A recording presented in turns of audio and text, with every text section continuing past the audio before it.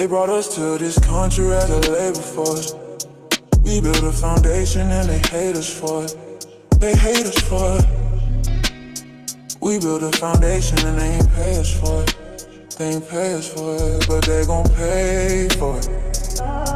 Already prayed for it.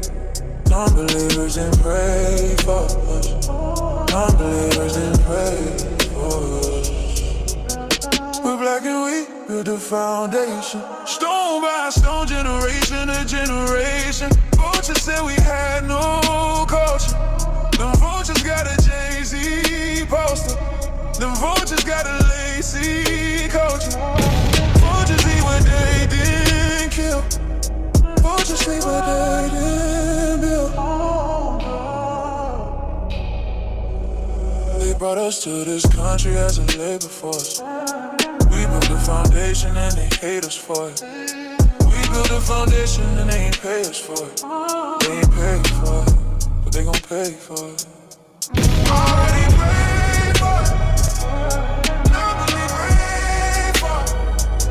Nobody doesn't pay for us. Nobody doesn't pay for us. We're black and we built a foundation. Stone by stone, generation to generation. Vultures said we had no culture. And vultures got a Jay-Z poster. Them vultures got a lacy poster.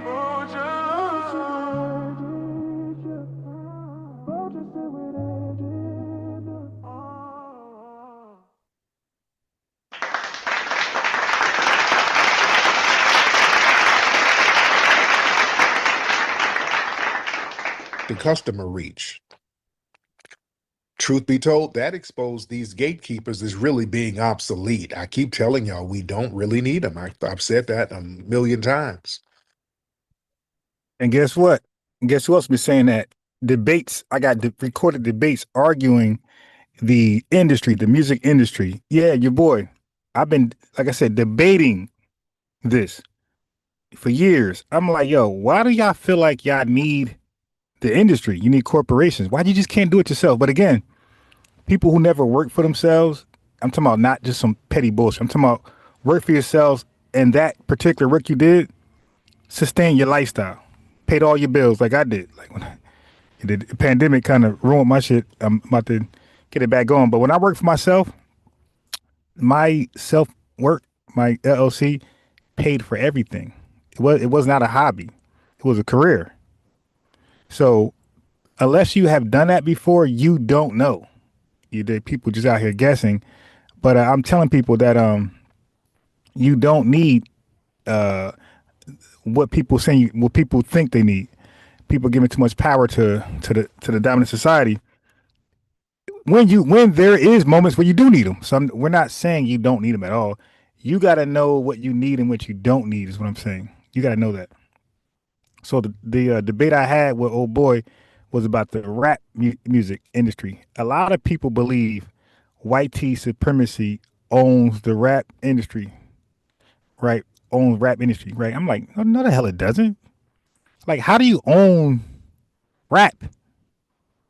So the guy had stupid arguments, goofy as hell, and he wasn't listening because sometimes people be so caught up in what they want to say, and they become religious to their own rhetoric that they can't take an outside opinion that might be superior than to what they just hold on to. So I'm like, dude, if I'm a rapper, right, and I create a buzz in my city, people like me, and they're willing to buy my music out of my hand, why do I need a corporation? Right, let me tell you why. If I want to be a gazillionaire, if I want these big distribution companies to distribute my music all over the world in a snap of a finger, yes, you're going to need corporation, right? If I want to be a global star right away, yeah, corporation, white tea man.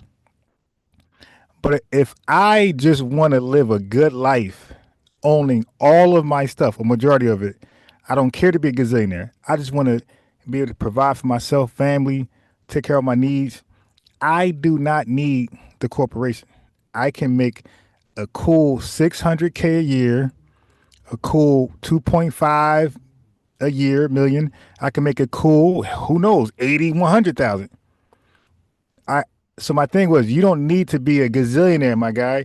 And most people who become gazillionaires through basketball entertainment, you're using white team media, when they retire, they usually be right back in the projects.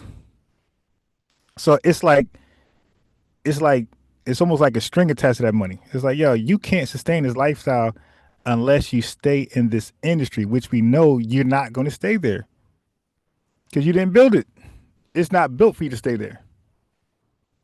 Okay, so when people, all these folks that make gazillion dollars, the reason why they go broke is because it's what they bought with the gazillion dollars. You're not going to make a gazillion dollars outside of that bubble. So therefore, when you retire, the money you bring in after that, I don't care if it's real estate, I don't care if it's stocks, you're never going to make 30 million a year. You did like that contract. So you're going to go bankrupt. You can't afford that super duper mansion. You can't afford those to maintain those supercars. You're gonna go broke. That's why, like the smart entertainers, rappers, they live a modest life. Okay, you're not gonna be able to afford that lifestyle. But if you are somebody who's content with just making 300 grand a year from what you did, you ain't gotta be locked in no Diddy contracts, no Sony contracts. Those who want to be a gazillionaire and be global superstars, these are the ones who are always in those troubles. Look at Michael Jackson, Prince, look at all these guys. So Tariq Nasheed did a live about Kanye West, and I ain't gonna lie, I thought he was done. A lot of people did. So for him to survive that was groundbreaking. It was phenomenal. It was a phenomenon, right? But yeah, man, you don't need what people think you need. If you just want to live a comfortable lifestyle, you don't need that. You want to be a gazillionaire? Yeah, you need that. But look what comes behind the gazillionaire stuff. You got to play politics and all this other stuff.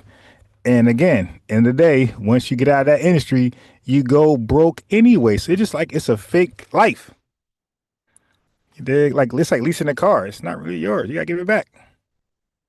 So I agree with the message Tariq Nasheed is bringing right now. Like you don't need that. You can be okay with your loyal supporters supporting you. We just deal with each other. We can do good business with each other. And they're terrified that other artists are going to realize they don't need to sign away their masters and their dignity to these corporations. That's why I start putting out my books. I'm just using me as an example. Well, when I started in the writing game, I got my first book, my first bestseller, The Art of Mackin, was a huge selling book, and I went through an independent distributor out of Chicago because the book did such big numbers. I started getting calls from all of the major publishers. I got book deals with Simon and Schuster and Penguin. These are the big dogs, and they gave me big money. They give big upfront money. The thing is the track. They give you upfront money, but yeah, that's the most money you're going to see because they own the big share of your books now. So if any kind of movie deal or any other kind of deal from the books pop off, they're going to get the lion's share. They're going to get the big money off of it. Also, that advance that they give us, they gave me like $100,000 advance, and then that's basically a loan with interest. So I have to sell $100,000 worth of books. You understand? They have to recoup that 100,000 they gave me.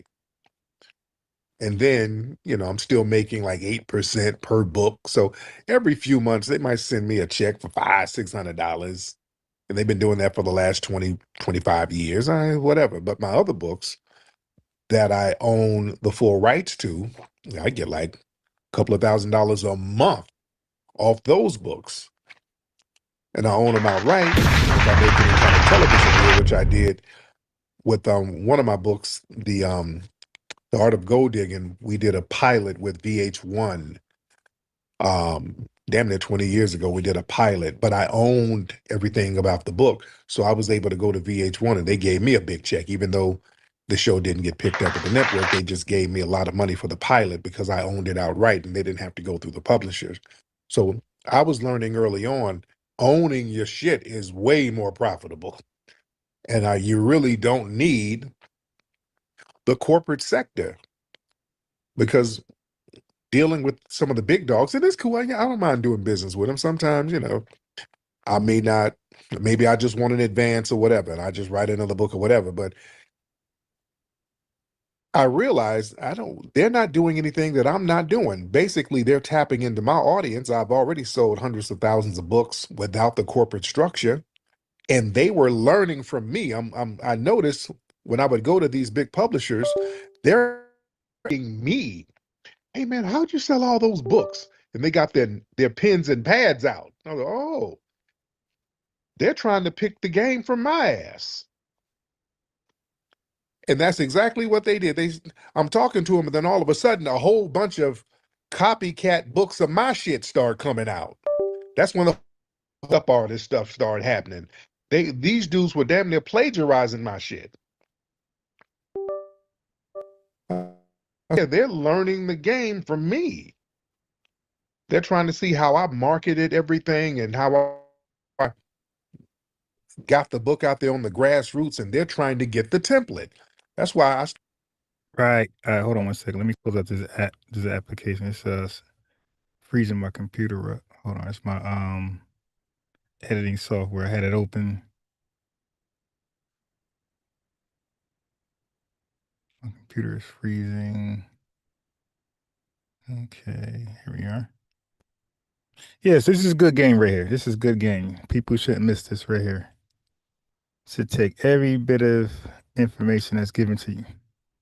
started going to these meetings, and they wanted to do shows with me with VH1 and MTV. And then we're talking about ideas, and then I give them an idea of what my show should be. Then all of a sudden, the same idea pops up on the network weeks later with some white cat that don't nobody know. I said, "Oh, wait a minute. Let me shut my damn mouth." Right? Let me shut my mouth Right. because they're getting the game from us. Yeah, there was a rap song back in the day. You talk too much. Homeboy, you need to shut up. Shut. Was that Run DMC? Yeah, that was a dope song. You never shut up. Yeah, now sometimes we need to. I remember in my business I was doing, I oversold. I had a client who was like down, and I just kept talking, oversold. She was no longer interested in my services. I remember I had an interview. I did good. Here I go, still talking. They like, okay, you one of them dudes, right? Didn't get the job. So I learned how to shut up. You did, yeah. So it's real talk, right? They're getting the game from us. They're learning from us. So I'm like, I might as well just stay independent with my stuff. Right. You see? But going back to Kanye, All right. So he made some great points on Kanye West. You got to tap into his last premiere. Check that out. I just wanted you to hear the game about the industry. There's pros and cons to it. You got to know what you want in life, what you want out of yourself, your services, your product, or even your hands, like what you can offer companies you plan on working for. All right. Yeah, so I ain't gonna play, that's why I'm gonna play from there. Check out the his examples of Kanye West and how Kanye West is being blackballed. Good, great points. I gotta say. And a little later I'm gonna play so I want to know what Yvette Carno and Tone Talks had to say about Ghana, trying to steal reparations, because they be coming with different points and like a real researcher, a real journalist, you listen to everybody. You want to see, especially when they're for reparations, right? They're for the lineage. They got their own tactical way. You might not like everything they do, but the information sometimes, all the times, is better to hear from different angles than just one source. That's how you have a true unbiased perspective. If you listen to one source only, that's a biased perspective. Okay. All right. So I, for some reason, on my first of all, look at the prompt. The prompt is delineation is work, and here's the proof. Okay, so this man right here. Now I watched this video, right? It was horrific. I won't play it on my live. I'll be shadow bad forever. Okay, but it was horrific. This dude went wild, and I was hoping like hell this man was an FBA, and it came across my look. This was not part of my show. This right here, but when I seen the still image of him, and I read the title, Haitian illegal immigrant blunges mom of two, you know, deletes her with hammer. I was like, oh, great. Hell yeah. Delineation. Because without the, before our delineation movement, this would say illegal black man or just black man, bludgeons, mom of two. Yeah. So I'm loving this. So this is what I mean by delineation is working. Here's the proof. You're looking at the proof. It's the thumbnail. Hairline on Jerusalem. You dig? So this is the proof that delineation is working. All right. So anyway, there's a couple things I want to touch on. But first, okay. So for some reason, when Dewan B and Sincere, I think his name, the love guy had he came over here, by the way. He showed love to the channel.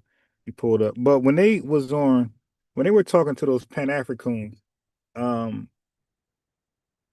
it came back up because it puts that woman king person back on trial. Because I remember Sincere the Love God was having issues with her way back then. Like he was saying, what we discussed in private, you're now coming a different way in public. You know, so before we were live, when we talked on the phone, it was all love, you my brother. But now we're live and you got these Pan-African artists on the panel, and we are before your know nothing audience. Now you're flipping the script, or like we like to say, you switched up. But you was FBA on the phone call. Now we in on the live. You switched up. Now you're a Pan African queen. You dig? Pan African queen, uh, king, whatever the hell she is. But listen, a lot of these folks been disclosing which makes me have here's the poll. The king of the rock. Yeah. No, that's not it. That's not it. That's not the song. I think it's called Shut Up. But Shut Up. It was two songs like that. I think Fat Boys, but I do know Run DMC had their version and it was pretty hot. You talk too much. Homeboy, you need to shut up. You talk too much. Yeah, nah, that was the King of Rock was dope as hell too. Yeah, Run DMC has some legendary songs, you dig? And like, you know what's crazy? I play those songs. Like I still play the the mix with the who's that? Mick Jagger and them. That song was hard. That song was hard. But yeah, Run DMC, man. I'm not gonna let these YNs erase real hip hop, real rap, real legends. All right. So he's Primo says funny they never mentioned Mexicans being illegal immigrants, though. Crazy. All right, so here's the poll. You might be right. I haven't looked into that. Here's the poll.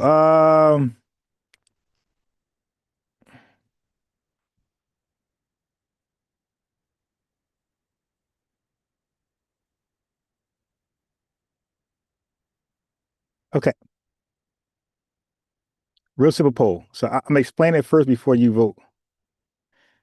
Do you believe that FBAs who date let me close this out. Try to make it short. Do you believe FBAs who date non-FBAs should assume a role of leadership? Okay. Okay. Then I'm gonna have the other poll about FBAs who are half FBA half. So FBAs date non-FBAs in leadership. Should they assume leadership roles? Yes or no? Here we go. Can he? So basically, can he be trusted to represent the lineage? All out. All right. So anyway, look how. Okay, so I'm on a campaign where I'm saying we should call for the cancellation of the Woman King, who's in HC6. She needs to go too, right along with 19 Z's and Professor Smalls. They all got to go. So listen to this. Listen to Sincere. But you kept kind of centering yourself, and that's how you're a troll online, but we on the phone having a private. Here we go. Have a brother. You back it up. None of that. Let me reach out to her so we could clear. So this is a misunderstanding. You know what I'm saying? So I said I'm gonna reach out to her. I ain't gonna go. So he's talking about the Dr. Woman King. He's gonna reach out to her live and do a response and back or do none of that. Let me reach out to her so we could clear some of this up. And so that's what I did. I inboxed you, sent you my number and all of that. And the next day you gave me a call. You had the brother Unc on the phone with you. Oh yeah. Which, you know, I kind of understand why you did that. You know what I'm saying? You didn't understand. You probably didn't know what kind of energy I was coming with. You know what I'm saying? I'm a man. No. Hey, bro, because you don't know her like I know her and him. No, she brought him on there to do exactly what he did on the phone. She didn't do the whole, oh, he's my big brother. He's on the phone to protect me. No, she got a real manly spirit. She believes she can handle situations on her own. That's not the reason. I know you're trying to give her the benefit of the doubt, but I'm letting you know she brought him on there to troll. And so, you know, it's good that you have a brother there that's willing to, you know, be that protection for you if need be. You know what I'm saying? But I also feel like while me and you were trying to have a constructive conversation, brother Unc, you was being very disruptive on the phone and trying to derail. I told you, she brought him on there to troll. This is a disrespectful woman, man. She got no respect for Black Americans at all. Whether you call yourself FBA, African American, don't matter. She got no respect for the lineage. I mean, what you call yourself? Like, she's all in on foreigners. Now she's been exposed. She's looking stupid. The conversation and kind of low key trolling on the phone, which is weird to me. It's one thing, you know, to be a troll online, but we on the phone having a private conversation. You kind of trolling. You know, I thought that was weird. You know, to me, like I said, I understand why you was there in the first. No, he wasn't there for that, Sincere. He was there to troll, to make light of a serious conversation. See, family, if he's not on the phone to troll, that means Dr. Woman King is forced to have a sincere, honest conversation. You know, they hate to be honest. They hate to maintain integrity with us. So he was brought there to make light of the situation so she's not held accountable on her switcher ups. You know, they're the real switcher upper. They are one way with Tariq and away from Tariq, they show their real true colors. Like we call them Two-Face, like the actual character from Batman, like the real Two-Face, the switcher uppers. So bro, she didn't bring him on there to have a serious conversation. You don't bring him anywhere to have a serious conversation. You bring him to be the comic relief. That's a fact. If you want to make a serious conversation light and goofy, you bring him, and he won't disappoint. Place, but I think once you seen that it was going to be a respectful dialogue, that you should have just kind of fell back at that point, because it wasn't about you. I wasn't there to address you about anything. I didn't have no issue with you about anything, but you kept kind of centering yourself, and that's how things kind of went on the phone. But at the end of the day, you know, it didn't go crazy left. You know what I'm saying? We still came to some type of understanding between me and you, Dr. Ma'at. We showed respect to one another. You acknowledged what you felt like you needed to own on your end. You know, I told you I can understand, you know, why you felt the way you felt based on the way I framed, you know, our videos and all of that. You know what I'm saying? But I also explained my full intentions and where I was coming from. And I encouraged you to actually watch the video so you can see for yourself that we actually showed respect. Even though we were critiquing the professor, we did it in the most respectful manner that, you know, I know how to do. And by the way, family, she was gaslighting. Yo, those people, they don't respect Professor Smalls at all. They got 1,000 videos saying he's pseudo. You know why? Because he also said the indigenous people were black. All right. So just off that statement, they rolled him out. She don't agree with that, by the way. So now all of a sudden he's their elder. Like they gotta stop. If y'all was to look at their failure channels, you would see that they be roasting Professor Small, saying he's pseudo and don't listen to him.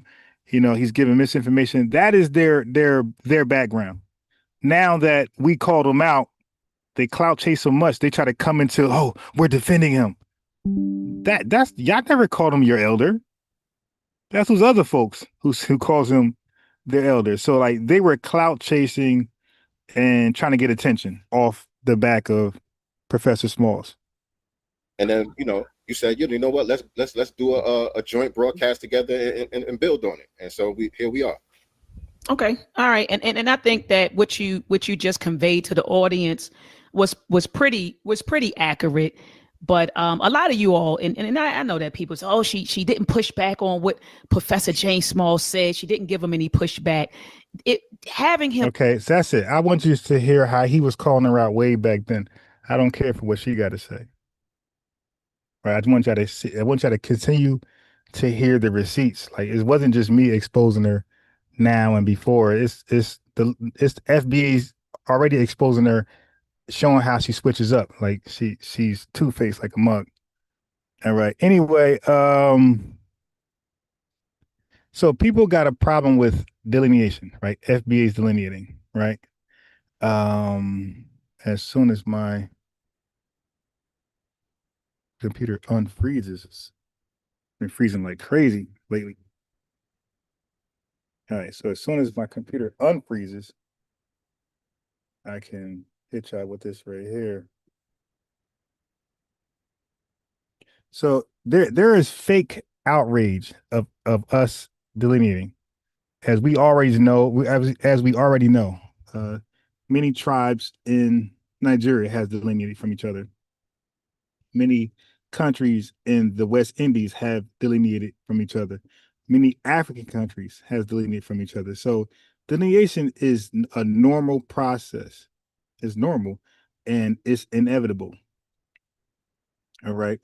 So going way back to the 1800s and the early 1900s, white was not a broad umbrella, right? It was a specific club reserved for only Anglo-Saxons, right? And Anglo-Saxon originally was defined as people coming from England and Northern Europe, Western Europe. Okay, so Jewish people who are called white now, Italian who are called white now, and a lot of Irish people who are called white now. They were not called white when they first came to this country, right? They were seen as separate from whiteness, and they were seen as inferior to whiteness. So their assimilation to white was a process, right? And part of that process, they had to distance themselves from foundational Black Americans. Now, that same distancing, we will hear Afro immigrants, African immigrants, also telling their loved ones to stay away from Black Americans. And you would even catch some Caribbean people and African people testify that they don't want to be around Black Americans. So in order to become white or to be accepted by whitey man, you had to distance yourself from foundational Black Americans. So any testimony you hear from Africans or Caribbean people saying, hey, my mom told us to stay away, that is because they were trying to assimilate into whitey supremacy and get away from Black. Okay, they want to get away from Black. So how did the Irish go from the Celtics to white? All right. So Irish people, when they came over here, they were the first major non-English group to arrive in massive numbers, right? With the potato famine, all that type of stuff around the 1840s. Okay. So before they assimilated to whiteness, before they was allowed to be white, because everybody's allowed to be white. They're allowed to progress here. They're allowed to be successful. They could easily be locked out. Easily. So any African groups or Caribbean groups that's thriving, any Asian groups or Latino groups, it's because they're allowed to be successful. Black Americans, we were never allowed to be successful. We were excluded from success, from progress, you know what I mean? So the Irish, they were viewed as the low-browed, like eyebrows. They were viewed as the low-browed Celts. They had cartoons, right, depicting them with simian, ape-like features, right? Very similar to how they depicted Foundation Black Americans. They were actually called white Negroes and inside-out blacks, right? The Irish became white by entering the workforce and the political machine like Tammany Hall. So crucially, they did this by joining the oppression of us, of black people, right? In the mid 1800s, Irish immigrants competed with free black people for low wage jobs. So to win these competitions with us, they organized and argued that as white men, they deserved more jobs. So to delineate with us, to not be seen as us, they delineated obviously, and they started to call themselves white men. Hey, we need the work. Why are we competing with these folks? We're white too. That was their selling point. And as you know, by the late 1800s, they had successfully traded their Irish racial status for a white racial status to gain social safety, to get the jobs and contracts. What about Italians? What about Italians?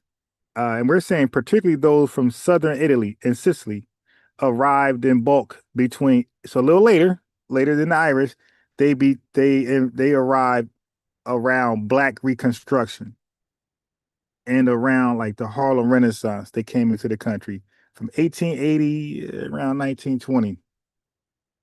So again, before they were considered white, they were often categorized as Mediterranean or Alpine, which was considered a middle race, right?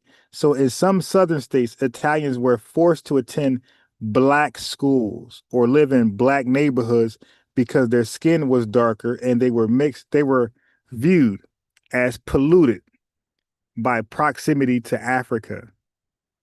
If y'all didn't know that. Their turning point was around 1891, New Orleans lynching. I talk about this often when 11 Italians were lynched. All right.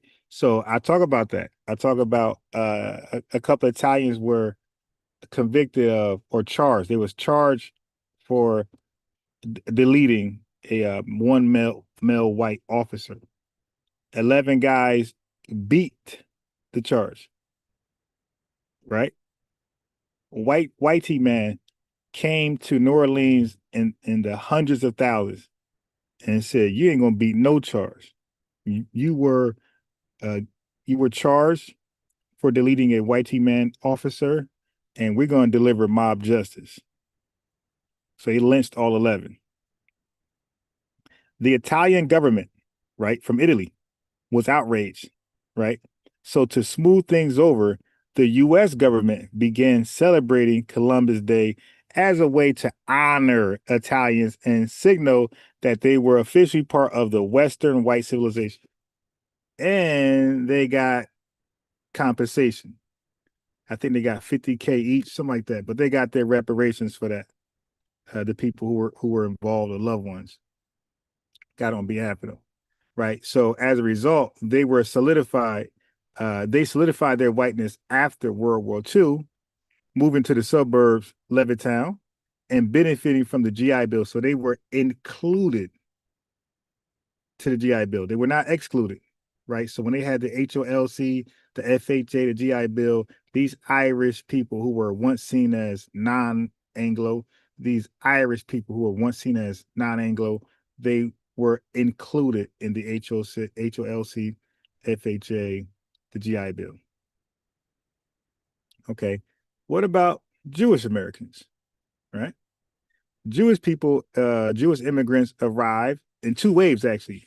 So the German Jews, mid 1800s, and Eastern European Jews, 1880s, 1920s, around the same time as the, so some came around the same time as the Irish, and some came around the same time as the Italians. I talked about this a lot already when I was reading the history of immigration in America. Hold on. My God, why do people call me? I forgot to disconnect my phone from the headset. Give me a second, because it's going to keep, when they call it, it's going to keep blocking me. Or okay, so before they became white, they were seen as the Hebrew race, right? They were barred from hotels, social clubs, and universities like Ivy schools, right? Actually, they had Jewish quotas until the 1960s. And guess what broke those Jewish quotas? The civil rights movement, right? The 1965 Hertz-Steller Act, where they ended the immigration quotas. So when people act like they didn't benefit from our civil rights, like almost all immigrants, even European immigrants, all immigrants benefited from our civil rights movement. So it's a slap in the face, not just for tethers of Afro descent, African descent, but also tethers within Europe and Latin America. Also Asian tethers. Slap in the face for all of them to thumb their nose up towards. None of them will be in this country in massive numbers and attached to programs that was directly intended for us. All right. But they were viewed as, permanently foreign at that time.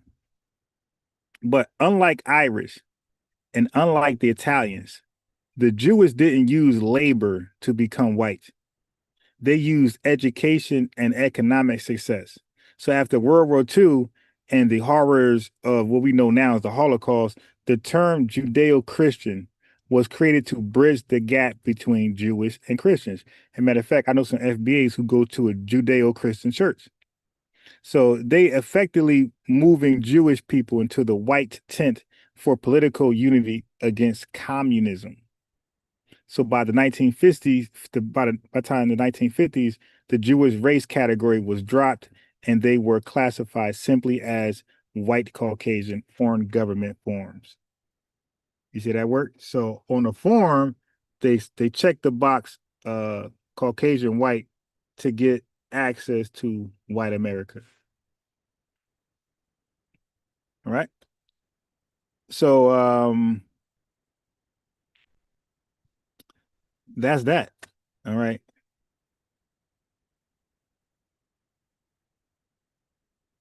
Now, there's a lot more to that. I will tackle another day, but that rabbit hole goes way deeper. That rabbit hole goes way deeper. Let me catch up with the chat, see what y'all talking about. Yeah, so today would be more of an open call. So when people was calling yesterday, you can call in today. But again, like I want people to get to the point when you call in. Don't just call in and just ad lib and troll. Like try to increase the content, try to increase the prompt. Yeah, make your point. Please don't just call in just to call in. Right? Because I ain't gonna lie, it gets kind of annoying. Like add to the content, add to the conversation, add to the information. I try to set a high standard here, not a low standard. All right. So let me put that link in a chat.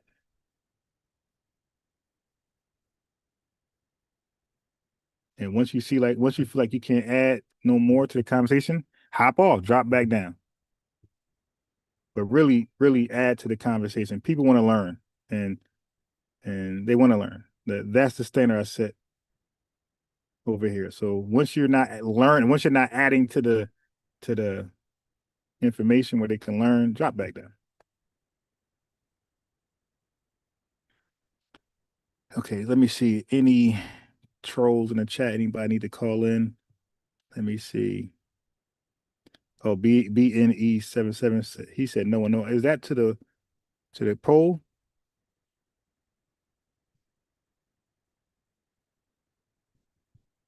All right. Matter of fact, Bartholomew, let me have you click the link. So I'm gonna de-rent you temporarily.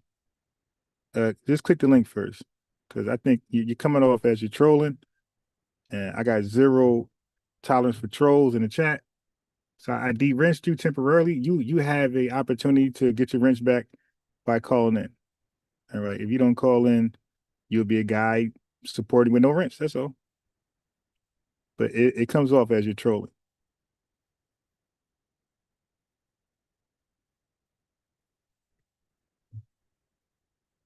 Now,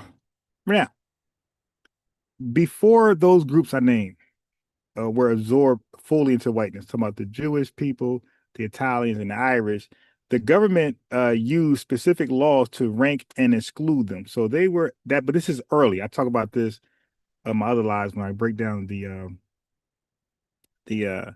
history of immigration in the U.S. So before those groups were absorbed into whiteness, the government used specific laws to rank and exclude them. So those laws prove that being European was not enough to be considered American in the early 20th, right? So just because they were European, like I said, they were not automatically seen as Anglo or accepted to whiteness. You had the Immigration Act of 1917 and the literacy test and the barred zone, right? This was the first major law to target the quality of European immigrants. They didn't want any old European immigrant over here. They wanted the best.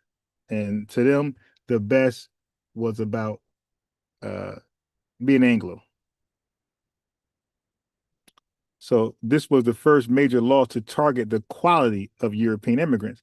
So you had the literacy test. This law required all immigrants over 16 to prove they could read. So this is why if they're giving, and this is for African descent tethers, this is why Tariq Nasheed and myself be like, yo, the white man ain't want you over here. They didn't even want other white folks over here.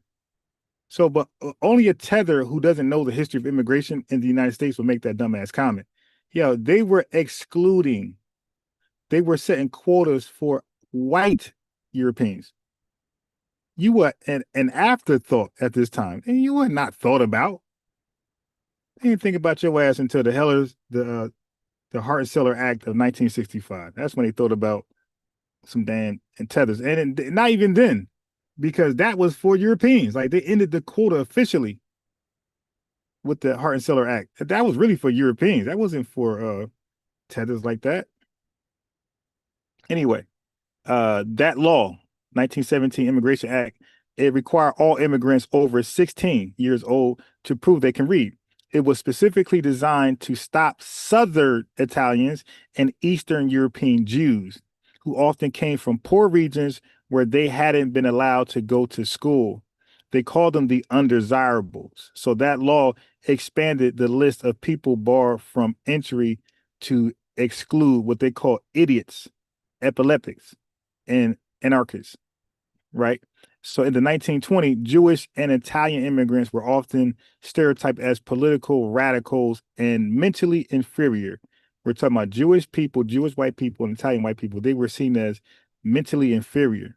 So these labels were used to turn them away at Ellis Island.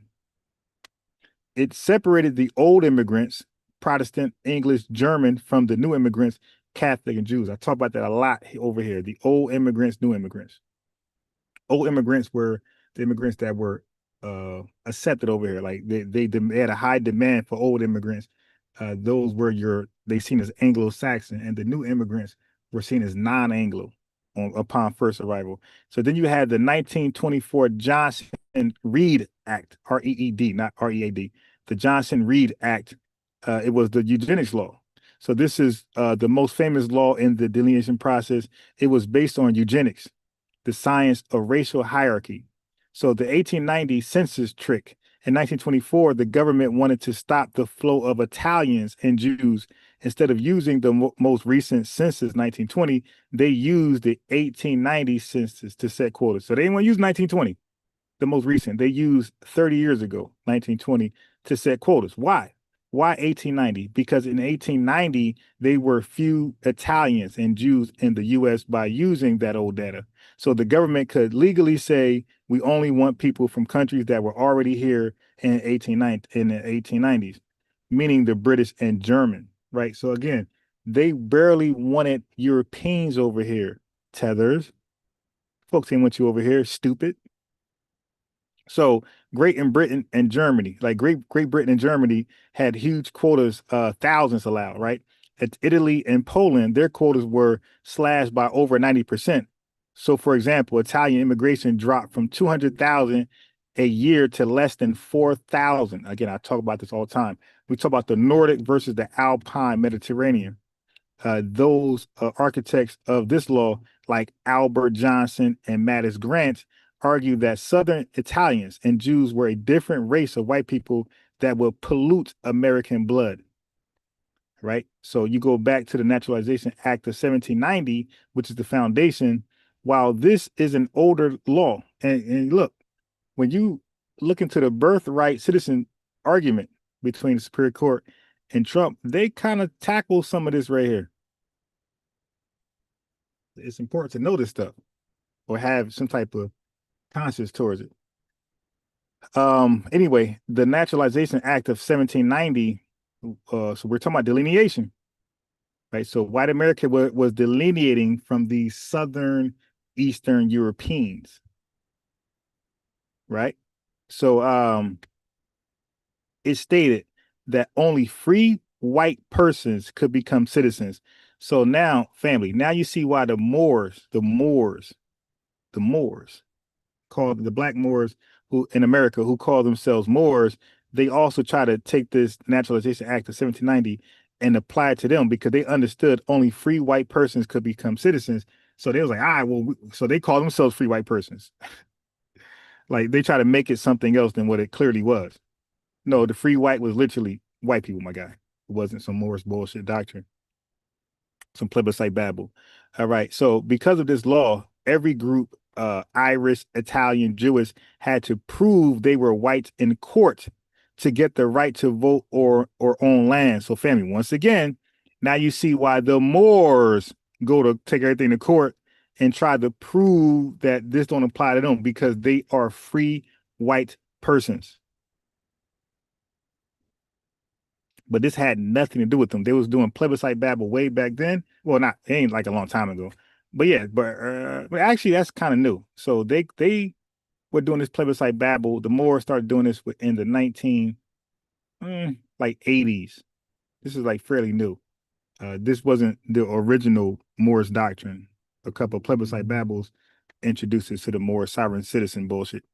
But again, they had to prove they were white. Talking about the Jewish, Irish, and Italian, in court to get the right to vote or own land. So we're kind of discovering, debunking some of the Black Moor origin of their doctrine, right? Wasn't for them. So unlike Black Americans, we were largely defined by the one drop rule, meaning you can never become white. Nobody Black American. Moors, you too. Remember, you got to prove you're white. And we ain't talking about a status, my guy. You're trying to make it a status. No, literally biologically white. Well, it's scientific racism, but what they believed was white. They believed it was no one drop in you. Right? So anyway, it was a one drop rule that eliminated Black Americans forever proving they were white. So more stop it. So these groups were allowed to litigate their way into whiteness. And you see Moors today trying to litigate themselves into whiteness to get around laws and criminal charges. Stop it. So they used the 1790 law to argue We may be poor and Catholic, right? We barely Anglo, but we're not black. So that was the Jewish, Italian, and Irish argument in court. Like the proof that we are white is because we're not black. Yeah, we might be slow, mentally stupid, retarded. This is their argument. All the stereotypes you put upon us, that you bestow upon us, that might be true. But guess what? We ain't black. So we got to be white because in America, you're either black or white at that time. All right. So it was a trade off. So you had phase one, the outsiders. They were called Hebrews, Celts, or Mediterraneans. They weren't considered true white, right? So they were pitted against black Americans, us in the labor market. So they turned us. They didn't want no allegiance or alliance with us being poor people. So they put them against us, right? So by the end of World War II, the government realized it needed a unified white population to fight the Cold War. You see how this works? So they said, all right, damn, we need these people who we said ain't white to become white magically overnight. So the GI Bill 1944 was the final step. It gave Italian, Irish, and Jewish veterans low interest mortgages to move to the suburbs, Levittown, to become white. That same bill excluded Black American veterans, right?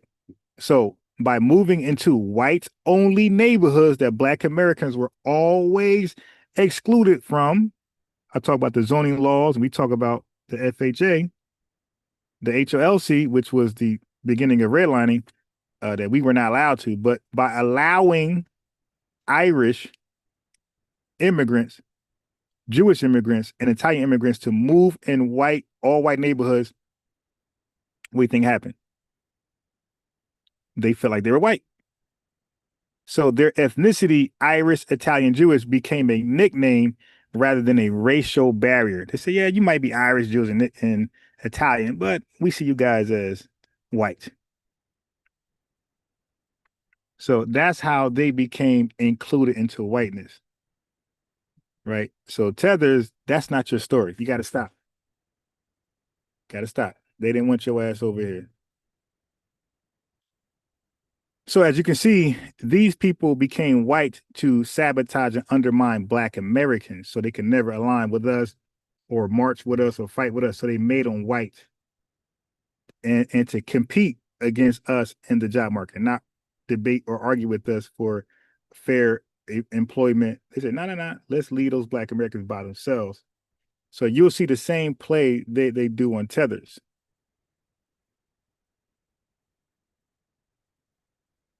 All right. All right. So I hope that makes sense to some of y'all. I hope y'all learned from that. And Buddy didn't call in, so he's not gonna have his wrench. I'll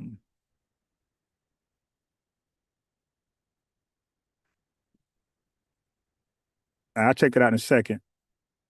All right, so family, give me 1 second. I'm going to I should play the rest of.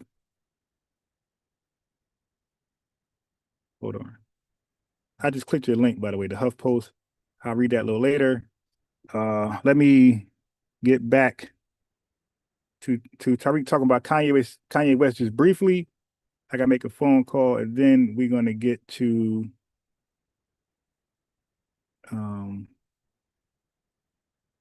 we're gonna touch on.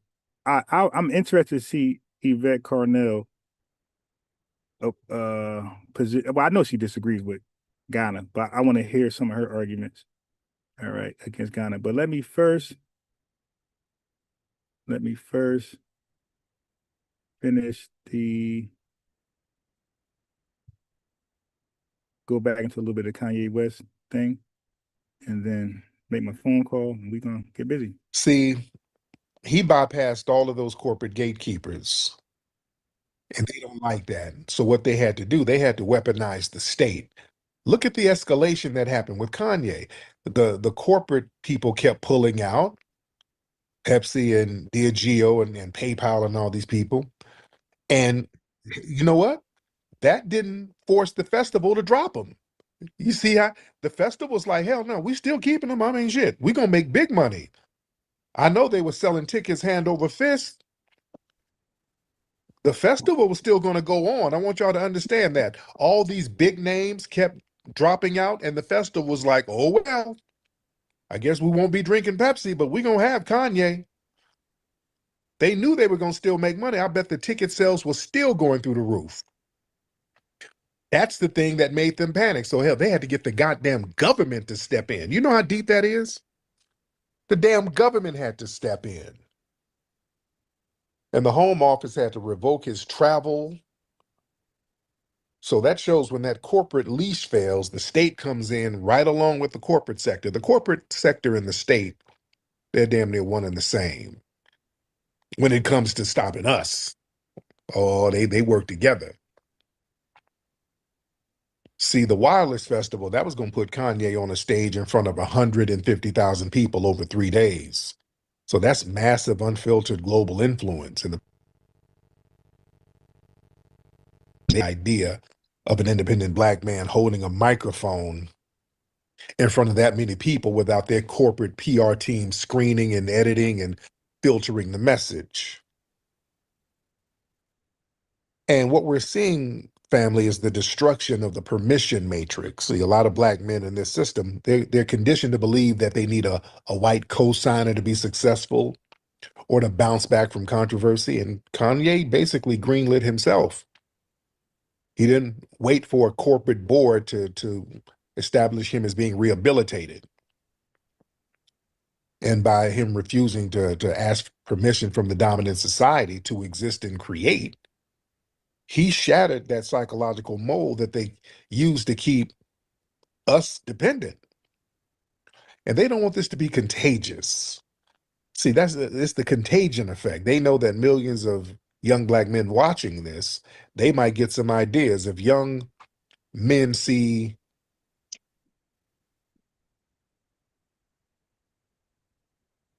All right, hold on one second. Let me just switch to my phone, and then we. Matter of fact, yeah, hold on. Let me switch to my phone first.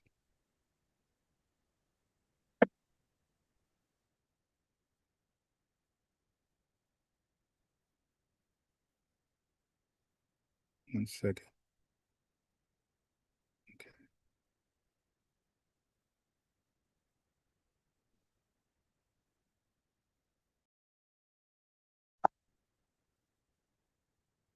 All right. Now let me just switch to my headset, and we are good.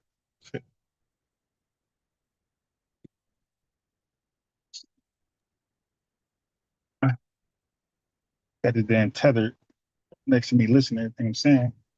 Like a Haitian thing. Yeah. Okay. Hey, that okay. Boop, boop, boop, boop, boop.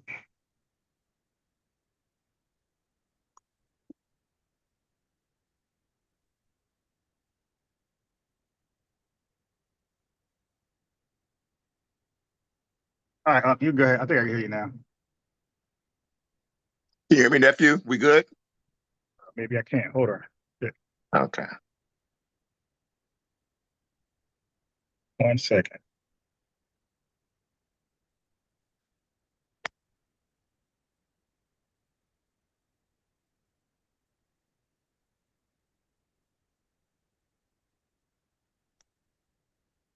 Okay, say something now. Can you hear me, nephew? Yeah, I can hear you now. Yeah. All right, beautiful, beautiful. Hey, I apologize. I'm not trying to correct you. I'm trying to throw some at you. This is what I call a simultaneous truths. So there's some things that could be true both at the same time. So yes, in fact, you're right. They are set up a system that was trying to be geared towards straight white people. However, they had an issue because the law defined a free white person as a non-Caucasian. That's in Black's Law Dictionary, Nah, fourth edition. I think. nah. Go ahead, talk to me. Now I mean, you could finish, but you kind of mixing it up. Yeah. See, the thing is, I know about the Black Law Dictionary, all that type of stuff. And I Real fast, let me hit you with the last quote, and then we can talk about it. Because hey, here it is. I'm one of those people as a former teacher, man. I believe this. I don't know everything. So by all means, any information can be added to me to help me better myself. I'm all good for it. So by all means, but let me read this last quote regarding Abraham Lincoln. Though. Yes, sir. Wait, Yes, sir. My bad. do Yeah. you have access to ChatGPT? Actually, yeah, I do. Yeah, I got it. I think I'm gonna Okay. give me a second. I think I pull up on the side right here. Yeah, I got you. Talk to me. Yeah. So I want you to do this. I want you to pull up that, type in what you're about to say about the Black Laws Dictionary and the free white person, press enter and read the results back to us. Okay. All right. Give me a quick second. I want to read you a quote from the Huffington Post on that right there, whatever. So this was from a court case from Abraham Lincoln. It says, "My client is not a Negro, though it is not a crime to be a Negro. No crime is to be born with a no crime is to be born with a black skin. My client is not a Negro. His skin may not be as white as ours, but I say he is not a Negro, though he may be a Moor," from Mr. Abraham Lincoln. So that was a quote from Lincoln regarding that term Moor that you're talking about before. So I'm kind of confused myself a little bit on some of this stuff too, which is some things I came No, don't across. worry. Don't worry. We're gonna unconfuse you today. I Yeah. appreciate So you. Appreciate you. I'm gonna Let me see if I grab that chat for you real fast. And that's right. how give me a real fast. Yeah. Because thing is, we know for a fact, you can do that one too. We know for a fact that white people was not confusing Negroes as Moors. We know for a fact with the Sundry Okay. with the Sundry Act, we know for a fact that a couple Moors, real Moors from Morocco, Yep. nationals were put into slavery as Negroes, and we know for a fact that they had to prove they were Moors, and one because only Negroes are allowed in slavery, not Moors. That was part of the agreement with the Moors, Morocco, and America. Okay. So again, we know for this. I appreciate that. No, I appreciate that. Hold on. Yeah. Wait, I'm not done yet. I'm not done yet. Well, So you still building? My bad. Yeah. Well, I'm not. I didn't land the plane.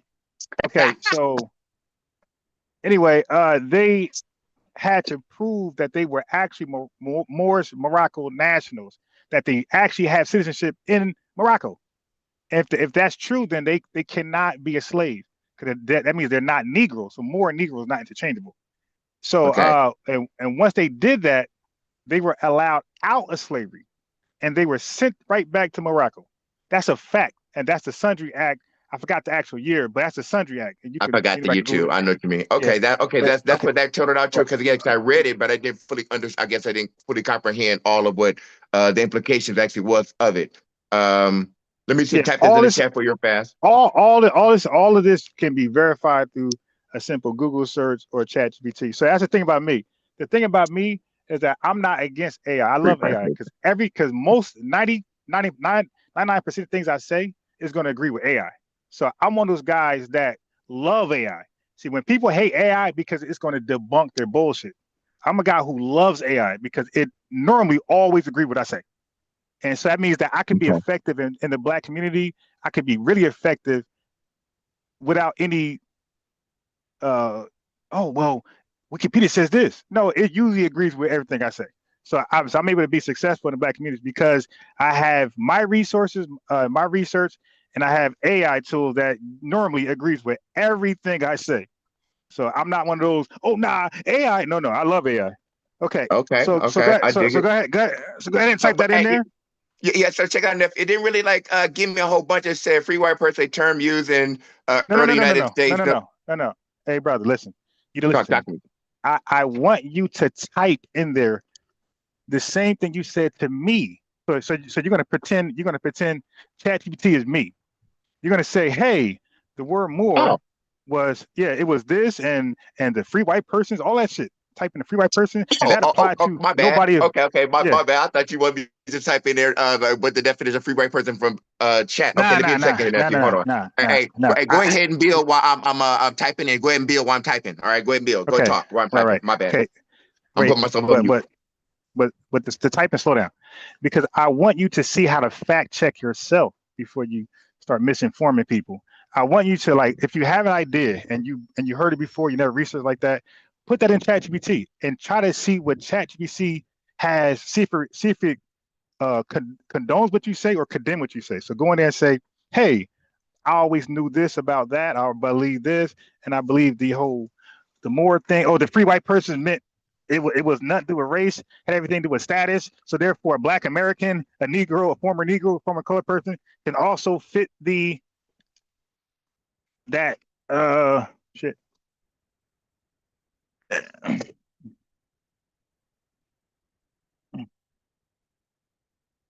One second.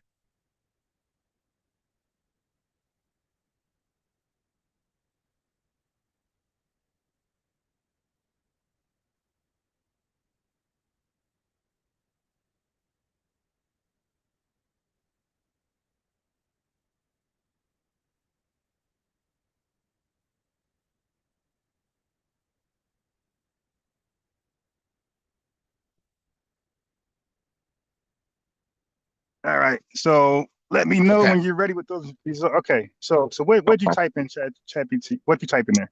Well, Okay, I put in there. What you? I said, I'm is about to the heat them. term free? I said the term free white person doesn't apply to only apply to white people. I read that it meant as a status, not racial. And it says short answer. In the United States, legal history, free white person was understood primarily as a racial category combined with a status requirement, not merely a neutral status term. What the phase actually requires is the key status is the Naturalization Act of 1790, which limits naturalization to free white persons. Courts and legal commentary consistently treated this as meaning two separate conditions: free, a status not enslaved; white person, a racial classification. Let me scroll up a little bit here. Okay. So legally, it meant a person who was both free and considered white. Okay. All right. So Okay. now, Okay. so Okay. now, hold on. Real fast, nephew. Real fast. And I didn't do it myself before I did it. I apologize for cutting you off. I didn't do it before I did it. Whatever. Do you use a system prompt before you AI? Before you ask your AI a question? What was that? I said you give your AI a system prompt before you actually go act. I didn't do it this time, whatever, just ask it in general, whatever. But generally, to keep AI from doing the hallucination thing it has a tendency of No, doing. don't worry about that. Don't worry about that. Okay. Because you can ask AI, but you can ask the resources. You don't got, let's not do that. Okay. That to try and give yourself a way out. Like, stop that. All right. No. It's not that. It's just the fact of making sure that it's actually focused on what it is that you're actually asking AI to do, and so it doesn't do all the other stuff. That's all. No. It's not that deep, man. It's not that deep. Look, all right. So now do this. Okay. So now type this. Say, why do Moorish people? No. Say are Moors sovereign citizens? Are they correct when they believe that the Free White Persons Act applied to them?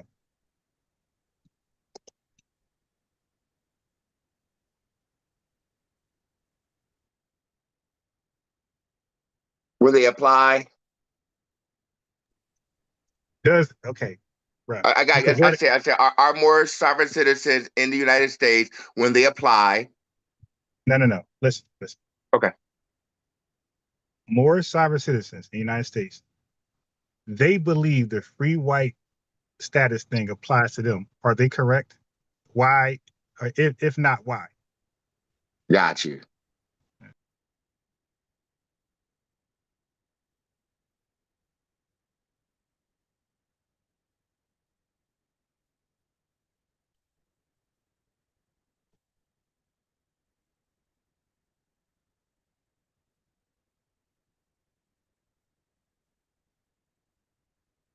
I'm gonna use the term legally as well. Legally true to make sure, like, we want to make sure, because the claim is of a legal aspect. So if you don't mind me tossing it up in there, just to see if, yeah, okay, give me a second. I typed some other stuff before. All right, let me get the enter there. All right.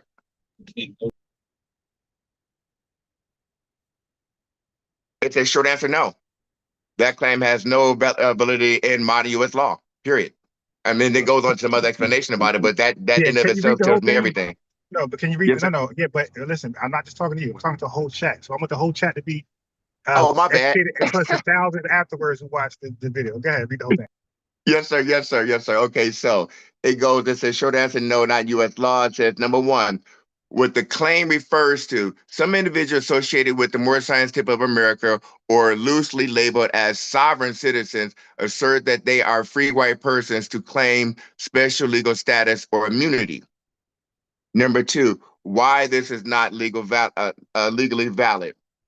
Courts across the United States have consistently rejected their argument. The phrase free white person comes from early naturalization law, i.e., Naturalization Act of 1790, which is no longer considered law, or sorry, no longer controlling law. Excuse me. Modern citizenship law is governed by the Immunization Act of 1952, which did not use racial categorization like white. Constitutional development, especially the 14th Amendment to the United States Constitution, establishes citizenship based on birth and lawful naturalization, not race or self-identification. 3, court treatment of sovereign citizen type claims. U.S. courts uniformly regard these arguments as legally frivolous. Claims of immunity from laws, taxes, jurisdiction based on self-declarated declaration, including Moorish sovereignty or free white persons, are routinely dismissed. Individuals making such arguments can face penalties, fines, or adverse rulings. Number 4, key points about legal identity. In the United States, legal status is determined by statute, constitutional law, and recognized legal process. It is not considered by personal declaration, historical interpretation, or alternative terminology. Baseline, identifying oneself as a free white person today, whether in the Moorish Science Moorish Science sovereignty context or otherwise, does not grant an legal right, exemption, or special status under U.S. law. There you go. That was all of it, nephew.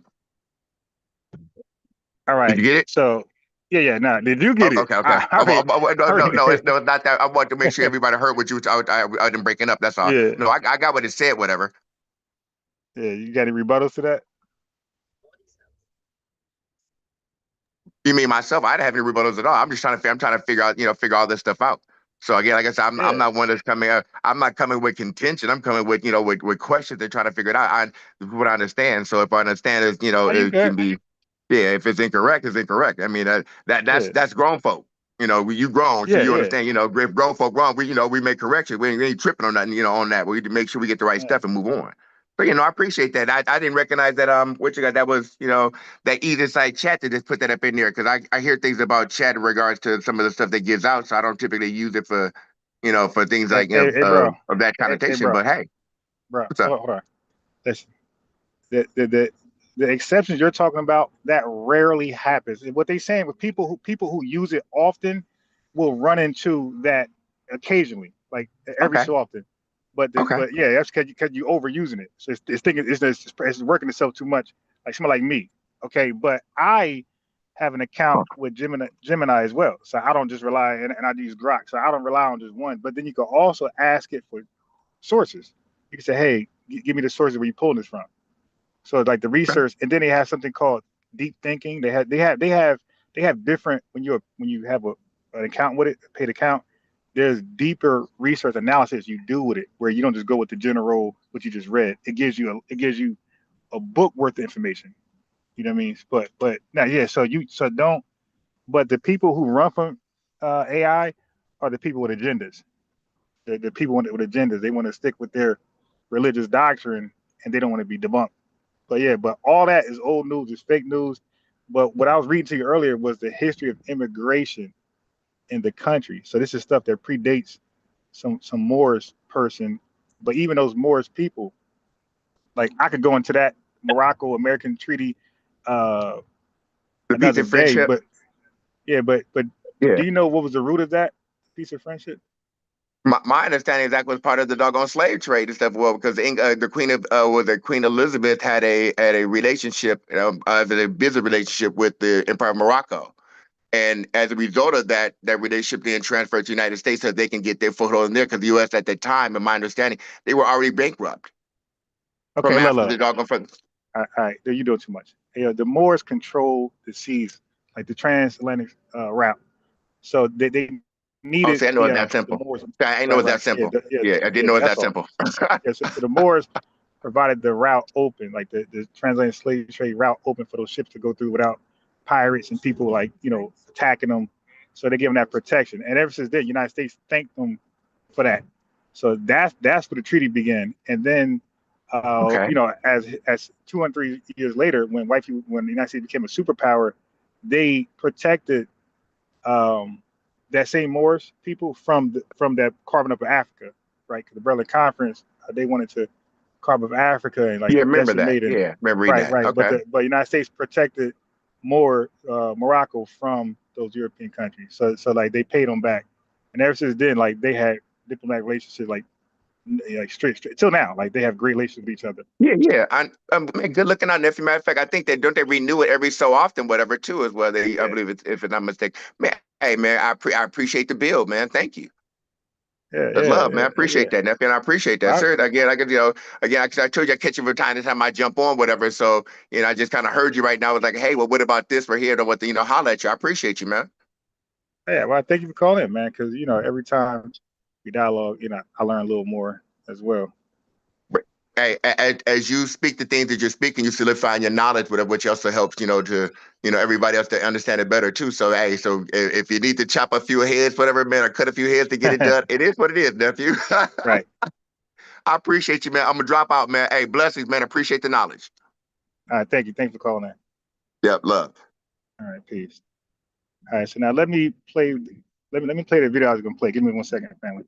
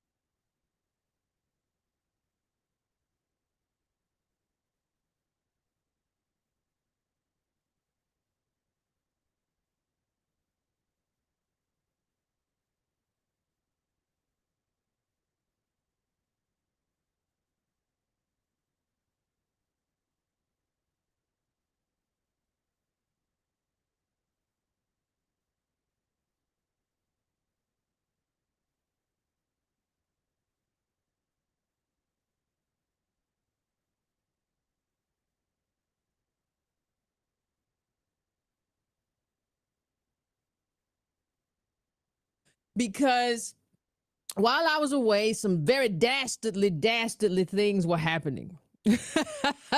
Some very dastardly things were happening. And I would say that these things, there were people, our own ADOS people, who laid the groundway for these things because they have made the love of Africa and everything African into a kind of religion. And so they get that confused with politics. And so those people have done something that has gotten us into a lot of trouble. Now, I want to talk about that. I want to talk about Ghana, and I want to talk about the UN, and I want to talk about who was there. See, first of all, great things always happen. There are some people who get into a room and they get in these rooms and they talk all the way back in 2012 about the United Nations and Africa and what has to happen. These people, Al Sharpton was in the room this time too when the UN and Africa and Ghana and the leaders of the Ghanaian leaders and all of these people were in the room. Al Sharpton was there too, and he's always there just to posture and peacock. But he was in the room as well. He has usually been in these rooms. Grateful to be a part of this global conversation to continue. And I'll tell you exactly what this conversation was about in just 1 second. I just want to lay the groundwork for the failures who are always in the room, not having our position, disposition, understanding, but they live in very nice homes and they get money. And if they're are any reparations ever paid to Ghana, I'm sure they'll get their piece of it, because that's all they're really concerned about is their piece of it. So grateful to be a part of this global conversation, to continue it at the United Nations tomorrow, and to meet with President of Ghana as we press forward in the spirit of justice. Al Sharpton's always talking about justice. He'll never know how to get it. He'll never have no plan. Don't never have no nothing. And that's why he's always invited to these rooms to talk about having the spirit, ladies and gentlemen, the spirit of justice. I wonder if he took a private plane this time, or he just, I don't know. Or, you know, when Tyler Perry loaned him a plane. The spirit of justice sounds like the spirit of usury. 2014, he was on my way to the United Nations to give a keynote, right? He's always in these places, and the thing that you'll have to understand, even back, is that we never get any better because he's in these places. Like, your life never improves because he's in the room. When MLK was in the room, we had big things happen, right? Now, I'm not saying big things happen every time, but I ain't even seen a plan. Y'all remember he was marching outside Ackman's office? Nothing ever came, but he's in the room. And 27 years ago, Nelson Mandela, back when he had the perm and the pompadour, well, he still got the perm, don't he? Dang. Nelson Mandela was inaugurated as president of South Africa. I was proud to be an election observer. He's always somewhere in a room doing much of nothing. He can't figure nothing out, but he's in these rooms. And when Ghana was there to position themselves as the conveners and the collectors of reparations, he was in that room too. So for those of you all who don't know what happened in late March. I took that week off. I tell you, I always tell y'all, when I take time off, everything falls apart. We got Iran, we got everything. You all know how I feel about that. I've talked about that on the other one, on the Patreon. But let me just say this, just to give everybody the backstory before we get into it too tough, right? UN adopts Ghana's slavery resolution, defying resistance from US and Europe. Understand what's happening. The slavery resolution came from the people who sold slaves. Understand that if there is going to be, everybody has a specific justice claim against whoever sold them, right? And whoever bought them. So the people that have a justice claim against Ghana, they're now situating themselves to be the arbiters of how our justice claim gets resolved. They are in there. So wait a minute. You sold a slave? And now you're talking about how reparations gets paid. Oh, but let me get ahead of myself. Don't let me get ahead of myself. A resolution proposed by Ghana at the United Nations on Wednesday to recognize transatlantic slavery as the gravest crime against humanity, a crime that they were complicit in, and calling for reparations has been adopted despite resistance from Europe and the US. Ghana said the resolution was needed because the consequence of slavery, which saw at least 12.5 million Africans taken and sold. No, not taken and sold. They were sold. Wasn't taken and sold. That's the language, that Reuters language. That's the language. Wasn't nobody taken and sold. Right? You got to be very specific. The people who were taken by African enslavers, warehoused on the coast, and then sold to Europeans as commerce. Right? That's what happened. Ghana said the resolution was needed, and calling for reparations has been adopted despite resistance. Ghana said the resolution was needed because the consequence of slavery, which I'm talking about, including racial disparities, persist today. Well, you don't have racial disparities. Like, Africa is African. What racial disparities are you talking about? Like, how do you have racial disparities in an all-African country? You don't have racial disparities. We have racial disparities. This is our justice claim. And I told y'all so long ago, I said, we have reignited this fight for reparations. Hey, family, whether you like it or not, that's irrelevant. The fact she's spitting should be beautiful, should be enlightening, should be palatable. The fact she's spitting should be palatable. What racial disparities you got in a country where everybody's the same? You dig? And don't forget, race no longer means race anymore. That's another thing. Like, race has evolved to mean everybody. When we were suffering from terrorism by domestic terrorism by white people, the only race was us, Black Americans. So race has evolved to something that's all inclusive. That's why I don't like that term race at all. Racism was about race. To be racist was defined as and seen as you had a problem with Black Americans, not Mexicans and everybody. Now, no. Okay, as we're reading, all these people came into this country.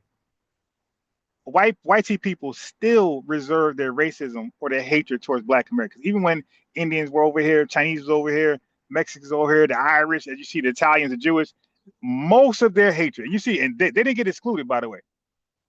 So if there's somebody can say, oh, the Italians received racism when they got over here, the Jewish people, the Italians experienced racism. You can say, well, really, did they?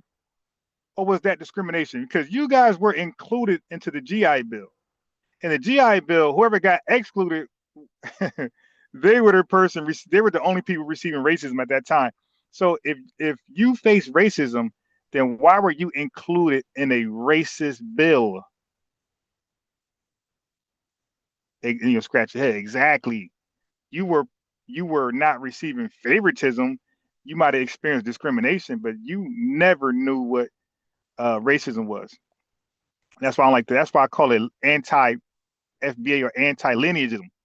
Like, because racist, they broaden that word to mean so many different ethnic groups now. So now Myron can say, hey, I experienced racism. Like, what? Yeah, so no. That's why I resent that word race and racism today, because it evolved to mean something apart from its origins. Racism was seen as something only dealing with Black Americans. And matter of fact, race at that time, like who else was Black besides Black Americans? When we made up 99.9% of the Black people in the country. It's like, no, we're not gonna and now all of a sudden, no. And that's why they say you can't make it race-based. And see, fam, that's the tricky thing. The reason why people made it race-based because we were the only Black race at the time. You feel me? So now they're gonna evolve Black race into immigrants also included. So I say, no, you can't pass no laws on racism because we took race from Black that was unique, distinct, exclusive. Well, we expanded that definition to make it inclusive. So no, you can't sue for being, Black and experiencing racism all of your lives and generations. No. It's not gonna work. Sorry, but that's called reverse racism. All that type of crazy shit.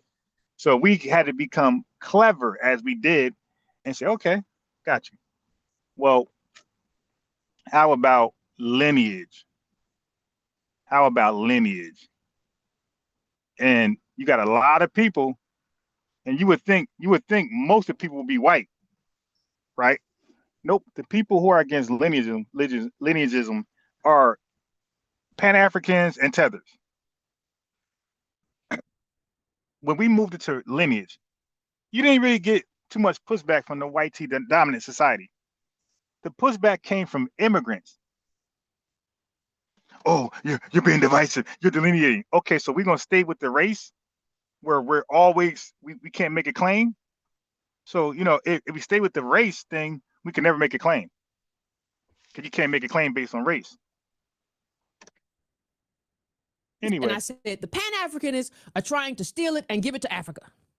And other people say, "Oh my God, Yvette, why can't you just be nicer? I don't understand, Yvette, why you always have to be so mean to people? Some of y'all cry, not people in my chat, but some people, we just have people that cry all the time, just moan and groan, just sad, just want to get along with people who sold you. No, and I don't want to hear that thing either.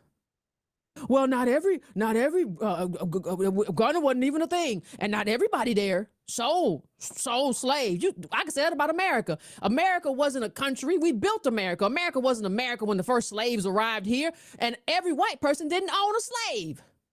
Does that mean this country does not owe? Ghana owes reparations and is standing there laying the groundwork That was a good to rebuttal. receive reparations. They're double dipping.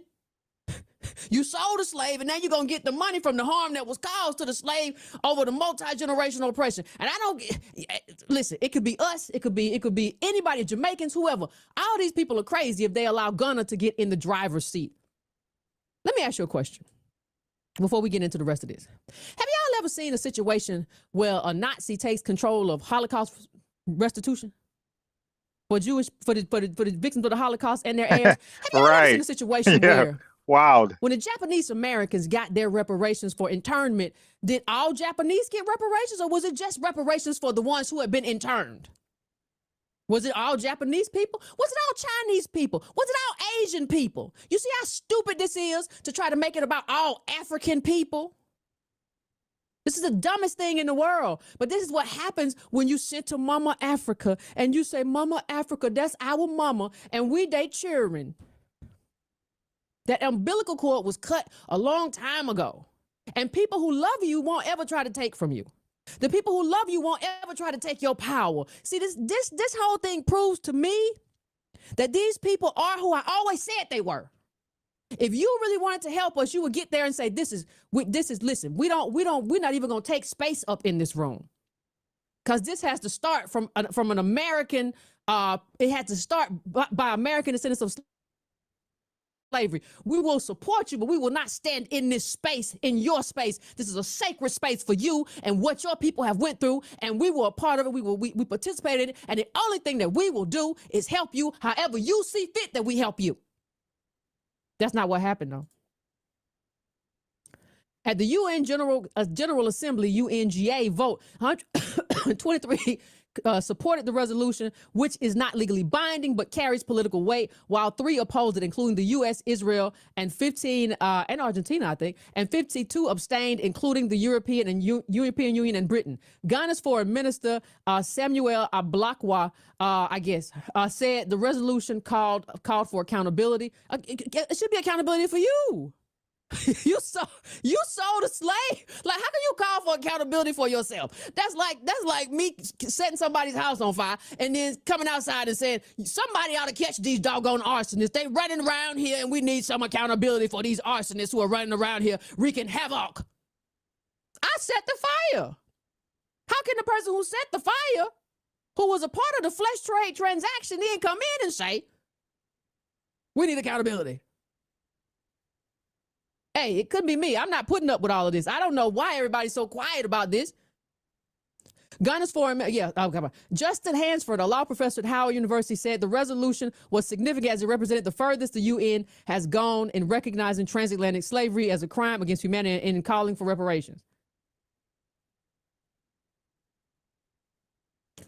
UN Secretary General Antonio Guterres told UNGA that far bolder action was required from more states to confront historical injustices. The Netherlands remains the only European country to have issued a formal apology for its role in slavery. The resolution marks a new step in Africa's effort to seek accountability for historical injustice by former colonial powers after the African Union last year set out to create a unified vision among its 55 member states on what reparations should look like. Africa is taking the lead in trying to figure out and trying to tell us and trying to tell white people what reparations should look like. I say to you, my family, my Adolf's family, by what right? Listen, I don't want Africa to decide nothing for me. I'm not in Africa. I'm not a citizen of no country in Africa. I don't need y'all deciding nothing for me. How can the people who got me in the problem, get me out the problem? And why would I trust you to do it?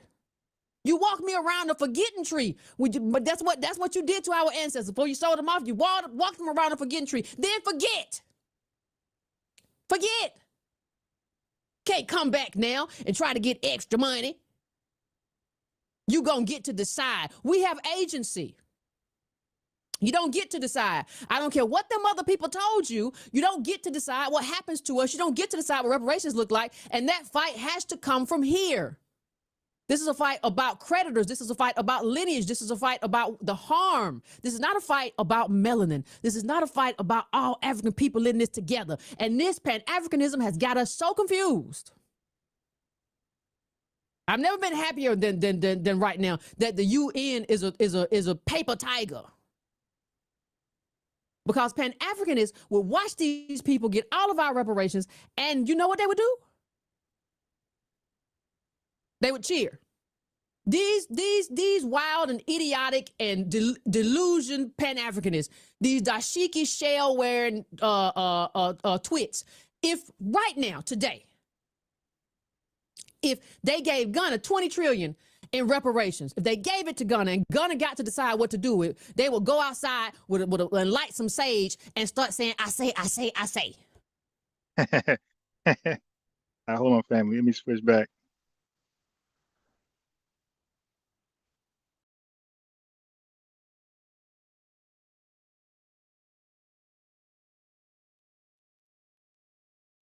All right, my fault. I got to switch back to the laptop. Give me a second. Yeah. Give Ghana the 20 trillion. Give it to them. Like these folks are crazy, yo. Suicide watch. Yo, these Pan-Africans are on suicide watch, man. They want to, I mean, what pact with the devil did you make with these Ghanaians, man? What deal did they make with these devils? That they'll commit suicide for Africa to do what? Take our money and do what with it?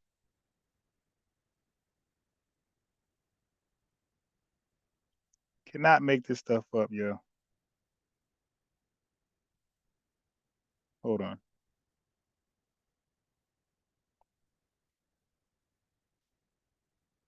Cannot make this up. Saying, I say, I say, I say. They still be poor. They still wouldn't have no money. They checking account still wouldn't be worth nothing, but they would still run outside and say, this is good for Africa. You got to be happy, Yvette, that something good is happening for Africa. No self-respect, no self-worth, no pride in who you are, nothing. No respect for the ancestors. You know Mansa Musa's name, but you don't know your great-granddaddy name. You don't know your great-grandmama name. You know all the African kings and queens and all the custom, but you don't know where your family come from. You ought to be ashamed of yourself. All of you Pan-Africans ought to be ashamed of yourself. Well, back in African culture, you got good culture over here. You ought to be ashamed of yourself by how foolish you are and how silly you look. It's just a shame. I tell you what. Y'all remember back in the day, Malcolm X went to the UN for help for the Negro. Y'all remember? And they told him, this is from New York Times, back in the day. I think it's 1964, some African leaders at this conference, he said, in his memorandum have implied that they have enough problems here on the mother continent without adding the Afro-American problem. You see, they didn't try to help then. It seems to me like the Ghanaians and the people over there in Africa only want to help when there's some money in it. Y'all can get together and figure. Wait, family, I want y'all to read this one right here. So what she's talking about, I want y'all to read for your own eyes.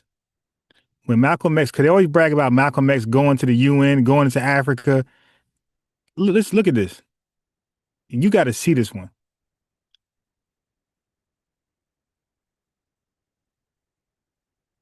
Malcolm X seeks UN Negro debate. He asked African states to cite U.S. over rights. Some African leaders at this conference, this is a quote, he said in his memorandum, have implied that they have enough problems here on the mother continent without adding the Afro-American problem. Look, they didn't quote us as Africans. You see? They know we're not them. They're not confusing that. They said they have enough problems, Malcolm X.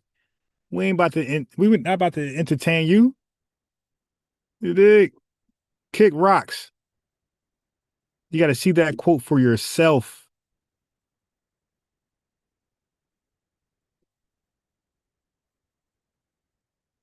but they brag about Malcolm X. Yeah. And the African said, nah, can't do that. Can't help you. Can't help you, buddy. Go back, handle your own problems. Go back and fix your homeland. Yeah, hold on. I want y'all to see this quote. This quote was basically telling Malcolm X, dude, go back and fix your homeland. Why you over here? Asking us, why you over here, boy? Go back and fix your homeland. That's what that quote said. Go back and fix. That's why I love listening to other people's perspectives, because they have receipts that we don't have, and it just adds to the receipt, right? To the receipt treasure. It just adds to the receipt treasure. Figure out when it's with some money in it. But when Malcolm tried to go over there and get some help, I don't think you said you had enough of your problem. See, you saw the difference then, didn't you? See, back then you saw the difference. Right now, when we did, those are our sons and daughters in America. No. You said we got enough problems over here. We African, we got enough problems. We don't need to bother with the Negro problem. But now you all of a sudden want to figure out what's best for us. By what right? Ain't no African ever gonna speak for me. They don't know what your ancestors went through. None of them lived through Reconstruction. They didn't live through slavery. They didn't live through Jim Crow. They haven't suffered in the belly of the beast in a white country that's the most racist, vile, and institutionalized this stuff. They haven't done none of that stuff. They'll show up for the money though. They'll show up for the check though. I guarantee you. Yeah, Mansa Musa had thousands of slaves, and they'll be over there. You know, Mansa Musa was the richest man in the world. Yeah, because he owned people. Hey, family. Hey, Unc G, my guy. Like, I appreciate you learning over here, but dude, you gotta stop the misinformation. I'm reading your quote now by Abraham Lincoln. Family, look at the quote. Matter of fact, let me share it. Hey, yeah, what's up with y'all with the comprehension, man? Look at this. They take a quote out of context. This is what he had me listen to. Look, Huff Post. I just happened to say, let me peek at this, because I don't just dismiss people. I thought, you know what I mean? Look, before he was president, Abraham Lincoln, and the man who refused to be called Negro, Abraham Lincoln. And I said, before I close this window out, let me just read this. I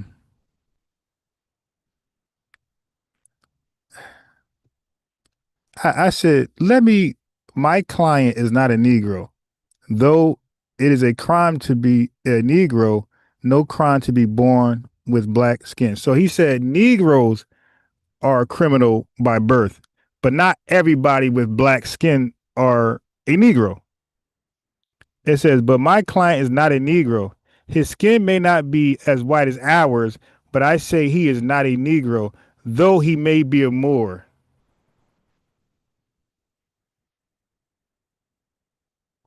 And then Mr. Lincoln interrupted Judge Davis, scarcely able to restrain a smile. You mean a Moor, not Moore. Well, Your Honor, Moore, not C.H. Moore, replied Mr. Lincoln with a sweep of his long arm toward the table where Moore and I sat. I say my client may be a Moor, but he is not a Negro. Family, Moors were not seen as Negroes. You dig? They were not seen as Negroes. So this had nothing to do with Moor and Negro being interchangeable. No, Moors were not seen as Negroes. That's the bottom line. Unc G, yeah, you gotta be held responsible for that.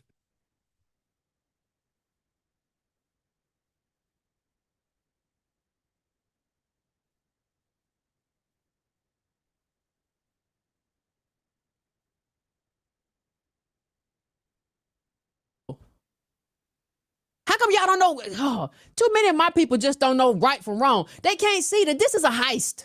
That's all this is. And they're going against the basic principles of what it means to get oh, I just gave you a cough, y'all. I'm sorry. To get compensation to do it. But I want to play you a video real quick. I want to play you a video real quick and shout out to Non-Human Media One for getting this, so I didn't have to get it. But but I want to play this video real quick and then come back and and talk about it, because I don't think we understand how kind of lost we are. This don't make no sense to nobody but us. So let me play this and I'll come back and we'll talk about it.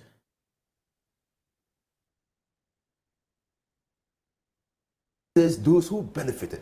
That's an European conception of harm. It's individualistic. So even though slavery was, slaves were exploited for the benefit of the state, even in America today, to be able to establish, that to benefit from any arrangement that compensates you as a descendant of a slave, they must trace the root, because it's individualistic. We Africans, it doesn't work like that here. It doesn't work like that. You touch here. one, you touch all. All. That's how we work. That's how Africans. That's so it should be continent wide. Wide. Or nation wide. No, it's continent. Continent wide. That's why. But he says that's why for the first time, 56 African nations, they must trace them. We're united in individualistic. That this is the way. But it doesn't work like that. Target the Caribbean. You target the black Americans. They are the ones who suffered directly. They can trace it to their great grandfather who was put in a ship and moved from Elmina all the way to only God knows where. But not you, Inusa Fuseni, who is in Ghana, who was not affected in any way from Tamale. Those of our ancestors who could confer benefits on us, who were traded, who were moved to the United States, constituted a loss to us. Constituted a loss to us, whether within families or within nation states. And that's how we must look at it.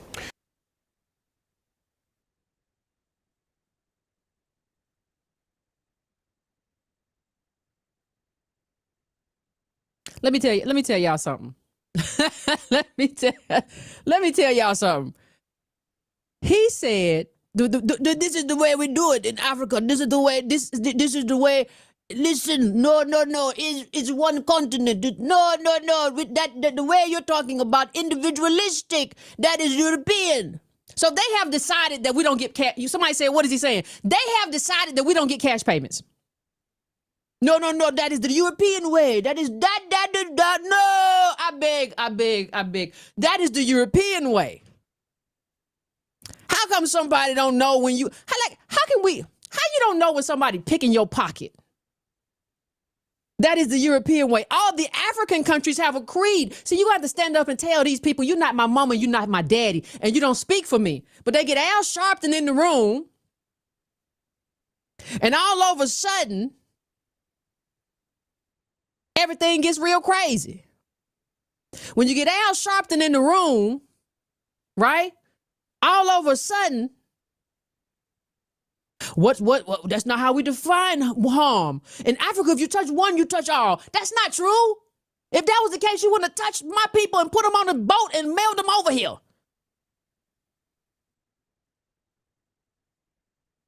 You wouldn't have did that. I know you touch one, you touch all. When Malcolm X went down there, you didn't care about that, did you? You didn't care about that, the UN. You say, oh, we can't do that. But no, that's not how we do it. You touch one, you touch all. That is the European way. Listen, we live with Europeans. We get to decide what happens. We have given them an open door. Because see, I am actually kind of relieved right now that the world is not in favor of reparations just yet. It's coming. It's not here. And I'm grateful for it because they would take everything. They would double dip and laugh at us. I know they know Al is either a fool or a thief. Because how could you give these 55 who are in agreement? Who cares what not Africans are in agreement? This is the first time 55 African nations are in agreement. Who gives a flying fig? What not you in agreement? This ain't got nothing to do with us. I don't get to vote on something that happens to you. If you go and decide you want to get reparations for colonialism, I don't get to come to the UN and tell you how to do it. That's your business. Do what you want. It's your business. And let me just say what the basic principles and guidelines on the right and remedy to a reparation for victims of gross violations of international human rights law and serious violations of international humanitarian law. This is what it says. For purposes of the present of the present document, victims are persons who individually or collectively suffered harm. You hear that? You don't get to change the definition of what harm is. No, you touch one, you touch all. No. That's not even the UN's definition. The UN doesn't even think of it that way. That's not even their definition. Their definition is you have to suffer a harm. Africa suffered no harm. As a matter of fact, he got paid. Every slave bought you a bead or something. You got paid. That's not harm. You can't get paid for something and say it was harmful. You were an active participant in something. And this is the most disgusting thing I've ever seen. Including physical, mental, emotional suffering, economic loss, or substantial impairment of their fundamental rights through acts of or omissions that constitute gross violations of the international human rights law or serious violations of international human rights were appropriate and were appropriate and in coordinates with domestic law. The term victim also includes immediate family and dependents of direct harm persons. Direct harm of direct victim and persons who have suffered harm in intervening to assist victims in distress to prevent victimization. That's why a lot of the children of Holocaust survivors also got money, is because the dependents can't get it. That's why it doesn't even make sense. Like, you was never a slave. Yeah, you should have. If you had given them their reparations right after they got free, we wouldn't be having this conversation. This wouldn't even be something that we had to talk about, right? Remedies for gross violations of international human rights law and serious violations of international human rights law include victims' rights to the following as provided for under international law: equal and effective access to justice, adequate, effective, and prompt reparation for harm suffered, not for slaves you sold. For harms suffered. If you did not suffer a harm, if you benefited from the slave trade, you are not a participant in this. But they're trying to change it. They're trying to say, oh, we lost people, so we were harmed. No. You sold us the same way you sold cattle. If you had sold a bunch of cattle, if you sold a bunch of sheep, sold a bunch of ducks, sold a bunch of little chickens, and somebody paid you what you asked for, you cannot come back later and say we're harmed because those were my chickens. You got paid for them chickens. That's how you treated us just like chickens. You buried people with your kings. You didn't care nothing about other tribes. Those were not your people. You don't even view us like that now. Stop playing. You call us Takata, Wildcat. Right. So we gotta stop playing. Now you're looking at the thumbnail. You say, well, what does got to do with what she's talking about? Well, we were talking about delineation. So it has everything to do with what she's talking about. But so the prompt says is working. Here's the proof. The proof is the thumbnail. You're looking at an image that says Haitian illegal immigrant blunges. Before delineation, that would say a black man. The word illegal wouldn't even be there. That would say especially under like a Biden administration, that thing would say black man, bludgeons, mom of two, deletion with hammer. That's what that would say. So it's working and people are mad. We got this administration and a lot of New York Post are feeling like they got to be more specific of who is committing the crimes. That normally would say black man, blah, blah, blah, blah. And this is why I hate the race category, because even though when like these tethers come over here and try to read the definition of race means anybody of African descent. So that's anybody, ain't just black. See, that's misleading.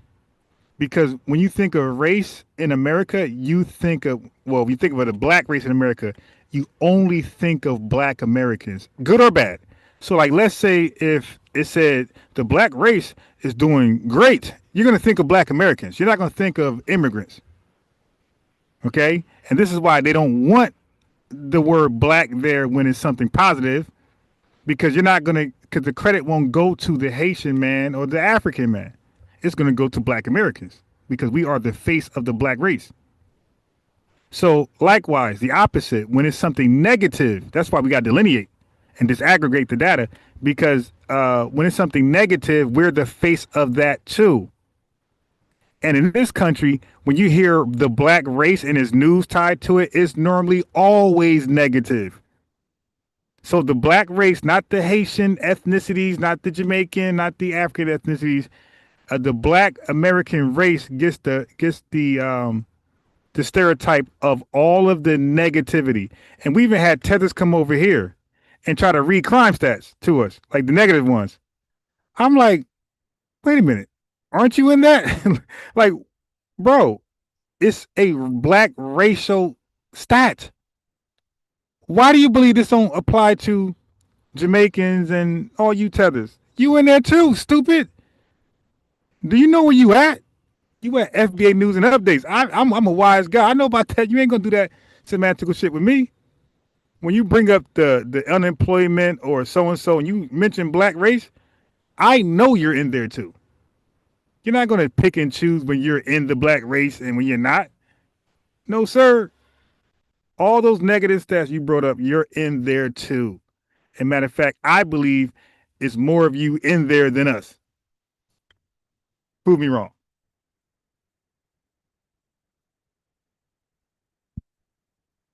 Give me a break.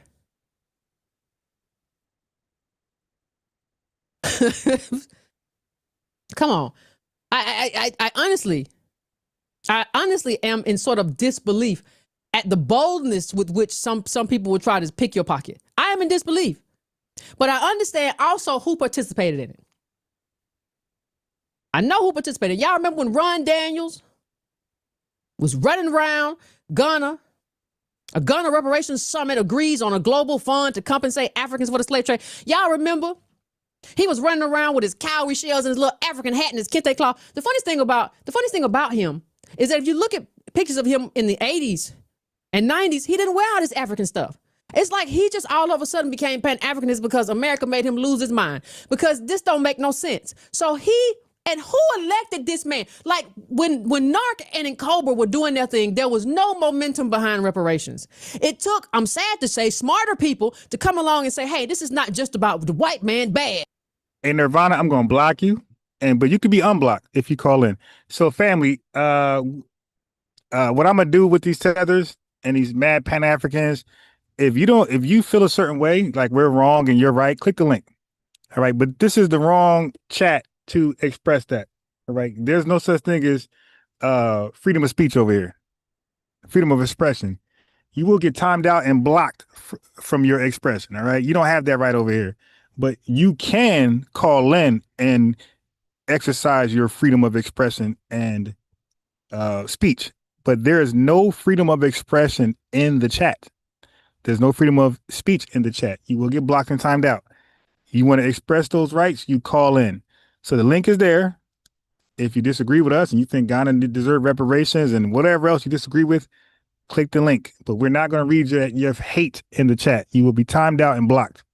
So Nirvana, I'm going to block you, okay? But you can be unblocked if you call in. Bye-bye. Bye, Felicia. But yeah, you will not troll over here. We have a link there. You can call in and troll, but you can't troll in the chat. This is about the harm. This is about the inheritance. This is how America is locked out. This is about economics. It's about calcification of wealth. It's about urgency. It's about how we're falling. It's about how we're locked out of systems and they're mechanized. We had to come in and bring all that stuff in and create a space and an understanding for why reparations was owed and necessary and urgent. And he comes right in and runs to Ghana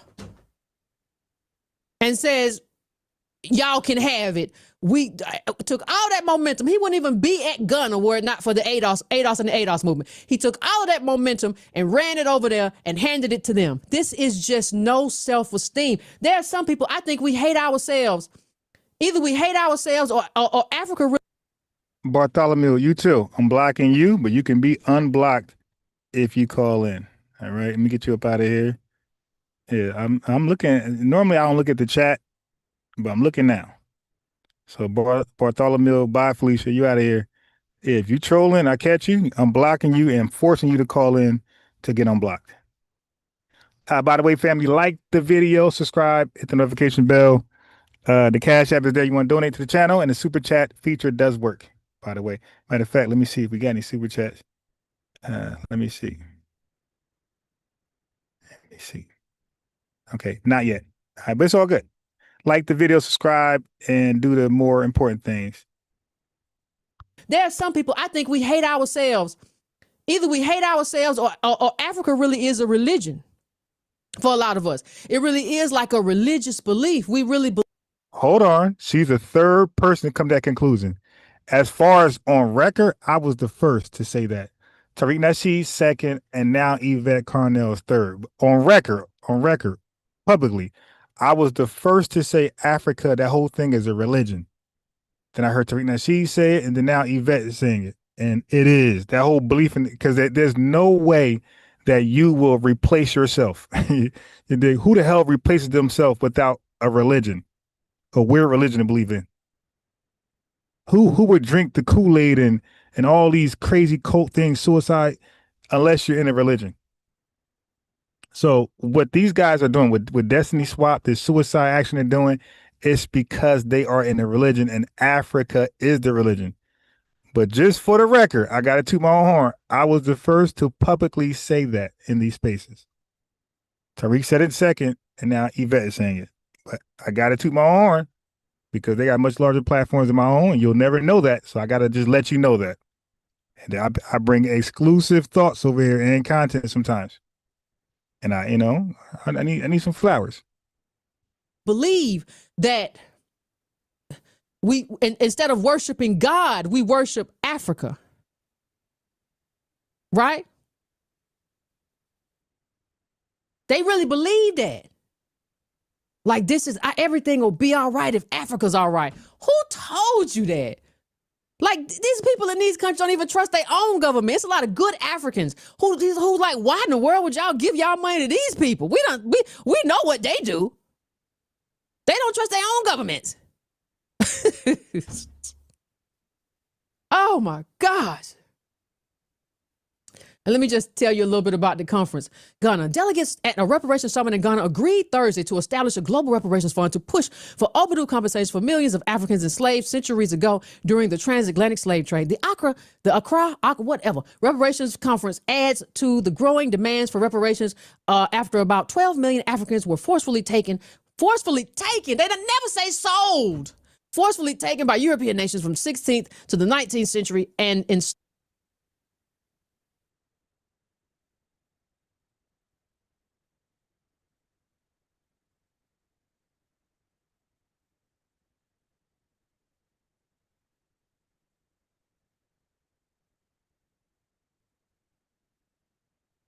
All right. So my computer keep freezing all of a sudden. And did the sound go out? I can't hear. All right. So hold on. I don't know what happened with the sound. Oh, I muted it by mistake. But let me say this. Who brought that up first, family? According to you guys, who made people acknowledge the cell? When people, if y'all are new here or you barely visit here, when Pan-Africans and tethers calling over here, this is one of the ways I expose the cosplayers secretly trying to be FBA. There are certain questions you ask them that come out there that make them disclose or expose themselves. And the question I'm gonna ask these guys: who sold us? Because they would use the language she's saying: taken, kidnapped, took, captured. I'm like, wait a minute. It's not called the transatlantic slave capture, slave raid, slave took, kidnap. It's called the transatlantic slave trade.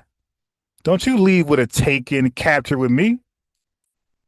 Who do you think you're dealing with, man? You're going to say trade when you talk to me. I'm going to make you say trade. I'm going to kick your ass off this platform. Ain't no kidnap. White man go over there with a net kidnapping people. No. Africans did the kidnapping. Africans did the selling. White people did the buying. Okay, and supplying. No, but I make all of these tethers and Pan-Africans that come over here. I make all of them admit it was a sell and kidnap on behalf of the Africans. But I know where they got it from. They got it from their coon elder, John Henry Clark. He taught, this fake historian had taught that Africans were not involved in the slave trade. He taught that publicly. So they got it from their cult leader. Yeah, so I put the blame where it deserved to be. That's a fake historian who taught that. And they used that talking point to repeat it. And then, no. We're going to make you disclose that we're going to make you agree. We're going to make you be factual. We're going to make you be honest. You sold us. You kidnapped us. You sold us. White man bought us. And then white man did the same thing in America. But he got it from you. He said, you did it first.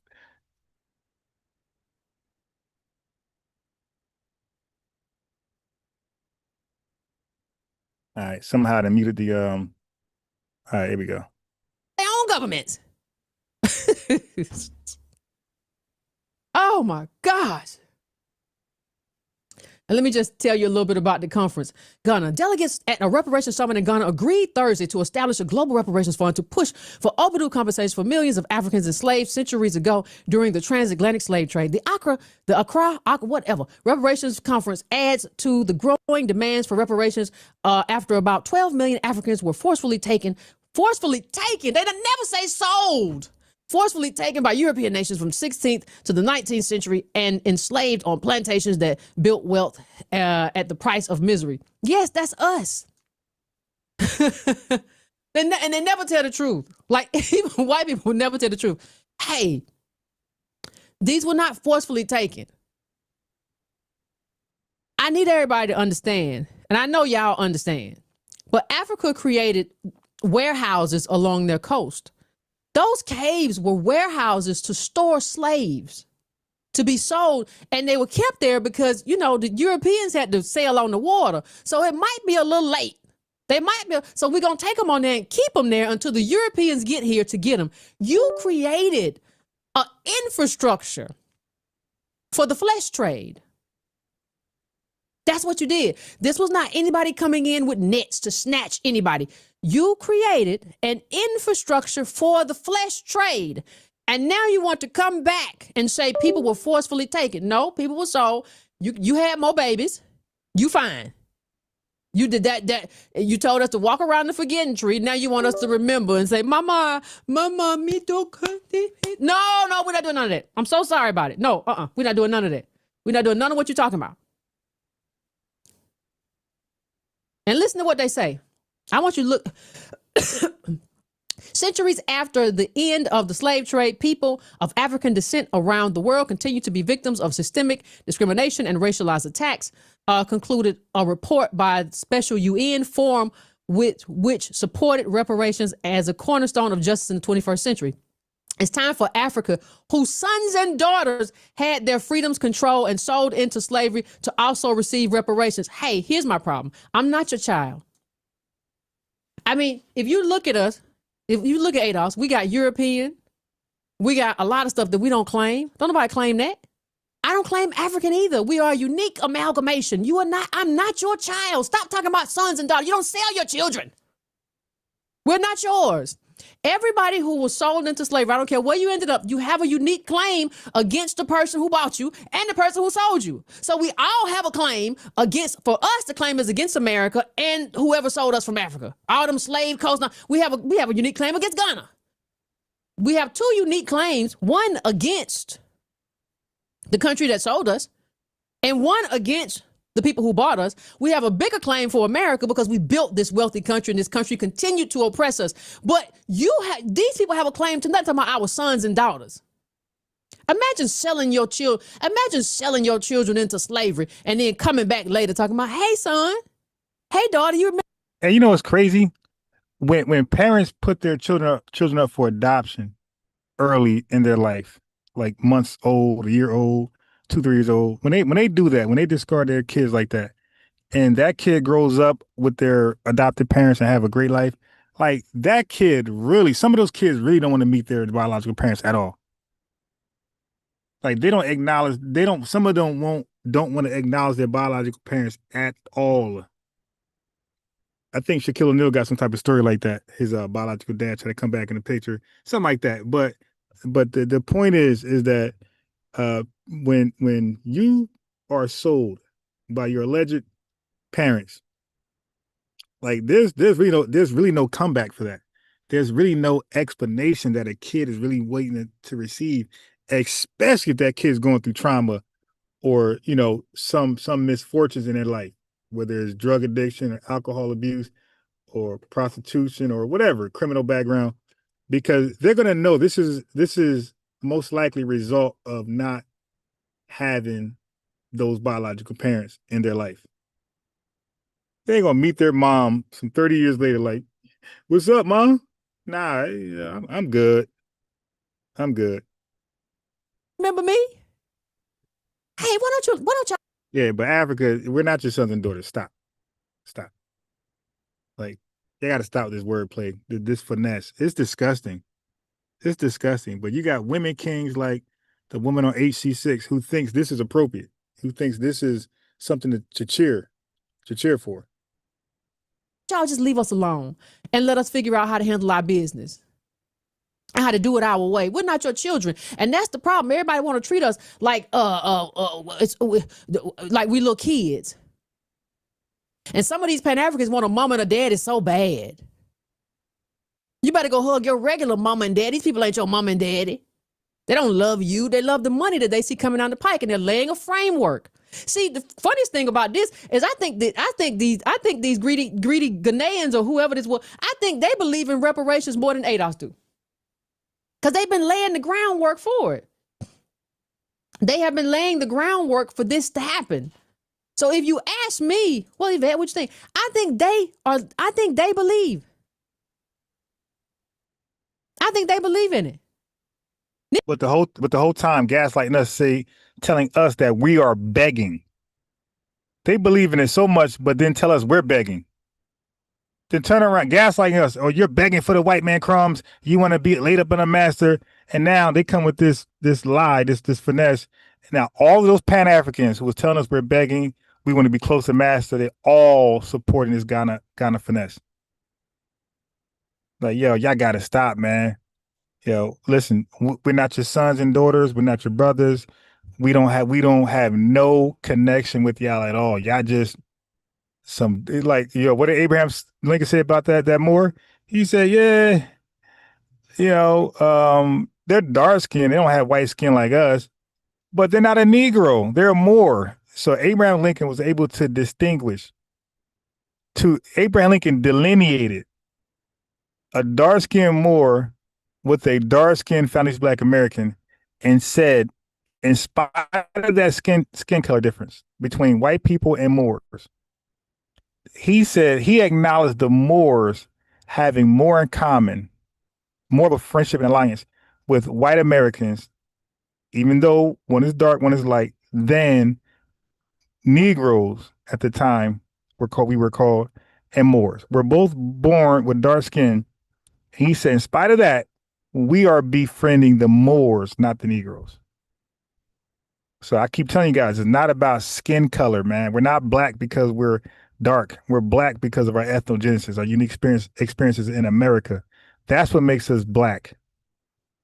Because that Moor had dark skin, and so did that Negro. But that Moor had a relationship with the white man. Okay, he had allegiance. And he was honorable and loyal to the white man, he didn't come over here to free us from slavery. He came over here to establish his relationships with the white man. So miss us with all that skin talk. Miss us completely with that. Negroes around here be like, no, ain't gonna never. They laying the pathwork. They laying the groundwork for it to happen and for it to benefit them. In addition to the Global Reparations Fund, which will be championed by a committee of experts set up by the AU Commission, the African Union Commission, in collaboration with African nations, a special envoy will engage in campaigns as well as litigation and judicial efforts, said Nope, not doing that. Activists have said reparations should go beyond direct financial payments to also include developmental aid for countries. Developmental aid for countries. This is what Ron Daniels got you, right? Remember when all these people talking about, well, Yvette, we should talk to Ron Daniels. We should talk to. I tried to talk to the man. He didn't. He walked away from me. He wouldn't even shake my hand. Little mean old man. But development of these countries.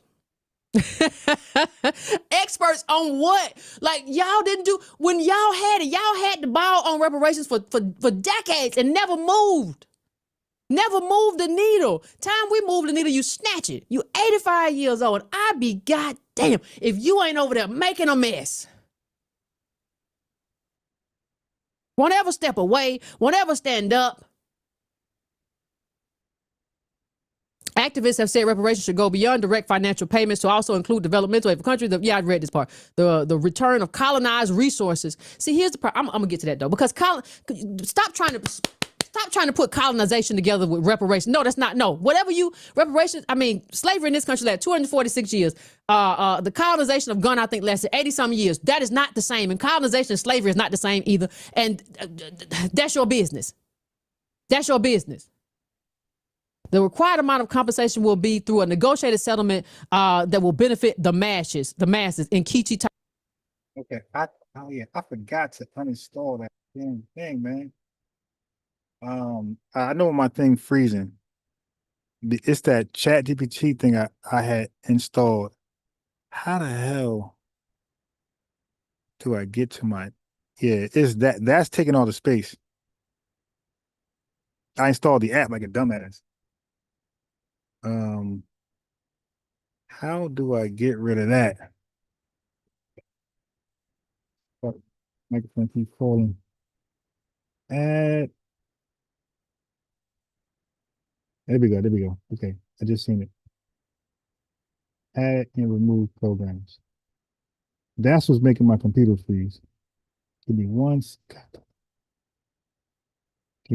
second to read. Dang, that got that much space too. All right, so let's start with that.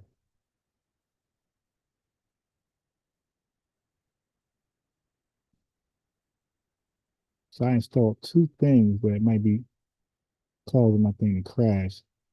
Let me first get rid of ChatGPT. And if I'm right, we should be good from there. But if it still crashes, then I gotta get rid of that Stream Deck thing too.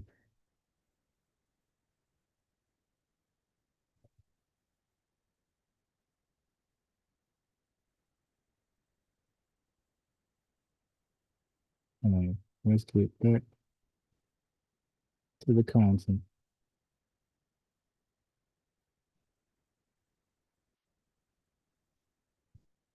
Taifa, you know, and she's a nut. Director of the U.S.-based Reparation Education Project said, these people, let me tell you, you remember Nicole Hannah-Jones and all the rest of them dressed up in dashikis and like this is who's responsible for this. The people who want to take all the credit and stuff, who want to accuse me of taking credit, these are the people responsible. Don't tell me, well, Yvette, what's your problem with Nicole Hannah-Jones? Well, Yvette, what's your problem with this person, Yvette? Wait, Yvette, I don't understand. Hold on. Let me end the poll. So I did a poll, and the poll was: should FBAs who has a significant other, whether it's a woman, non-FBA woman, non-FBA man, should they be allowed to assume a role of leadership and representation for the lineage? Right. So I'll do this poll often to see if it changes. So right now, the poll, I ended the poll. We got 145 votes. 74% said no. 26% said yes. That FBAs who's married or dating a non-FBA, they should be allowed to be in a position of leadership or representation for the entire lineage. Okay, so 75% basically said no. All right, so now the new poll is going to be what I had before. But since I got Yai here, we're more numerous. Now, this one is, should a half FBA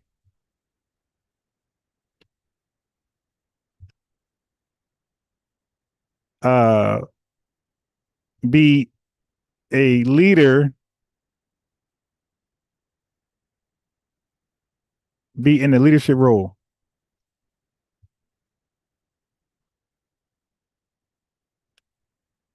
Hat. Okay, so the question, I kind of like shortcut it, so it's not gonna make that much sense grammatically. So I'm gonna say half FBA should. I'm gonna put should. Should half FBAs be in leadership roles, right? When I say leadership, I'm talking about representation, all type of stuff. Half FBA. That means you have an FBA parent and a non-FBA parent, right? So 75% said no. If you want to be in leadership or representation, date within your lineage.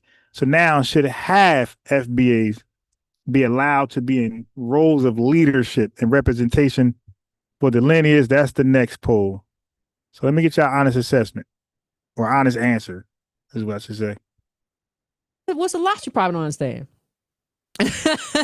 Y'all want to put Gunna in the driver's seat. So yeah, I think there's probably a lot that you really don't understand. And I don't know how much that really, matters to me that you don't understand. And being an individual is not that's not the African way. What the African way got to do with me? See, because this is what you need. This is what reparations requires. A specific injured group, that's ADOS, American descendants of slavery, chattel slavery. A specific perpetrator, hey, we built America, that's America for us. The second in line of perpetrator will be the people who sold us Ghana, and a traceable harm. We can map out our harm. We can do all of that. What do they call? You know what they call the Holocaust checks? They call them for harm. That's what the name of it means, for harm. What harm did you? What harm did you? Hey, listen, my poll is very specific. I said FBA leadership, FBA representation. I didn't say anything about ADOS. Okay, so I'm speaking about those who call themselves FBA. Do you believe and half FBA should be in leadership to represent FBA or speak for, be a spokesman, representation? That's what I'm talking about. So stick to the prompt. One of those side topics, because that's trolling. Stick to the topic. FBAs. I didn't say ADOS. I didn't say Sulan or somebody else. I said FBAs. The poll is for people who call themselves FBA. Okay? Thank you. Just think you ran into what harm did Gunna think they ran off into? Let me play you another video real quick, because I'm almost just taken aback, I guess to say, by this whole thing. I really am. And I mean, what can you say? What can you do? Our people got to wake up. But let me play this real quick and I'll be right back. In all these discussions of reparation, there's a view that is becoming prominent, which view is that we contributed in the slavery and that you cannot eat your cake and have it. You cannot sell slaves, collect money, chop it 100, 500 years later, and you come back and say, give me more money or give me money. Who collected the slaves and where did they take them to? No, and that we did the selling, and that the Europeans, when they came and docked at the castle, we went into the hinterlands and they accused your ethnic group, the Fantis, that you were at the forefront using Cape Coast and Elmina Castle to sell people. And so you were even middlemen, you buy and sell. Sure. So why would we, after doing a barter trade, which was legal at the time, come back and say, oh, pay us more? All right. So African guy seems to be, keeping it real. Dude try to say, well, where did the slaves go? Like, just like the same other guy said, you have to go to the root. Now, this was a system. This was a system. Yes, it was a system that you benefited from. That's to say that, like, they're using like this kind of white logic in a way, right? It's because it's the same thing. A white person could say, I didn't do it. It's a system. Like a white American could say, I didn't do it. It's a system. Yes, but it's a system that you benefited from. Let me tell you, Africans are white. let me just tell you. I don't care what nobody say. I've never seen anything like this. I honestly never seen anything like this. I've seen a lot of stuff. I've seen a lot of stuff. I ain't never seen nothing like this. People just come in and try to take your stuff.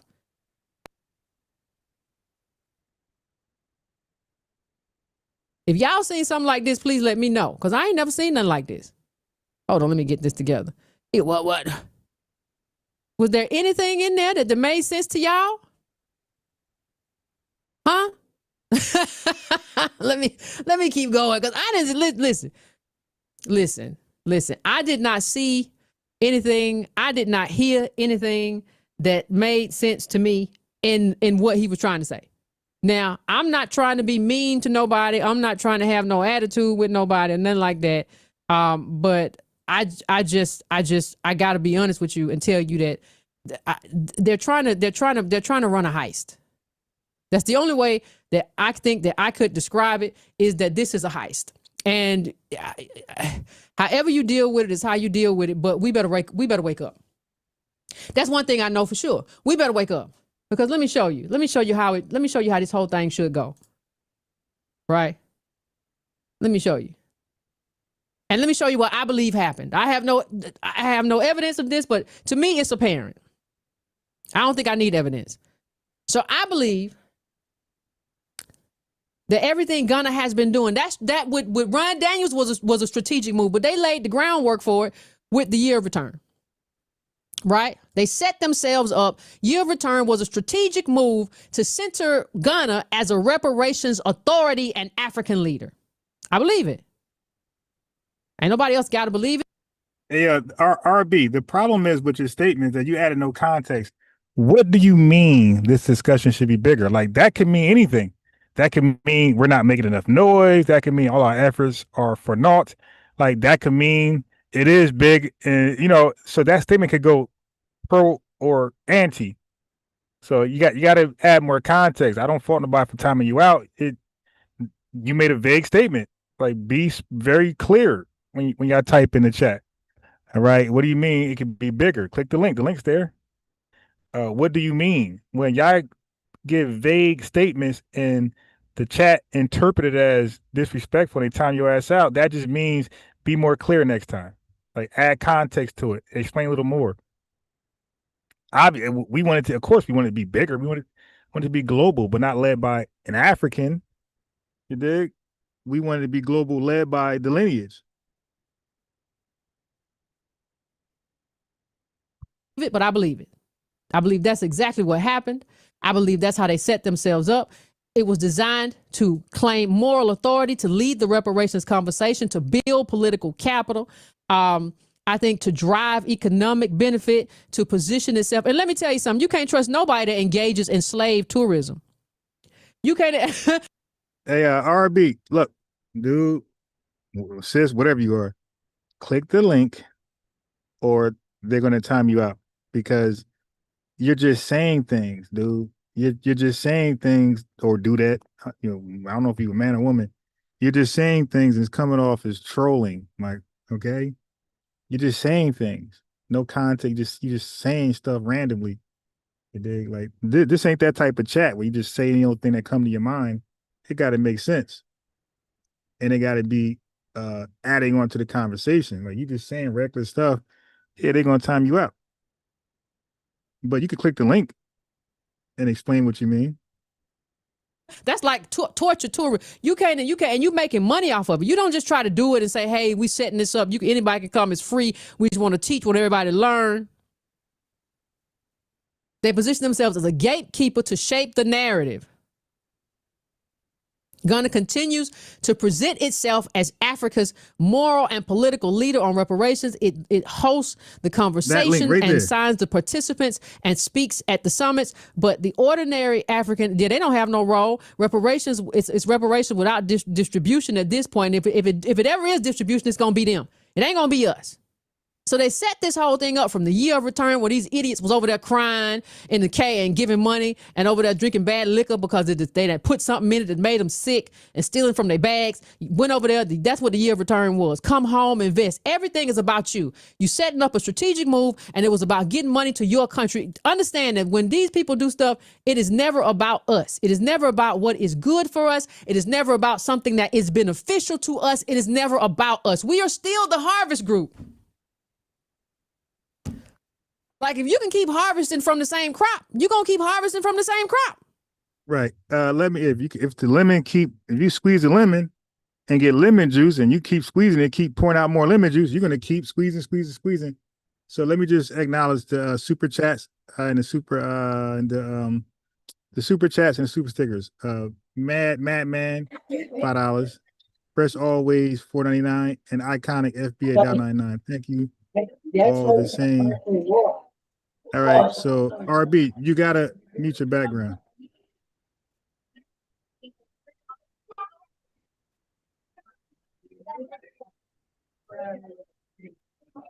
All right, RB, go ahead.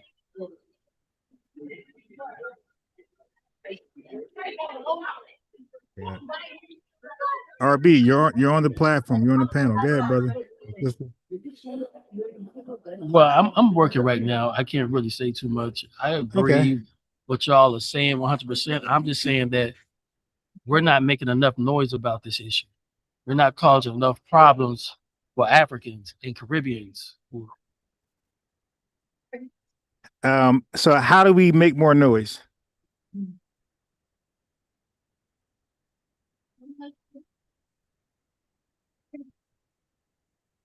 How do you suggest we make more noise?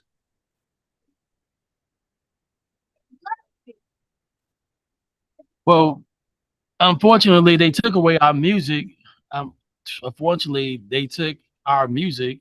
They control our music. That's the biggest way we can make some noise. If we have some rappers do music, I mean, they took away our big voice. Our biggest voice was that rap music. Right. So that means all we got now is what we got, right?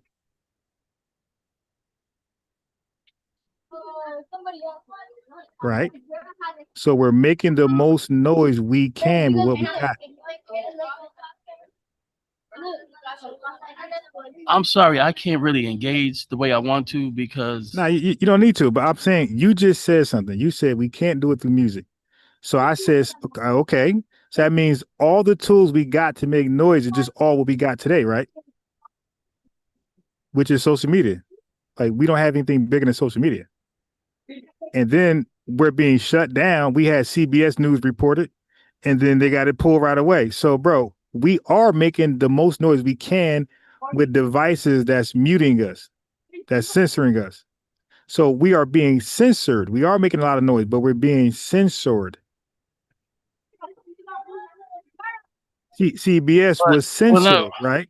When I talk to the average FBA, brother, they don't know nothing I'm talking about. Yes. Brother, did CBS get censored when they had the FBA story? Yes or no?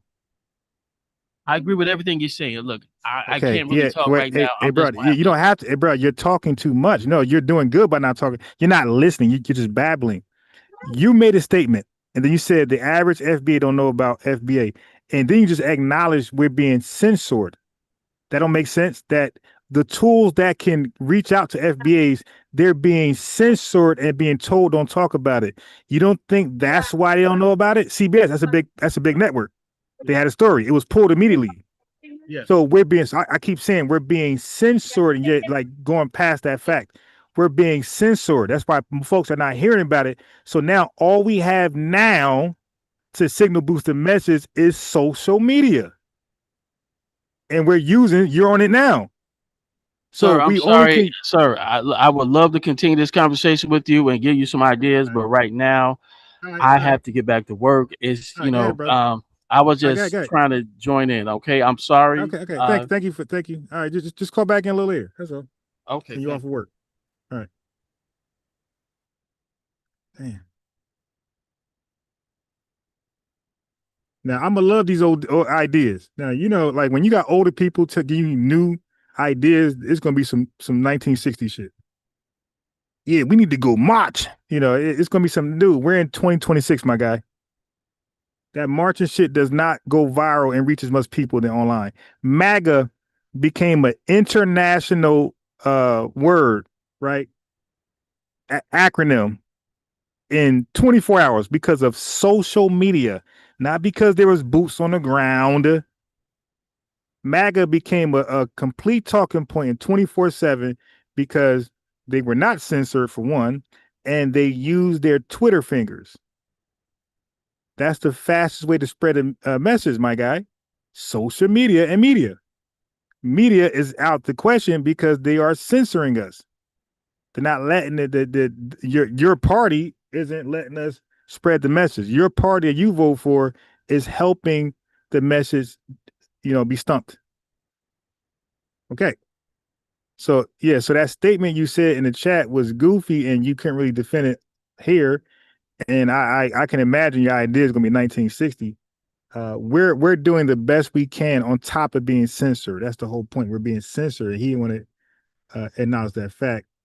But later on, you could tell us your ideas, and because they always got the answer. They got no motion going on at all. It ain't like he's saying, yo, he didn't say this. He didn't say, hey, man, hey, family, I got 30,000 people aware of FBA who was unaware before talking to him. I got a solution how we could signal boost it. Now we're all ears. This dude ain't reached nobody, but he's going to tell us he got the answer to how to signal boost our messages. Okay, fine. Call back in later and we'll hear you out.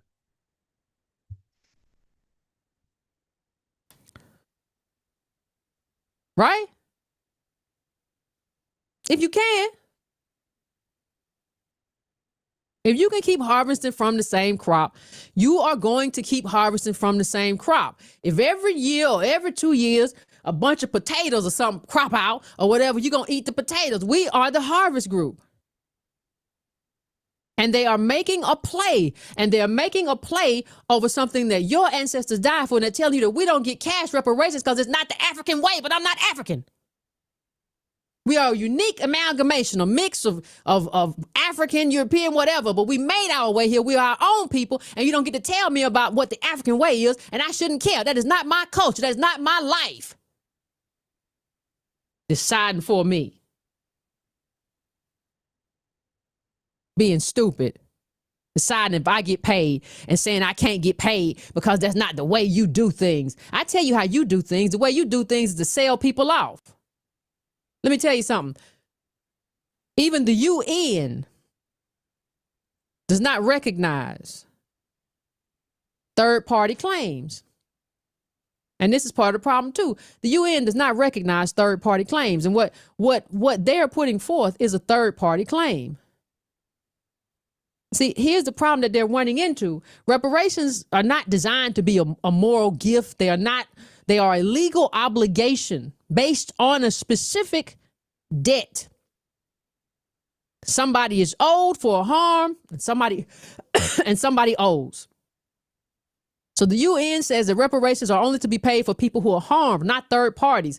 Ghana is a third party. I would argue honestly that it's not even a third party, that it is somebody that we should be able to make a claim against. But if we're not going to go there, we can say Ghana was not harmed by slavery, Jim Crow. Ghana did not lose territory, property. Ghana is not a legal heir or representative of even Americans. They did this thing wrong.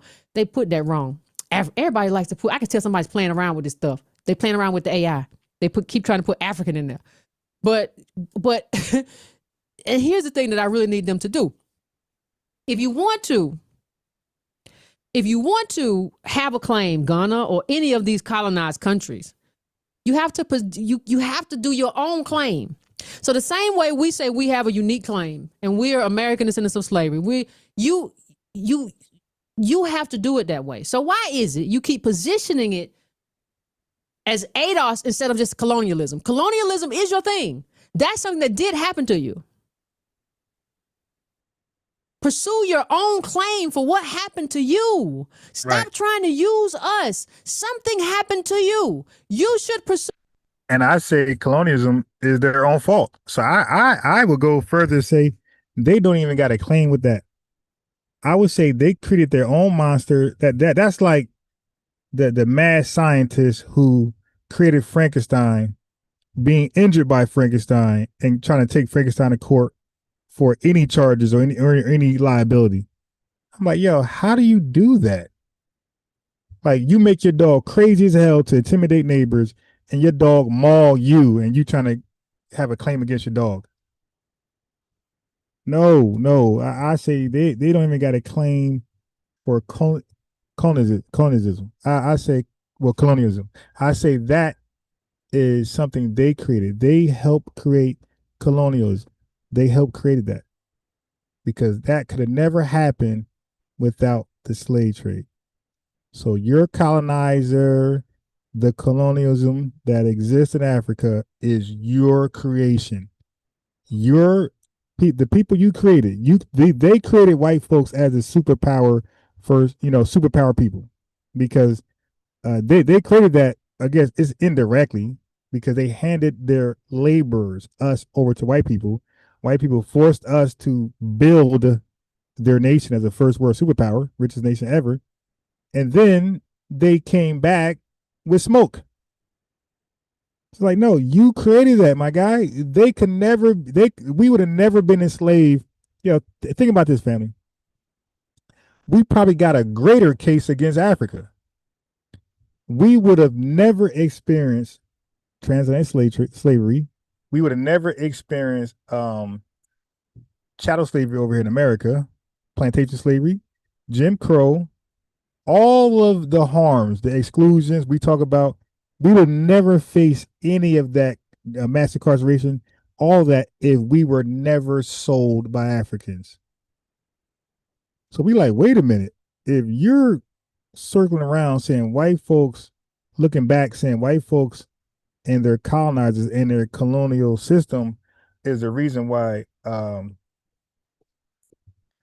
Africa can't get right, then we can look back and say, wait a minute. The reason why we're on the bottom is because you sold us to the people you're trying to sue. So the same people that you can't get right are the same people why we can't get right, but it's your fault. You sold us. Pursue your own claim for what happened to you. Stop trying to use us. Something happened to you. You should pursue your own claim. That's just what it is. If something happens to you, you have a claim that you should pursue.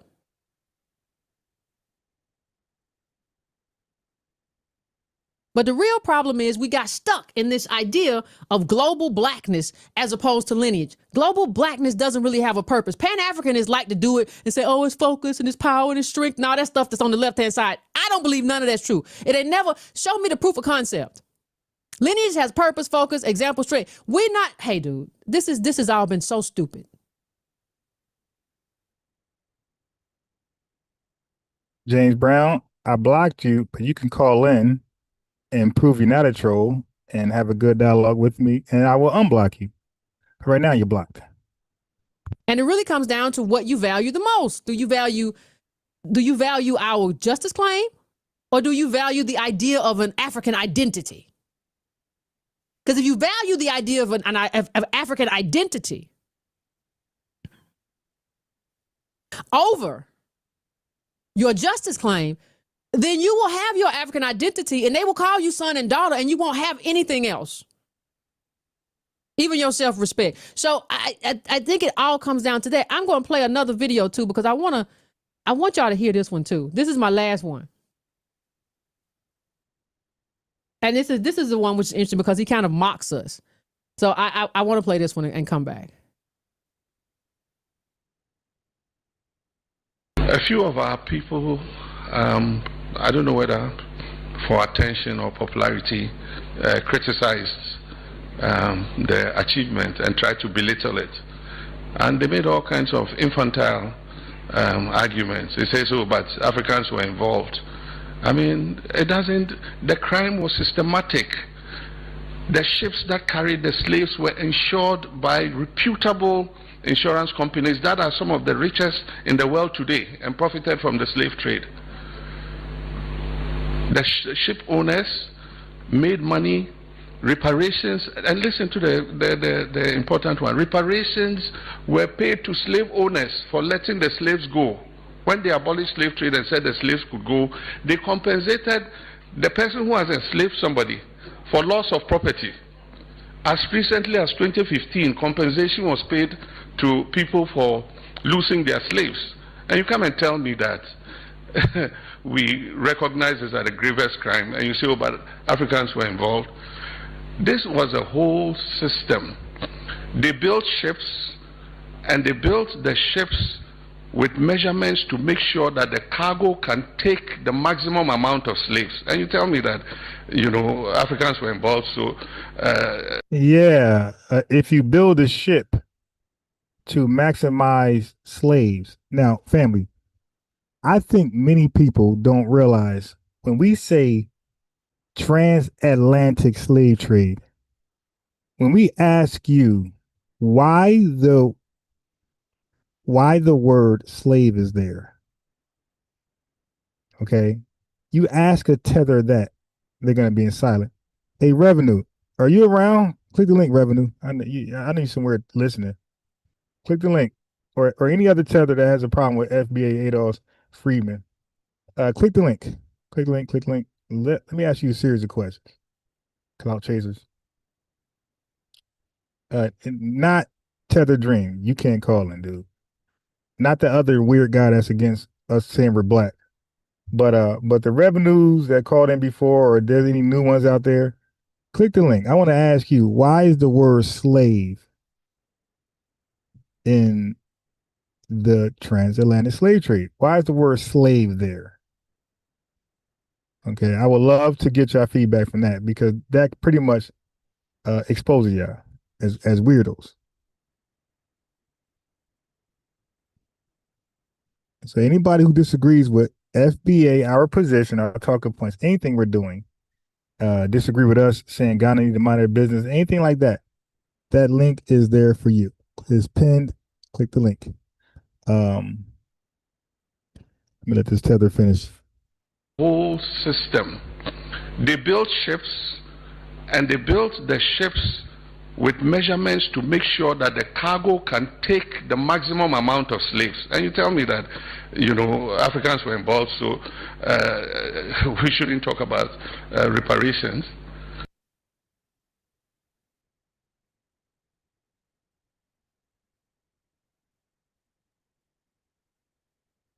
Why is he using our history? Why is he using our history? This is American history that's using, you know, they compensated the slave owner. They compensated, did you know that they compensated the slave owner? That's our history, ain't got nothing to do with you. But you know what it really feels like? It really feels like, to me, the impression I get when people like him talk is that you're really upset that white people made more money off the slave trade than you did. Right.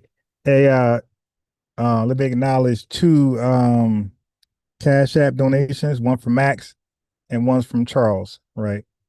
Thank you very much. Charles said delineation, codification, and unification.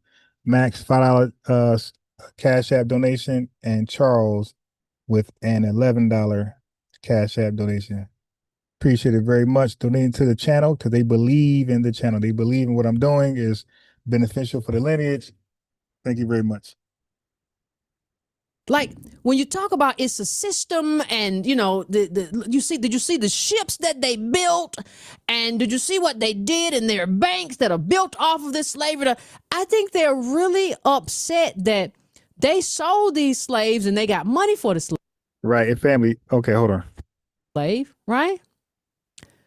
But the people who run the world now, and I can't say just white people because, you know, Chinese run in Africa, lots of countries over there. But the people who run the world now use those slaves to great use, right? Right, and Africa didn't, and that's what they're mad at. We've been saying this but we've been saying this for months and years over here, that Africa had no use for the people they captured. They wanted to trade them off for money. Family, they looked at us as a useless resource. They look at us the same way they look at their resources today. Y'all talk about the cobalt and all these other fancy metals that's in Africa that's in your cell phone. Yeah, but Africa ain't put them in a cell phone. Africa doesn't value Africa. Okay? Africa doesn't value Africa. They have a history of devaluing Africa. They devalued us. White man said, I'll take them. And I'll build first world superpowers. Africa devalued their resources, gold, silver, cobalt, and all the lithium, all the other bullshit I be claiming. And white man in China, man, and everybody else said, hey, I could use that to make a cell phone. I could use that to do this. White man said, all right, give me money. So all they ever wanted for their resources was money. And that money, they don't put to good use. So that's what happens. They devalue us. They devalue the resources. They give the resources away. They sell it away rather than use it for themselves to build something great. Africa, had they used their resources and not let the white team man, China man take advantage of resources, Africa would be literally Wakanda times 10. If Africa realized the resources they got and also the people like us they had, if they would have put the resources to use, put us to use, Africa would be literally Wakanda times 10. But they don't value anything of any worth, real worth. They just want money. That's all they want. They're greedy. That's their history. That's a fact. Right, the places that had slaves, you talk about us, America, rich, and then you have even the life of an ADOS person in America in terms of income is better than a Ghanaian. So I think they're saying to themselves, what did we do wrong in our part of the slave trade? Like, we traded with the white folk. Now the white folk are filthy rich, and even the descendants of the American descendants of slavery do better than the people in our country. Something went wrong in the deal. Yeah, that is an absolute fact. That's how they feeling. And what else I was gonna say? So I'm gonna talk about. So the other day we talked about the Gullah Geechee, like briefly. I'm gonna talk about that, and we're gonna talk about the Seminole tribes, Florida Seminole tribes, shortly. Okay, so y'all want to hear the research that I gathered from that Gullah Geechee communities and Florida Seminoles. And then he said, we're criticizing it for attention and popularity. No, you're trying to steal our birthright. You're trying to steal our inheritance. We don't have as much money, we have zero wealth, probably negative now. And we should have way more than that. And we would have it if it were not for slavery and multi-generational oppression. And you are such a low-down dog that you are trying to steal that from us, and y'all are trying to say, well, we have to be compensated. But then you say something about compensation, but then you have people like him who say, well, that's kind of not that kind of direct compensation. It's not the African way. So I feel a heist happening. That's why you hear them talking about our data. They paid the slave owners. What would you know? This is not your history. Everybody has to make their own claim against a specific country, and you're using RB. Look, I'm gonna do this for you, man. I'm gonna help you out. I'm gonna time you out, my guy, for 30 minutes. And after that, 24 hours. So I'm gonna time you out for 30 minutes, my guy. You just said you were at work. You can't dialogue, but you're in a chat dialoguing, my guy. Let me time you out. So you're gonna get a 30-minute timeout. Don't listen. Wait till you get off work and call in. You should not be communicating with us right now. You're at work, remember? So do your work at work. When you're done with work, call back in. But we don't want you in the chat. We want you on the line, the phone line, on the hotline. That's where we want you at, my guy. So I timed you out for 30 minutes. Stop typing. Work hard at work. Clock out. Click the link, call in.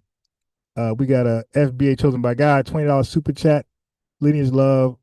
She says, Ron, you are such a blessing to the FBA lineage. Thank you. Greatly appreciate that. Yeah, so RB, 30-minute timeout. Stop typing and just call in as soon as you clock out. Right? You can't work hard if you're in here chatting with us.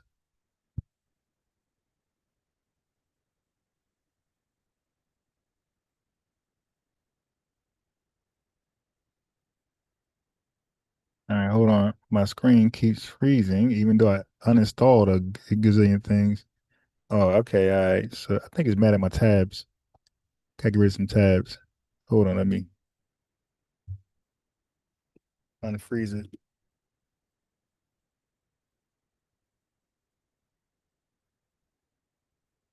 Get rid of some tabs.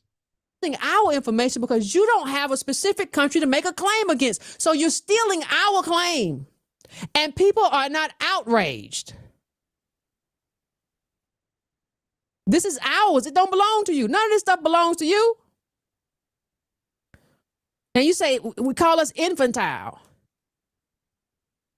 It's so, I mean, this is, and I'll shout out to, ADOS New York, because I'm going to show you kind of where we land. And they put out a statement. And it was really good statement about this. And I'm going to read it because it tells you where we stand on this. And if you can find another organization that stands where we stands and does the work that chapters like ADOS New York and other chapters, ADOS Mississippi, ADOS Maryland, all these other chapters are doing, like, let me just put this up for you. This is the New York ADOS Advocacy Foundation chapter. It says to vigilance. Jeez, this cough is bomb. While foreign dignitaries utilize the African burial ground, a site containing the remains of our ancestors whose labor built the literal foundations of New York, as a backdrop for global diplomacy, the ADOS Advocacy Foundation stands on a singular principle: lineage is the limit. Right. Okay, hold on. Let's go back to a super chat I almost missed. Hold on.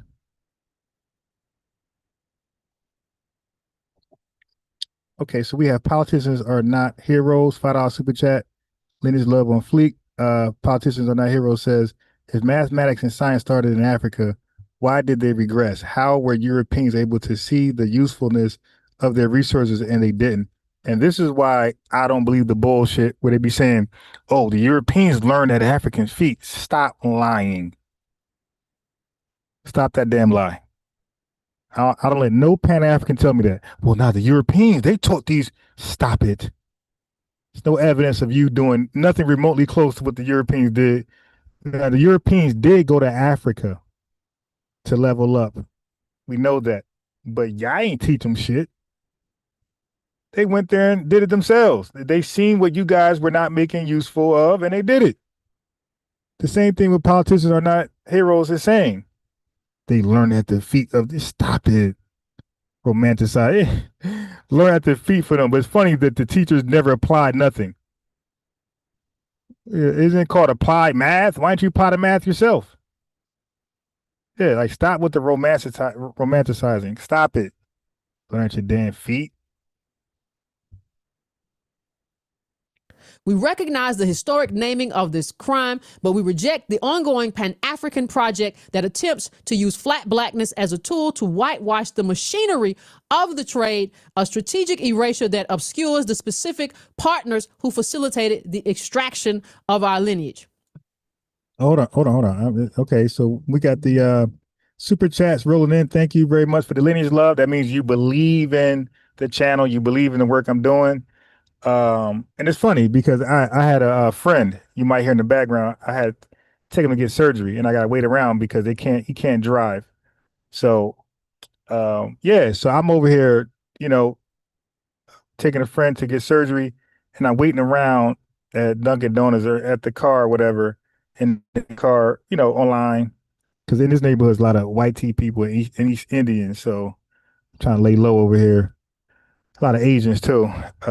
Chinese people, Asians. So I'm laying low. But what I'm saying is I'm over here, disseminating great information while I'm doing a favor for a friend. You feel me? So yeah, I'm multitasking. So I'm with Alice, gave a $10 super chat. It says, thank you. I appreciate the super chat. Lineage love.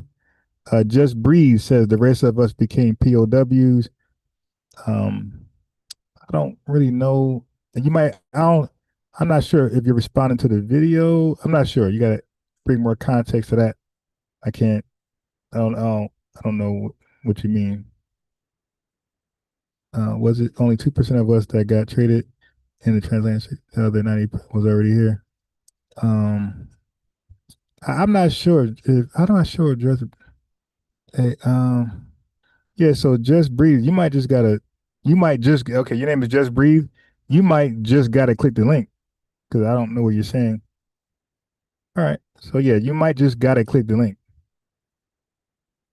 Our message is clear. We will not allow the suffering of our ancestors to be used as a moral bargaining chip for global aid at the expense of the specific domestic debt owed.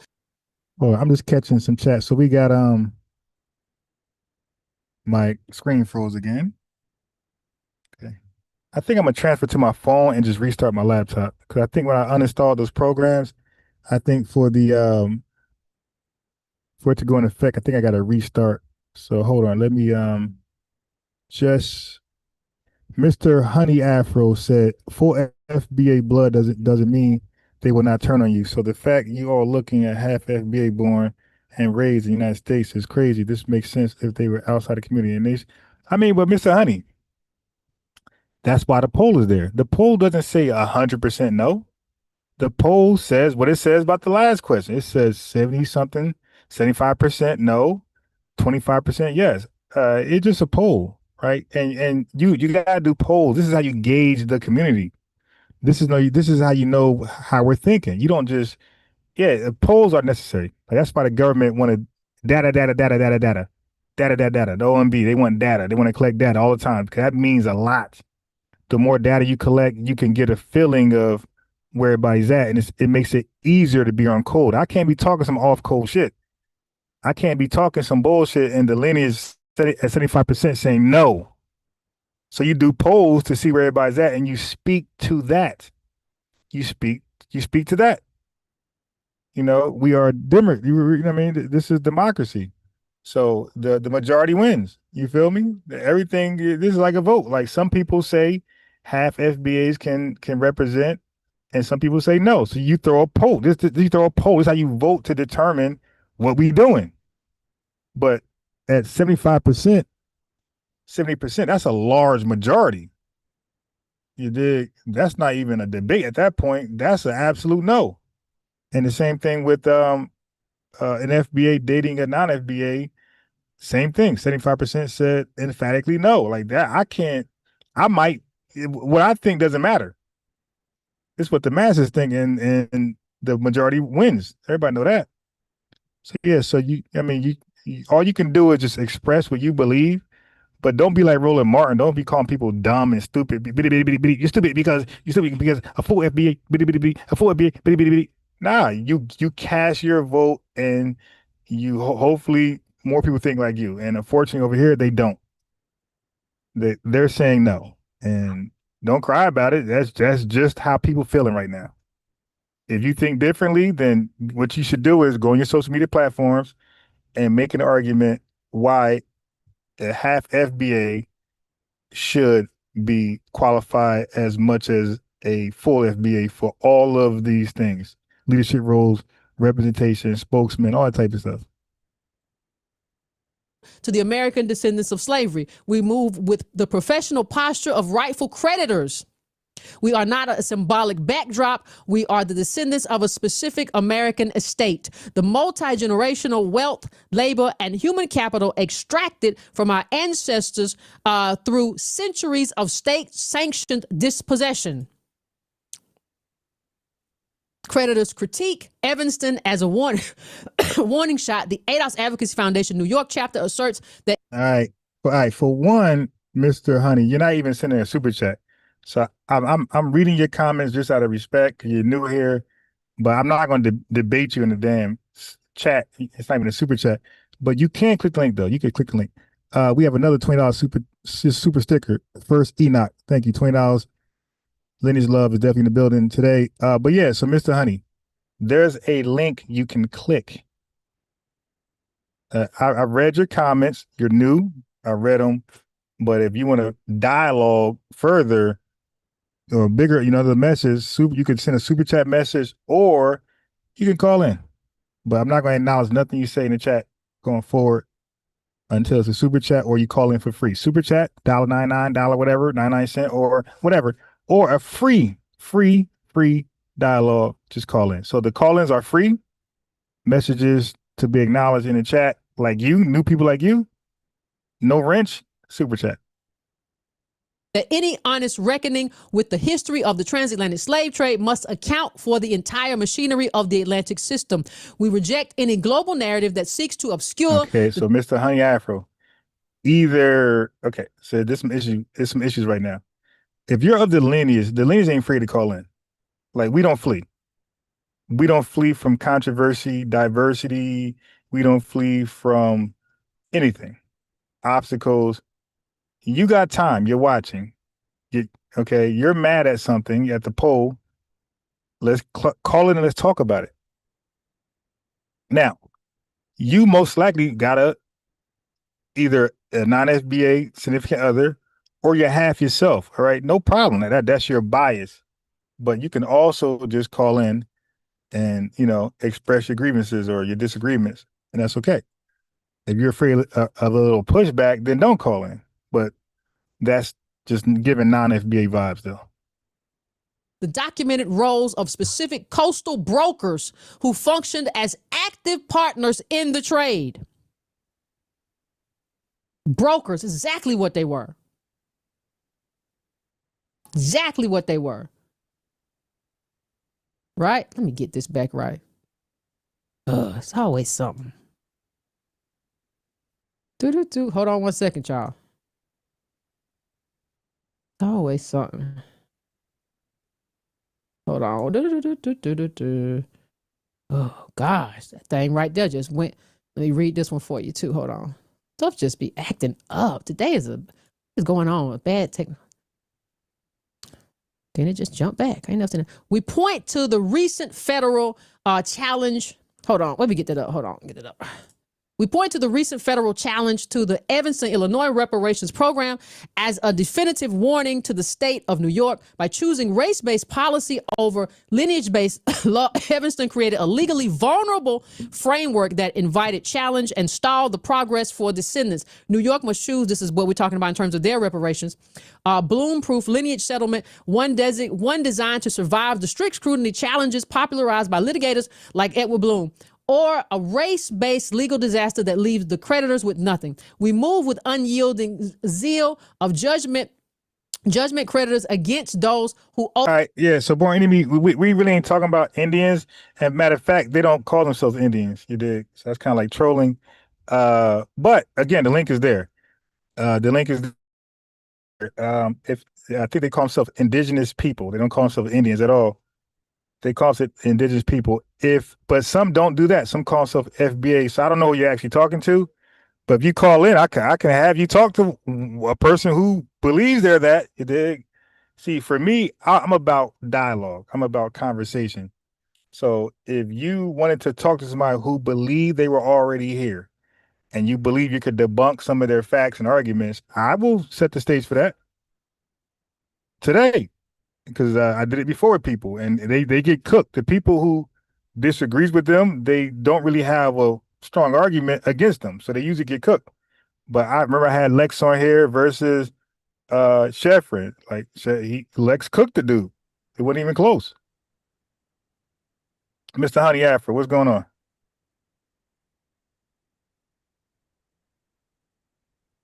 You got it. Are you on mute?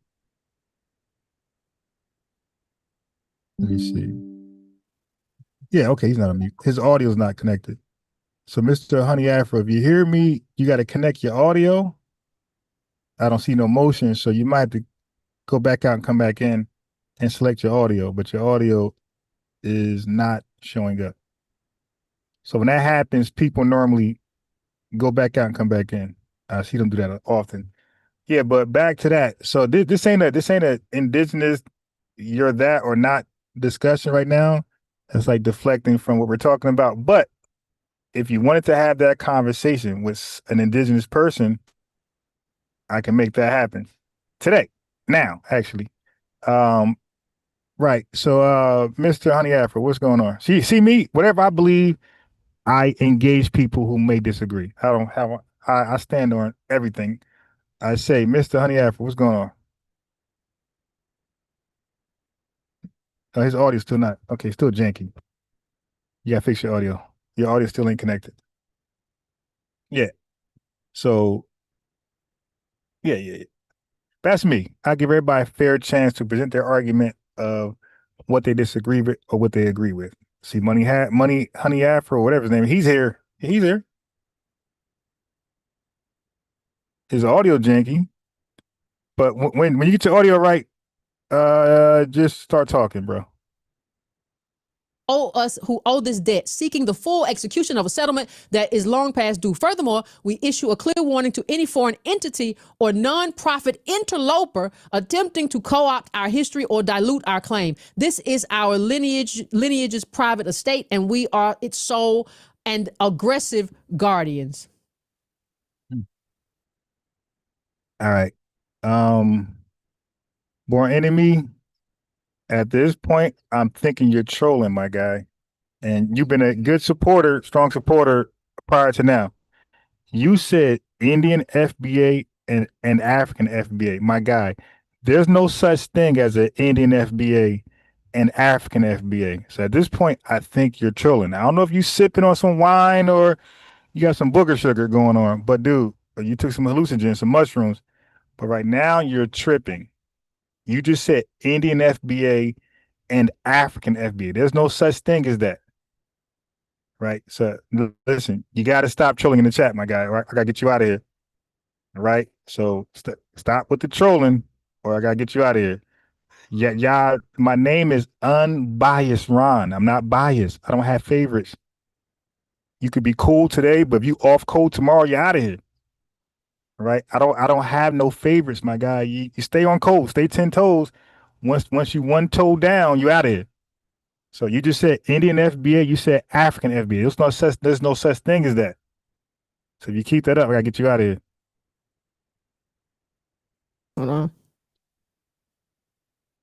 The ADOS lineage has navigated these symbolic waters since symbolic waters before. In 1951, Paul Robeson and the Civil Rights Congress presented the We Charge Genocide petition to the UN, only to see the global community retreat into procedural silence. We recognize that the UN holds no enforcement power over American Treasury. The authority to settle this debt resides in the ledgers of New York. We note with significant concern that while NYC Corps is heading to Geneva, Switzerland, to discuss global solutions, they have yet to address the verified descendants waiting for a response right here in New York. It is striking paradox to seek global validation before settling the domestic account. Almost finished, y'all. Shout out again to ADOS NYC chapter. We call for full transparency on how city officials are funding international travel while the essential work of identifying the lineage and disaggregating data goes underfunded at home. Our position is clear. There can be no healing or reconciliation without reparations. Material repair is the priority, not an afterthought to be discussed in European forums. We find it inconsistent to talk truth in Switzerland while avoiding the debt owed to creditors in Brooklyn, Queens, and Harlem. Conclusion, the architecture of repair. The vision for NYC, the vision for a restored ADOS New York is one of governance, not grievance.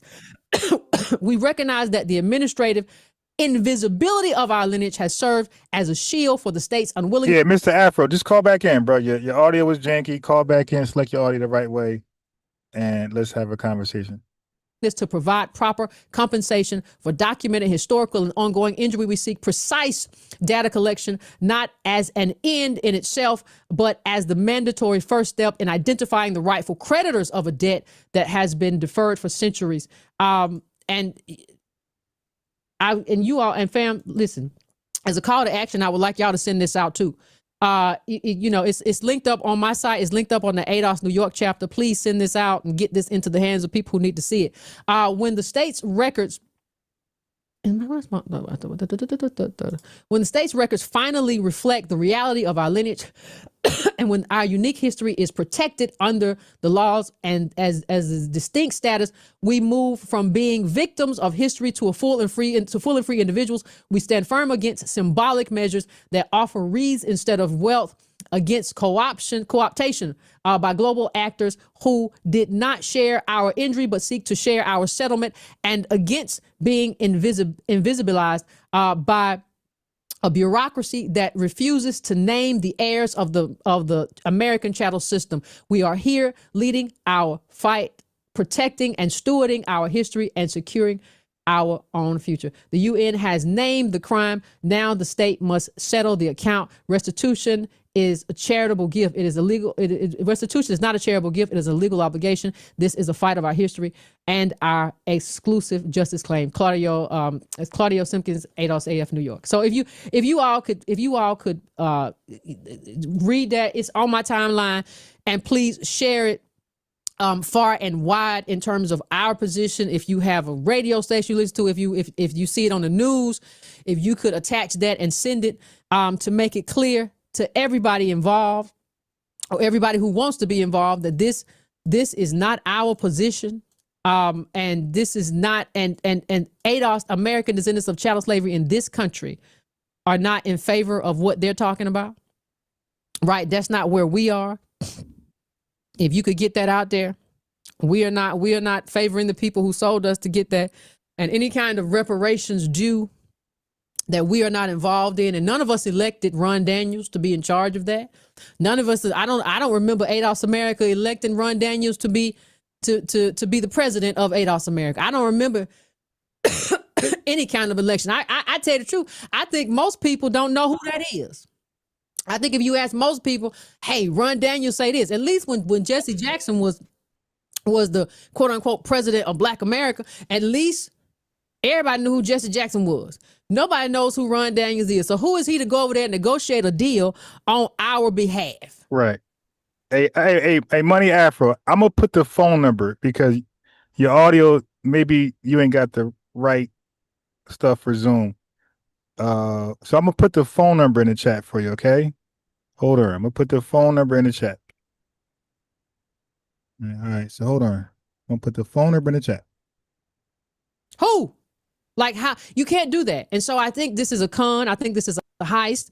I think this is why we never should have centered Africa. This is why it never should have been about melanin. It should have been about harm, and we should have always saw ourselves as distinct race. people. That doesn't mean we dislike Africans, or we dislike people in African descent, or we dislike Ghanaians. It's the same way the Ghanaians see themselves as Ghanaians, the same way Nigerians see themselves as Nigerians, the same way somebody from Haiti sees themselves as Haitian. We are ADOS. That's just who we are. This is not something that should be divisive, but we didn't elect him to speak for us. And I don't think we should allow him to speak for us. And we have to do something about this. And we can only do this with activism, with organized activism, not random, erratic things that, people just do. This is only. So if you have not gone to joinados.com, please do it. If you don't know, if you just watching this today or tomorrow and you don't know what we stand for, please don't use Twitter. Hey,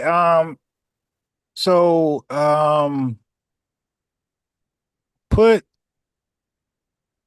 the phone number's in the chat. So do me a favor, Mr. Honey Afro, just hang up and call in. Call the phone number. That will work 100%. As your thing, please go to adosfoundation.org, right, and look at our agenda. Please do that before you decide to make any. Well, I saw somebody on Twitter and they said that is not. But just give me 1 second though. You might call in. Give me 1 second. The family has sent me some few coins. So I'm gonna go inside and get a coffee. So give me 1 second, my guy. It's 2026. Call in, but give me a second to invite you in. So call in and give me about 2 minutes. Let me get a cup of coffee. I'll be right back. This video about to end. Shit. I gotta play something to buy some time. Give me a second. Let me see what treatment she's talking about his latest video, because I gotta buy some time. Cause I'll probably be in there. I gotta hold on. All right. Let me play this real fast and Turk Nasheed latest video while I buy some time. So call in. Everybody, anybody want to click the link, call in, do so. This is the time to do so. This is an open discussion. I don't have no line of video. So the CRUs, the V4s, whatever, call in, but please do not, do too much. All right, hold on. We in the building, ladies and gentlemen. Glad to have y'all in here. We're doing the late night tap in. Respect to the family. Respect to all of you. We're going to chop up great game as we always do. What I need y'all to do first, ladies and gentlemen, I'm going to need you to retweet this joint. Y'all give me a nice fly retweet. Everybody, it'll take you 2.5 seconds to do it. Everybody just retweet the space. Everybody in here, retweet the space right now, ladies and gentlemen. Just hit that retweet button. How do you do it? You hit that hit the arrow on the upper right-hand side. Just hit that arrow and then share via post. There you go. That's all you got to do. So y'all share the space. Let me shout out some of the regulars in here. Let me shout the family out before I get started. I got to activate some of that energy in here. I see Delmont. I see Nikki the God. I see A. Michelle. I see Cousin Jerry. I see Grimes TV. I see Stephanie. I see the Black Receipts, Sir Mike, our Brazilian brother Martin. Who else we got? Miss Skyline, I see you down there, dear. Sweets from Atlanta. I see you, beloved.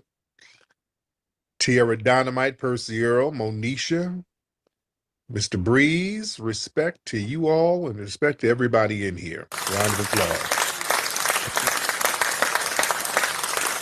All right, what I want to talk about first, and we're going to get some calls a little later. All right, we'll get some calls a little bit later. The first thing I want to talk about, boy, the right wingers, boy, they are turning on Trump. Have y'all noticed that? Boy, the right, boy, there's a civil war with the right wingers, ain't it? They are majorly turning on Trump, man. Alex Jones turned on him. He's calling Trump an unhinged supervillain. You know, Candace Mammy Owens, she's turned on him. She's like, oh, this is beyond madness what Trump is doing with the military, whoop-de-whoop. I think Megyn Kelly turned on him. Nick Fuentes been turned on Trump in the Trump administration. But I think didn't Joe Rogan, ain't he trying to turn a little bit? And Matt Walsh, all of these right-wingers are turning on the Trump administration. Now, why are they having a civil war right now? Well, a lot of it has to do with the war that's brewing right now, what's going on with Iran. A lot of the right-wingers feel like there was a foreign policy bait and switch. You know, Trump and those guys, they sold their audience on the whole America First isolationist narrative, and now Trump is back in office. He's making aggressive moves, talking about wiping out civilizations like Iran. So I think a lot of that base feel like they got played by the same old neocon military-industrial complex agenda. And the economy of these right-wing platforms,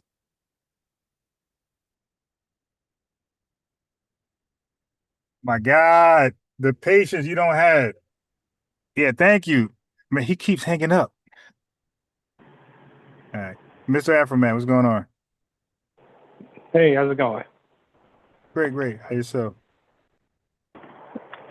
I'm trying. Hold on. All right, I can talk now. All right. Okay. You can hear me now? Yeah, I hear you loud and clear. All right, because personally, I'm not against everybody's stance. Personally, I just think of it as like a dangerous pathway to go down if we start pushing our half FBAs out the community. Because I think the real reason. Wait. No. You mixed up the message. It was not, they don't count. It said leadership and spokeswomen. That was the question. I understand. Nothing else. It says leadership, but that mainly shares the same room together. Like they still family, and if they're family, they one day want to be in leadership. So you just got to just turn them down because they got to have blood. Well, I mean, okay. What can go wrong with the half bloods? Okay, let's do the pros and cons. Okay, so the con is that their family, they can represent correctly, right? So what is the con that could come with a half FBA? Can you think of I any? say the only con that I honestly say, I'm just telling the whole family this with respect. But I think the only reason we have this problem with half bloods in our family because we never really vetted them. For 60 years, they just been running amok, doing their own thing. Sometimes. And what was the own thing? And what was the own thing? Like, think of, I'm not a huge sports fan, but I think y'all know this is just recent. Y'all know about Carmelo Anthony, I believe, what he did on stage when he actually gave respect to his father. Okay, stop. Really never. Okay, hold on. We have a dialogue. Let's talk together. Oh, now can a full-blooded FBA do that? What, go up there and give respect he says to his what? father? Hey, dude, listen. All right, can we have an honest dialogue, my guy? I brought up Carmelo Anthony for a reason. He's a half-blood. So, right. Can a FBA do what? Can a full-blooded, both parents FBA do what Carmelo Anthony did? Yes. All right.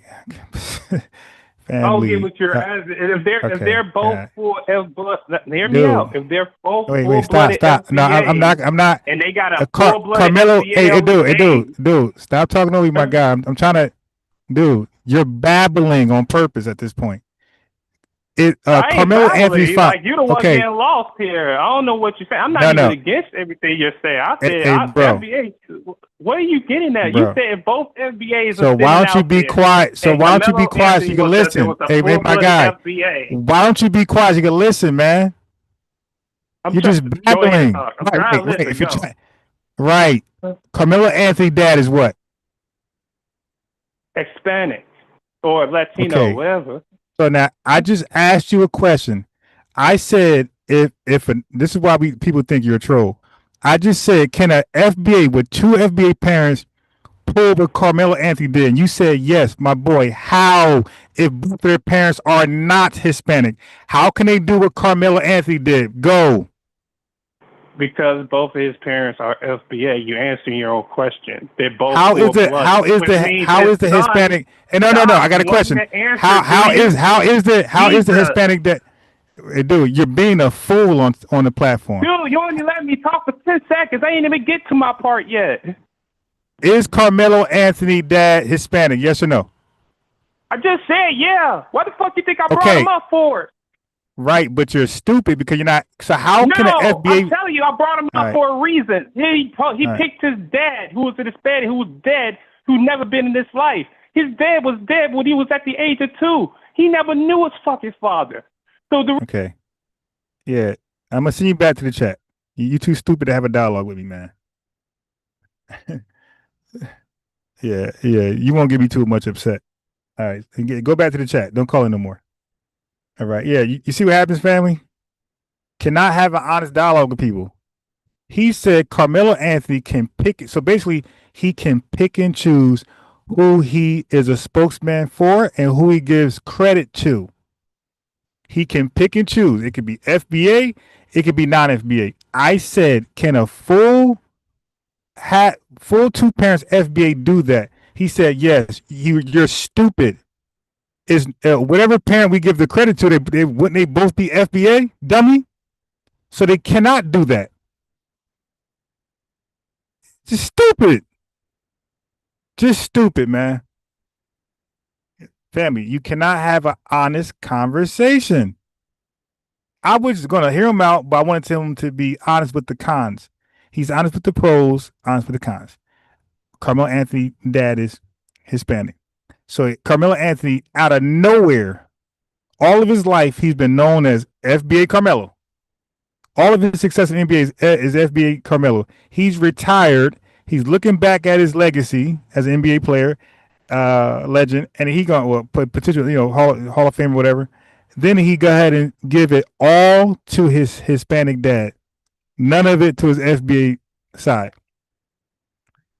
Okay, an FBA with two parents cannot do that because they don't have a non-FBA parent. You're too stupid to understand it. I was trying to get you to slow down and hear the question so you can respond accordingly, but you want to just babble. You sound stupid. Had to get you off here, man. I'm not dealing with that. See, their whole thing is they're rebels fighting the establishment. You know, we're fighting the powers that be. And, you know, you got your guy, he's in the Oval Office, so you can't really play the victim no more. So that's running. Anybody else want to call in and represent the half FBAs should be able to represent and be a spokesman for the lineage. I have no problem with that. Now he's calling back in. Okay. A guy who can't respect the space. I'm gonna give him one more try, then he's out of here. One more try. All right, bro. I'm gonna give you one more try, then I gotta get you out of here. Okay. Dude. I'm confused at where you're coming from. You're asking me two full-blooded FBA can do what he did up there, and I say yes. Hold How on. am I wrong for saying that? Hey, bro. Because you're dumb. You just said one of his you just acknowledged one of his parents as being Hispanic. So that means he gave the credit. So he gave the credit to a non-FBA parent. If we're talking about right. So listen to this part. These dudes be nuts. This part right here. If a person has two FBA parents, that means neither one of them are Hispanic. That means he cannot give credit to a non-FBA parent, meaning he cannot do what Carmelo did. You get that? Can I speak? I just agreed with you. That's the whole point of me bringing him. Oh my God! Do you understand that? Do you understand what I just said? Yes, that's the reason I brought him up, man. Stop. No. I don't care about that. I'm talking about what I'm talking about. This dude is a nut, an old fool, bro. Repeat what I just said. You're doing too much, bro. I'm repeat trying what I to just talk said. to you. But you won't be able to. You're doing too much no, right now, but you won't be able to talk at all, my guy. Repeat what I just said about that comparison. That doesn't make sense. That false equivalence. Dude, I brought him up because I said he was wrong for doing it. I gotta mute you. See, here's the problem when you call in and get muted. You got to figure out how to unmute yourself. I don't know. I never call in, but I just had to mute you, dude. In order to prove that you got what I understood with the Carmelo, what he did, the FBA with two parents cannot do. This guy is speaking around me, past me, below me, above me. He's not speaking directly to me, and what I'm saying. Because he's a babbler. He won't shut up and listen and understand the question and understand my point. And then speak to the point and the question. He just babbles and talk as much as I talk. Like a weirdo. Now figure out how to mute yourself and then come back. But that's on you. You gotta figure that shit out. I was trying not to unmute your dumb ass, but you kept talking over me, babbling, so I had to mute you. Right. All right, you got your guy in office. So now what? So you got to have a new boogeyman. You got to keep the revenue flowing. And right now, you don't have no other boogeyman. So now Trump is going to be your boogeyman now. So now you done flipped on him, and you got to make Trump the boogeyman. There's no other boogeyman. See, y'all like to make black people the boogeyman, but then that's not working right now. I get on that later. But, people like Rogan, Matt Walsh, and Candace Owens, see, they convinced themselves that they were the ones who put Trump back in power. They thought that they were going to be the puppet masters and the string pullers behind the scenes. And basically, Trump got what he wanted from them. And hey, family, I take no joy in cussing people out and being upset. Matter of fact, I told you guys, I'm trying my best not to be upset because I'm feeling like health complications by yelling and being stressed out. Right. So I'm trying my best not to argue with nobody no more. Stressed out because my body's like it's going through a horrible change where it's messing with my health a little bit. You dig? So I've been like feeling crazy lately. And I feel that way when I start yelling and stuff. So I'd rather not yell with nobody. But I'm not gonna let somebody come over here and piss me off because they're not listening. And they don't want to speak to what I just said. I said a bunch of words. He pretends I said nothing, and he goes to say something else. He goes to his own argument. I said that about Carmelo. Bro, I didn't ask you about what you said. I asked you to respond to what I said. And he didn't want to hear that. I already said about bro, I don't care what you said. I asked you to respond to what I said. But he's too foolish, an old fool, to sit there and listen to what I said and respond to it. You have an agenda. We get it. But I'm agenda less. We just have a dialogue, speak, and move on. But nobody's allowed to come over with agendas. Lex, my friend, you had an agenda. And you pushed it a few times. I said nothing. And then eventually I had to cut it off. So I don't want nobody calling here with agendas. We are uniting together, not. One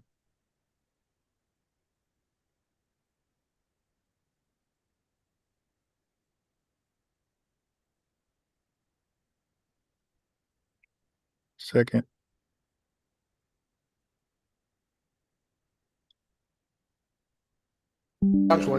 One. Okay, hold on 1 second, family. Okay. I don't want agendas here. Okay, we're not uniting together because we're all Christian or all Muslim or all Democratic Republic. We're uniting because we're FBA and we're delineating together. We're demanding reparations together. That's it. All your secret agendas in between that, I don't care for. Okay. A couple guys came over here and start to give their personal agendas. They talk about things that they have that's dear to them. I don't give a damn. We're not coming together based on things you agree with. You dig? And things that you rock with. We're not coming together on that. We're coming together on delineation, reparations, and the fact that we're all FBA. And we acknowledge ourselves as FBA. All these secret agendas, no good. No good. Okay. Now, with that being said, he's still there on mute. He can't figure out how to mute himself. And most people can't when they call in. All right. When they call in, they can't figure out how to unmute themselves. I was trying not to mute the guy at all, trying to have a dialogue, but he came on here and I try to refrain for calling people zesty but he did. He came on here zesty as hell, talking a lot. Like, dude, like who calls in? Blah, blah, blah, blah, blah, blah. Who does that?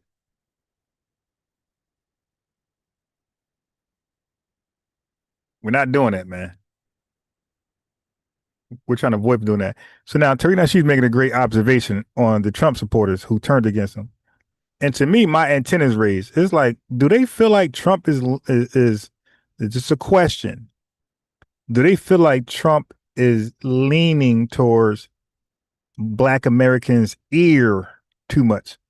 When he talk about we built the nation, do they got a problem with that? When he talks about the birthright citizenship was only for slave babies, foundation Black Americans, do they got a problem with that? It's like, do they feel like Trump is glazing Black Americans too often? Is that how they really feel? And that's why they're backing away? Because he's directly talking to foundational Black Americans. He's not directly talking to Haitians or Africans. He's directly he's delineating. You dig? Trump is directly talking to foundational Black Americans when he speaks. Slave babies, foundational Black Americans. When he said we built the country, foundational Black Americans. And that's what my attendants start to raise. Like, do they feel like he's speaking too much on our behalf in a way where they think he's glazing and highlighting us in the good light too often? Is that why they are really turning on Trump and using the war and other things as an excuse? Those are things that come into my mind. Left them out on the porch. You know, their egos are bruised and many of them are lashing out because they don't really have a seat at the table like they thought they were going to get. Yeah. And, you know, we in the Black grassroots, we talk about tangibles and the need for tangibles, but some of the right wingers, they're not getting any tangibles either, by the way. The right wingers, they're not getting the tangibles that they wanted. They were promised a whole new world, and really it's just business as usual. You know? So they're not really getting any major benefits like they wanted to get. And, you know, people like Alex Jones, his InfoWars got shut down. The money is drying up. They got lawsuits piling up. And, you know, when their little infrastructure starts crumbling, the loyalty goes out the window real fast. So now it's every man for himself. And they thought Trump was going to dismantle the system. And Trump went right along with the system. He is the system. He clicked in with Israel and all that stuff that they were wagging their finger about. Trump is, to them, he's doing it. He's clicked in with all these people. He is the establishment to them. He's aligning with those same corporate elites, them same think tanks, those global power structures that all of the Alex Joneses and these people told everybody to despise. You see?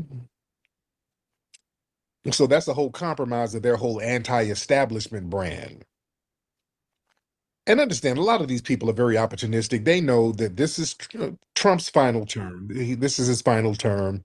So there's no next election for him. So all the stuff that he's doing, you know, they want to have that stigma off of them when he's out of office. So they're trying to carve out their own lane. They're trying to secure their own power base and build their own little finesse. What's up, Chad? You come mute.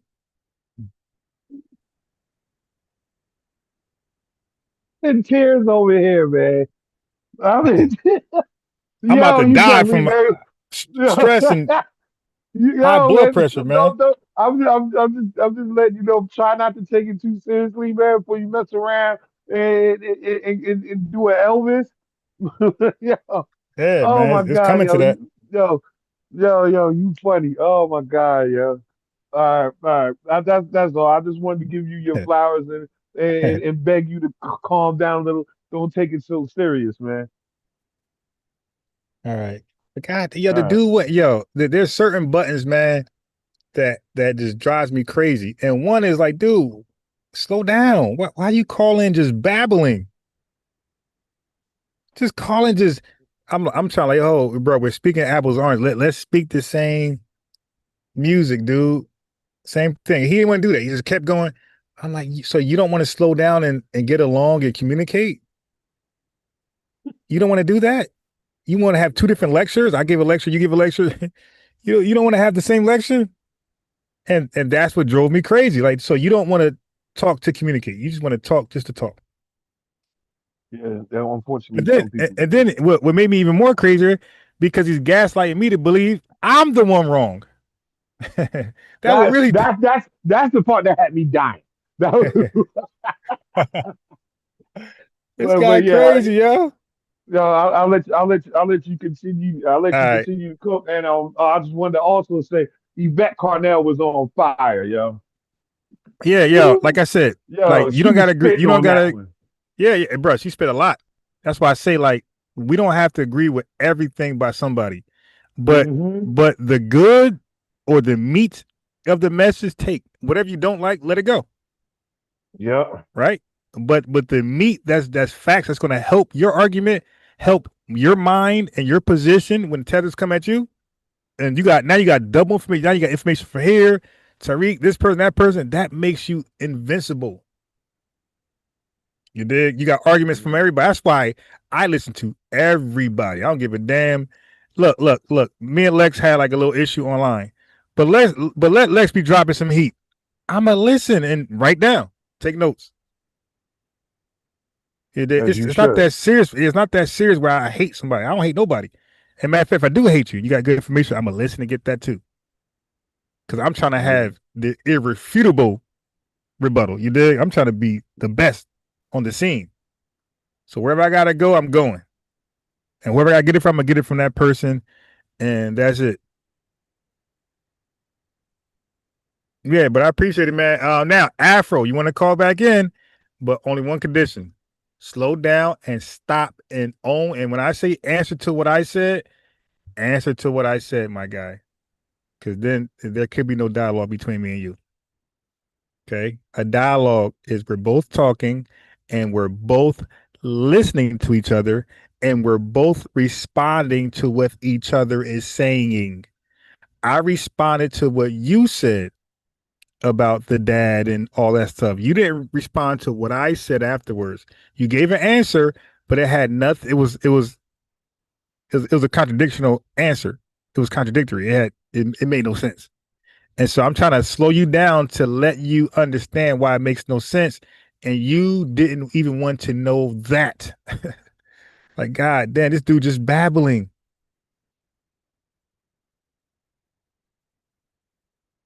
Organizations. So they're trying to distance themselves now so they look like they were independent leaders later.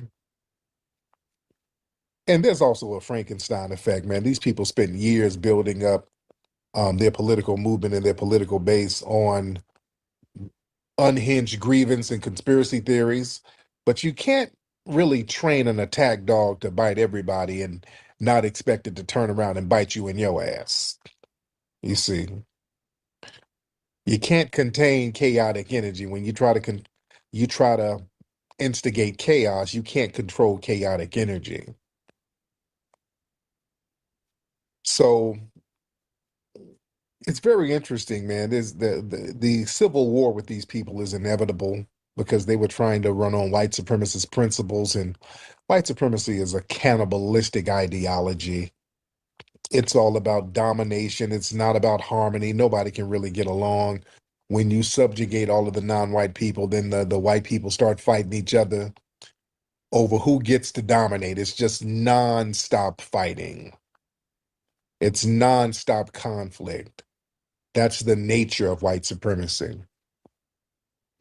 Also, another thing, let's look at this thing from another perspective, why a lot of the right-wing white supremacist suspects are a little disenfranchised right now. Why are they so dissatisfied right now? Many of them are very dissatisfied. They're dissatisfied right now because this delineation movement that we got going on, they can't scapegoat us and use us as the boogeyman like they want to. See, a lot of their old boogeyman tactics, as far as we're concerned, it's not working no more. See, for decades, the dominant society, they would find somebody who's melanated, who was involved in some kind of crime. It didn't matter where they were from. They were from the Caribbean, Africa, Melanesia, wherever. They didn't care. But if they got involved in a scandal or a scam, they would parade them on the news and use that to smear all Black people, and we would have to take the brunt of that. So they wanted us to feel the stigma. But because of foundation of Black American delineation, that emotional battering by proxy is dead. They can't do that. So now when they show one of these non-FBAs doing something reckless, we say, hey, that ain't us. That's their issue. So now I want y'all to understand the white supremacists are very furious because they can't force us to carry the baggage of people outside of our lineage anymore. I want y'all to understand the play we done messed up with these people. We didn't shut down the look how you act trap. See, the media, they'll show Haitians or whoever, Africans involved in crimes or real chaotic situations, and the far right trolls will try to use that as an indictment on all Black Americans. Hey, look at how you Black folks act. And we're correcting them. No, that is not us, sir. We aren't defending it. We ain't caping for it. We ain't taking the blame for it. And that immediately disarms the white supremacist talking point, because that shield of generalization, that's been destroyed. And their meme warfare misfires. It's backfiring on them. See, a major tactic of these white supremacists online, they have a whole cachet of denigrating memes showing poverty in Africa, chaos in Africa, weird stuff happening in Africa and some of the third world places in the Caribbean. And they would use that to insult us. You understand? They would post that, hey, this is you guys. And they would try to trigger us to make us feel inferior about our origins and all that. But we've proudly grounded ourselves in our American roots. We built this nation. So we've distanced ourselves from that modern specific global narrative of African poverty, because, and no disrespect, and we want them to do better over there, and we're not trying to mock that. I don't want to see starving Africans, but that ain't us. What's happening in modern Africa has zero to do with us. Literally nothing. We have absolutely nothing to do with modern Africa right now. You see? So when they post those memes now, they see that foundational Black Americans, it has no emotional connection or pain. We're not tripping on that.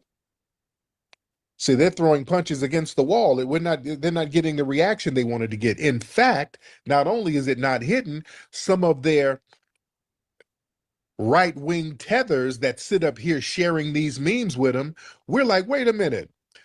You just shared a meme of some dude in a tribe washing his hair with cow pee, yet you're sitting here with Myron Gaines, and that's his damn people. So it's really backfiring on them and their little proxy tethers. Those are your folks. While you sit up here trying to denigrate us, that's your boy. He comes directly from that. So yeah, that shit ain't gonna work on us. It's a whole new day.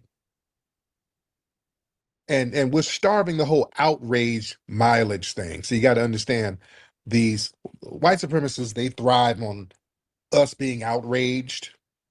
You know, their podcasts, their live streams, their donations are fueled by how much of a reaction. All right, so let me briefly address. Well, let me finish to address DNA and genealogy, like the differences, right, and how they like their limitations, genealogy limitations, and DNA limitations, right? So let's go with that. Also, there's something called the Great Migration over here in America, of approximately around 1910 to around 1970. That a lot of people saying that, a lot of experts are saying that was the second shuffle of our DNA, right? Okay. So they were trying to understand why our results look so scattered, and they list small percentages of regions in Africa, right? They say we got to look at how we moved from the south to the north and west, how it created what they call genetic gumbo. All right. And they saying that finalized the ethnogenesis of our existence in America as Foundation Black Americans. Right. So, okay. So hold on. Is my thing still frozen? No, we're not frozen. All right. Now watch this. It's called the double shuffling concept. All right. So I'm going to give y'all some stuff to write down and think about. All right. So over here, we give information, we teach so people can learn, right? So since the DNA and genealogy thing was hot, let's talk about it. Let's talk about it in all actuality. Stuff you're not going to hear from certain groups. You're not going to hear this from people who say, what's your DNA? You African nigga. Like, they're not going to talk about this part. Ask them, what is the double shuffling concept? Okay, so we're talking about Black Americans. Our DNA was shuffled twice before we ever spat in that tube that got sent to one of those, genetic businesses or corporations, whatever they are, organizations.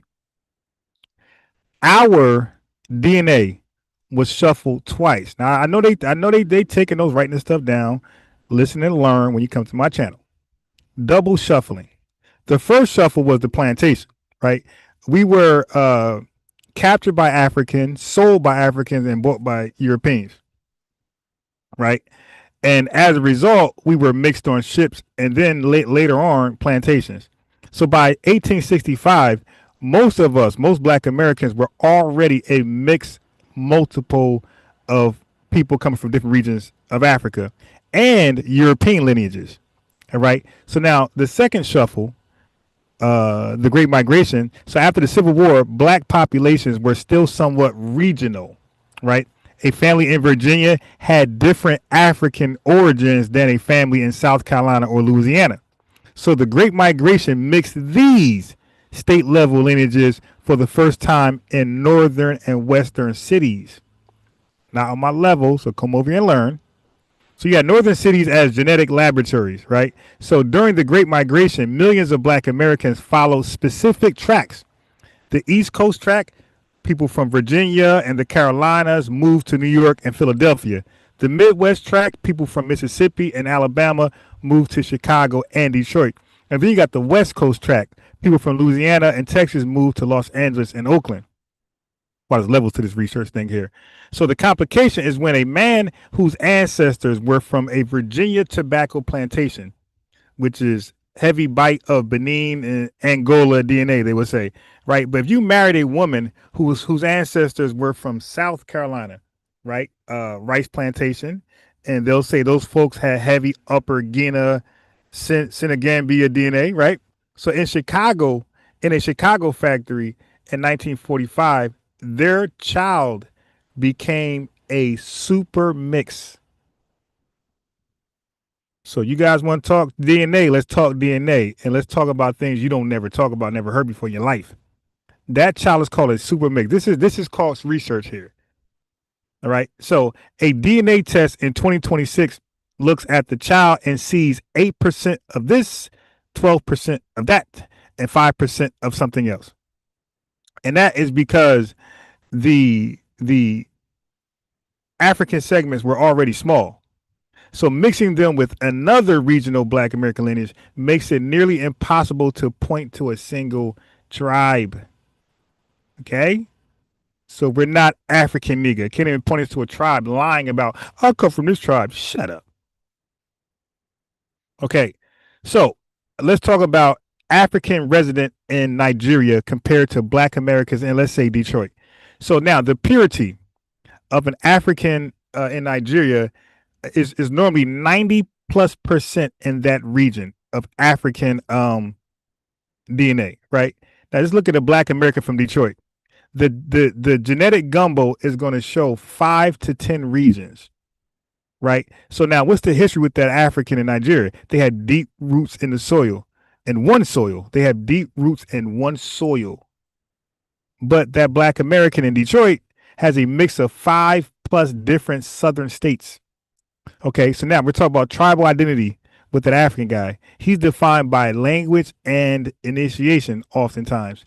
But the guy in Detroit, he's defined by his lineage and U.S. history. He's not defined by an African language and an African initiation. He's defined by his lineage in America and his history in America.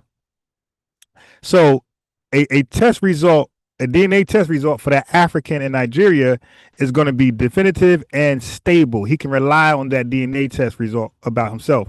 However, that Black American in Detroit, he gets the entertainment only tag on his ass because it's a statistical estimate. One more time. The African in Africa, Pan-Africans, listen and learn. The African in Africa, when he does a DNA test, that DNA test is going to be confirmation for him. But for a Foundation Black American, it's going to be listed as entertainment only because it is a statistical estimate for us. It's a factual thing for him, but it's a statistical estimate for us. That's why the entertainment only tag is on it for us. That's why we take a DNA test and it says we're from a tribe. We can't go get nothing. We can't use that for shit. Hey, I'm part of this tribe. Let me in. No, sir. That tribe chief's going to say, did you see the entertainment thing only? And kick you out. Okay. So why the 10% of this, and that makes us none of the tribes genetically? It's because a person with 10% Mindy DNA, all right, listen carefully. A person with 10% Mende DNA is not Mende in the way a person is in Sierra Leone, okay? So if you have 10% of 10 different tribes, you are mathematically 100% something else. And that something else, they try to call it African, right? So, okay, so I'm the true African because I'm 10% of 10 different tribes. So then you're the fake African because you're damn near 100% of one thing. So even you want to call us African, which we're not. Let's go with that. Even when you call us African, we're a different African than you because we're a little bit of a lot and you're a lot of a little bit or one thing. Right now, watch this. Let's deal with the Black American category. Geneticists now recognize that Black Americans have a unique signature. One more time for the Pan-Africans and Tethers. Geneticists now recognize that Black Americans have a unique signature that is distinct from any single tribe in Africa. We're not you and you're not us. We share more identical by descent. By the way, family, that acronym is IBD. I, B as in boy, D as in dog. We share an IBD, which stands for identical by descent DNA with Black people in New York more than we do with any Yoruba person in Lagos. Yeah, these guys are light. So now let's talk about the entertainment only reality. The reason it says entertainment only is that the science is probabilistic, not absolute. It's probable. It's probable. It's probabilistic. So tribes in Africa have moved, migrated, and changed names for 400 years. The DNA test compares us to people that are there now. Oh man, where's my bomb, man? Hold on. Where's my sound effects? I don't have my thing hooked up. I had to uninstall it to just reinstall it again. All right, let me do that again. Family, our DNA test does not this is embarrassing. Our DNA test does not compare us to the people that were there before. It compares us to the people that are there now. Come on. Where's my bomb? Come on. One more again. Oh, relax. One more again. Our DNA test does not compare us to the people that were there during the transatlantic slave trade. It compares to the people who are there now after 1750.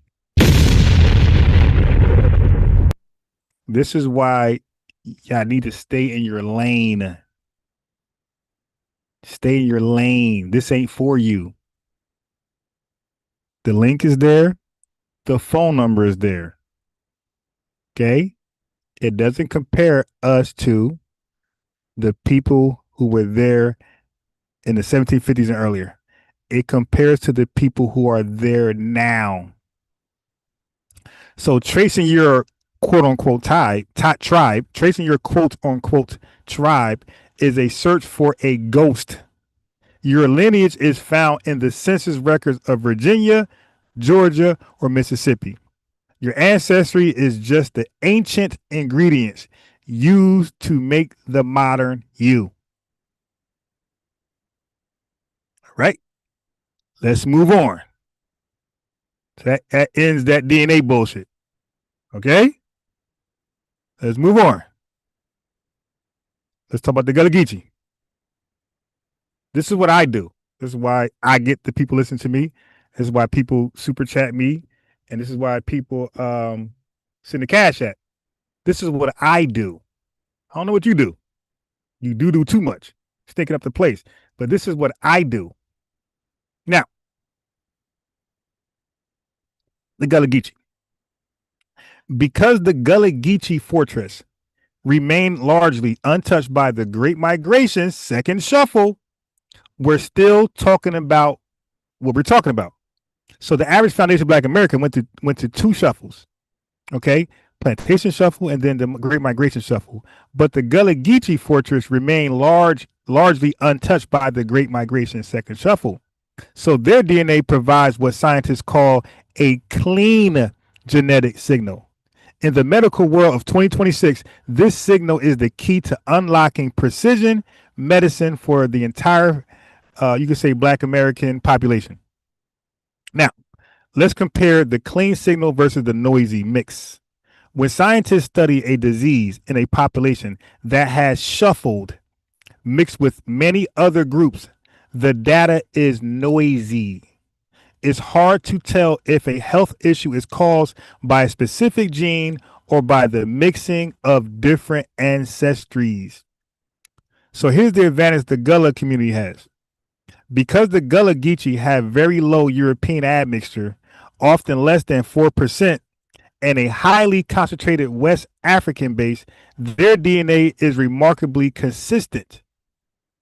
This is why we cooked the other guy who was faking to be FBA and claimed he had a low percentage of European ancestry, but he wasn't Gullah. I asked that cosplaying Tether. I said, yo, are you Gullah? Because he was acting like he had like no European ancestry in him, but he's FBA. So the setup question was, yo, are you Gullah? Because I know this. I know that you got to be them. Nah, I ain't Gullah. Oh, I know you a lie. I know you a lie. Okay. So if a specific disease shows up in a Gullah family, scientists can spot the broken gene much faster because the rest of the DNA isn't clustered with a bunch of different lineages. Hold on. Gotta take this coffee before I get cold. I hate lukewarm coffee. I'm not one of those guys that drink cold coffee, warm coffee at all. I'll pour that thing away. Hold on. Let me drink some of this. I would even reheat it on the stove. I know. That's bad, but I'd rather do that than drink cold coffee, warm coffee.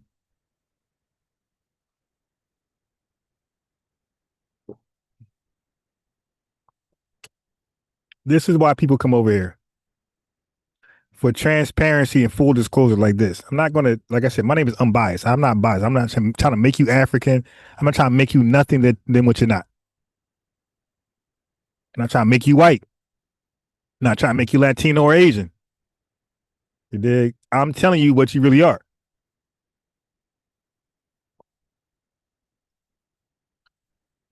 All right. So there's something called the lupus breakthrough, the slate study. So systemic lupus by erythematosus, SLE. I'm gonna just say, all right, that was my best pronunciation. Systemic lupus, erythematosus. I'm gonna say SLE. That's lupus. So the SLE affects Black women at much higher rates than other groups. The SLAY study, SLEIGH study, systemic lupus erythematosus in Gullah Health, all right, has used this fortress to find specific answers. Scientists found that lupus is significantly more familial in the Sea Islands than any other places. This proved that for Black Americans, lupus isn't just bad luck or stress. It has a specific genetic trigger that originated in West Africa. In late 2025, researchers at the Medical University of South Carolina, MUSC, used Gullah DNA sequences to identify new pathways for targeted lupus treatments that are specifically designed for African-derived biology. This is why I am who I am and you are who you are. Okay? Some of us got more to say. Some of us got a more important purpose. Okay. We can finish this coffee.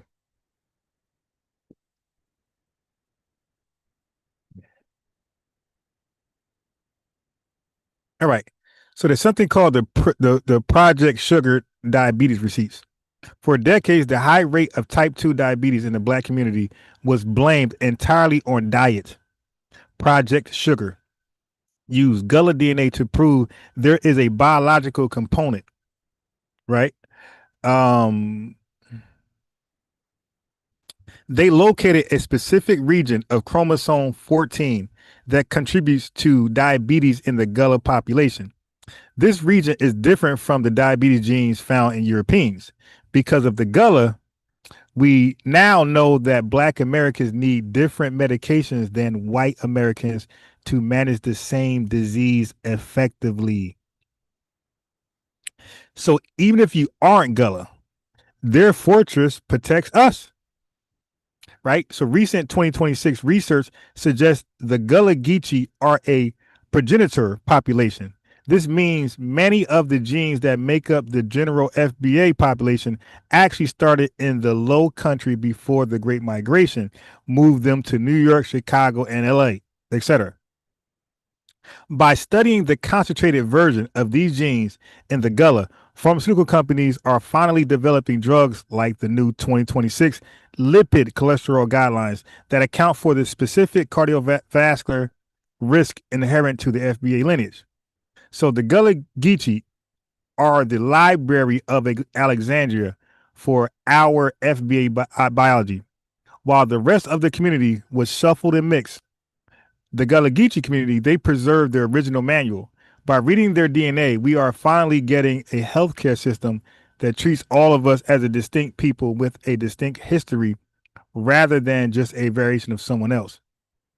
So even science is delineating. You dig? Now, watch this.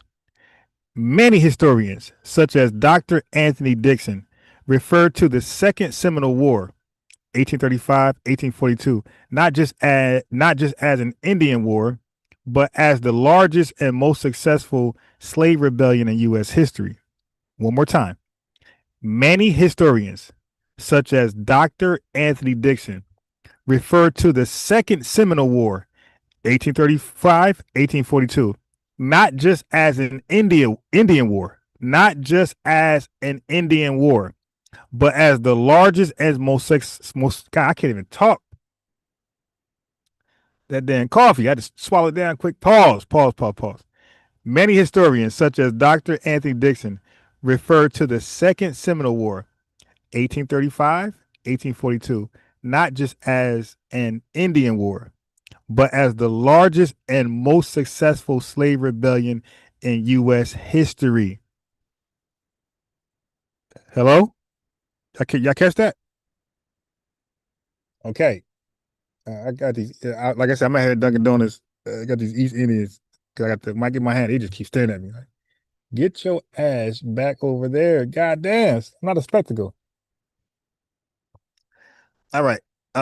So you have historians like Tariq Nasheed who will use this so-called Indian War as an example of the largest and most successful slave rebellion in U.S. history, and tethers and Pan-Africans will be confused because they always say, "What's your most successful slave rebellion?"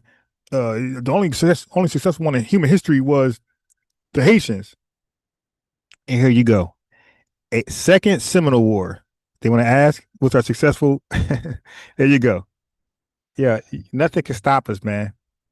You can't stop us. You won't click the link. You won't call in. Y'all can't stop us. But y'all been stopped. Y'all got no motion in y'all spaces.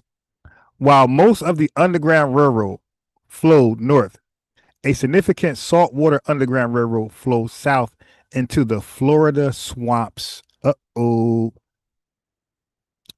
The Seminoles were not originally a single tribe. The Seminoles were not originally a single tribe. They were a collection of runaways. The name comes from the Spanish word cimarron. This included Lower Creek Indians fleeing Georgia and black fugitives fleeing plantations in the Carolinas and Georgia. The social construct was like this. Unlike the American system of chattel slavery, the relationship between the Seminoles and Black Americans were more like a tributary system, right? Black Seminoles lived in their own independent villages, farmed their own land, and carried weapons. In exchange for protection, they gave a small portion of their crops to the Seminole leaders. Black Seminoles lived in their own independent villages. Black Seminoles farmed their own land and carried weapons. In exchange for protection, they gave a small portion of their crops to the Seminole leaders. You ever heard of the Negro War? The U.S. government was terrified that this free black haven in Florida would encourage every enslaved person in the South to run away. This was the primary driver for the Seminole Wars. The U.S. military was essentially acting as a slave catching force to dismantle these free black communities. One more time. I slowed down because the lady came out. She came out actually all of my grill and shit. So anyway, the Negro War. The U.S. government was terrified that this free black haven in Florida would encourage every enslaved person in the South to run away. This was the primary driver for the Seminole Wars. The U.S. military was essentially acting as a slave catching force. The U.S. military. This is why we're suing the U.S. government, the national government, the federal government. The U.S. military was essentially acting as a slave catching force to dismantle these free black communities. Intermarriage was common and widespread for over, oh boy. Intermarriage was common and widespread for over nearly 300 years, but it existed on a spectrum.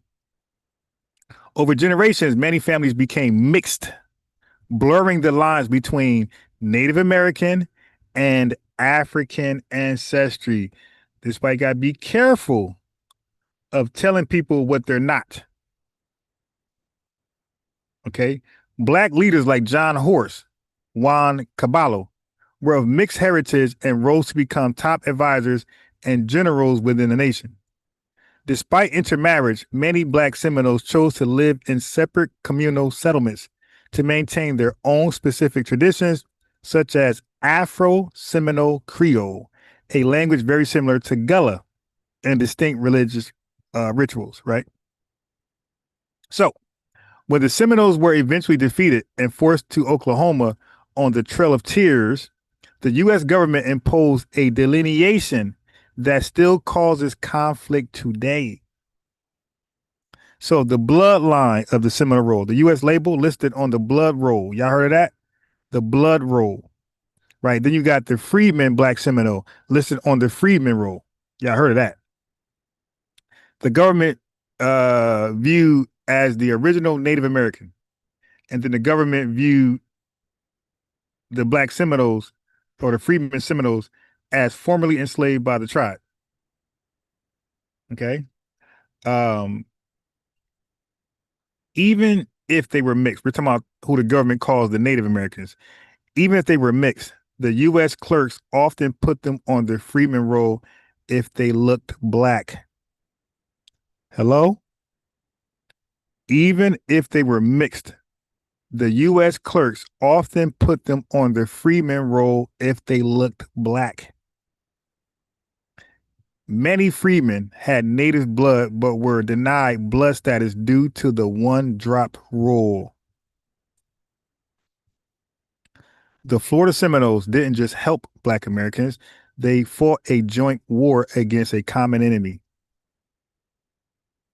So when they talk about who, let's get together to fight the white team man. No. We already did that.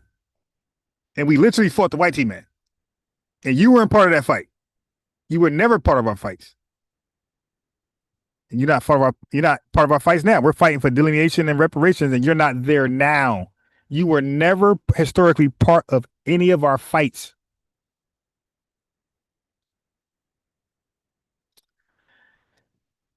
The U.S. government spent nearly $40 million in the 1840s money, right? And lost over 1,500 soldiers trying to break this Black Native alliance. They got deleted. They got their ass kicked. 1,500 soldiers went away. $40 million in their time. That's a lot of money. They lost trying to separate or break the Black Native alliance. So if you have Black American with roots in the deep South, Florida, Georgia, or Alabama, there is a high probability that your ancestors were either part of this Negro War or were the reason the U.S. invaded Florida in the first place. Okay? So What's up? All right. So now there's a link, a video link that covers this. I'm gonna put in the chat. Give me a second. It's 10 minutes and 30 seconds. So I'm gonna put this link in the chat. If anybody wanna what I just read, if you wanna watch this yourself, let me put it in the chat.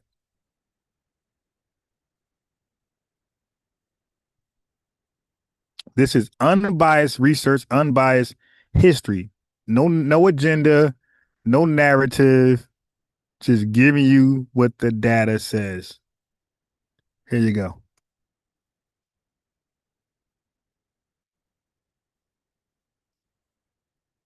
That's the link for the video, if you're interested.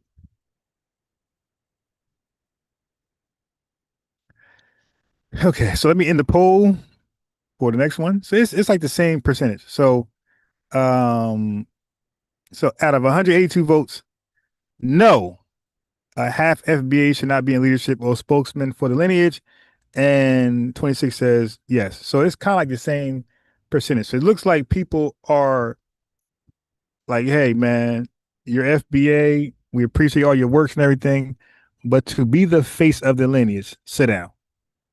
Right? That seems to be the conclusion here. Sit down from being the face of the lineage or the spokesman of the lineage. Sit down. All right. There you go. So this is one poll. I mean, it's very overwhelmingly. It's not like it's even close.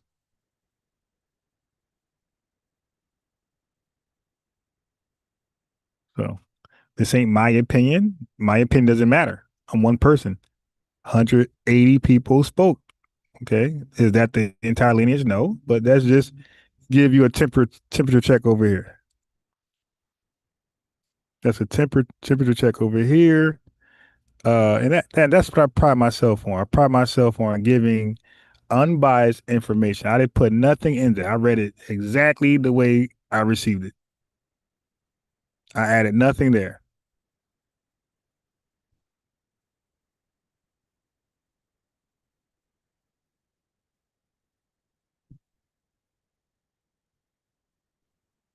RB, have a nice life. Go be great somewhere else.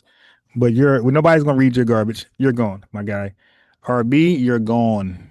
Get out of here. Bye, Felicia. You're blocked from the channel. Nobody, we don't know who you are. You're probably a tether. Who knows who the hell you are? But you're not somebody here because you're irrelevant. You're Mr. Irrelevant over here. Got you up out of here, didn't I? He gonna come off his 30-minute timeout with some more rhetoric, some hateful rhetoric. But get out of here, man. Nobody doing that over here. What you thought we was gonna do? Read that garbage and be like, oh man, you gotta hear me out. Yeah, all right. Bye, Felicia. Blocked. Get your goofy ass up out of here. Dude, mad as hell, man. Over here tether babbling, explaining. Dude gonna claim he's at work and then be in the chat. Like, dude, where you work at? You you work for those boys? Oh, we get it now. You at work, you agent. He called in, couldn't answer no questions directly because it debunked his dumb ass. Oh, I'm at work, I'll call back. He gets off the line and he's in the chat typing more than anybody in the chat combined. Like, y'all thought you was at work, my guy. And while I'm saying that, he's hiding his badge. I'm like, okay, I get it. Yeah, you at work. I know what your work is. I know what your work is, my guy. It makes sense. Okay. Oh my God, man. These agents, bruh. Keep trying and trying. It's not gonna work. You see the title. Delineation is working. We have the proof. And we got opposers on the run. We know that. Opposers are afraid to address us directly, but they'll pick and choose who they address. some FBA who just found out the FBA and they have a good heart, but they don't have the information, or Pan-African or Tether will love to speak to that person. They will love to speak to somebody who just knowing about the lineage and getting on code. Oh, let me debate you, nigga. Like, nah, won't you call an unbiased Ron? Hell no. And get cooked before the people? 3,000, 4,000 people watching that video of me getting cooked? Hell no, I ain't calling it. You dig?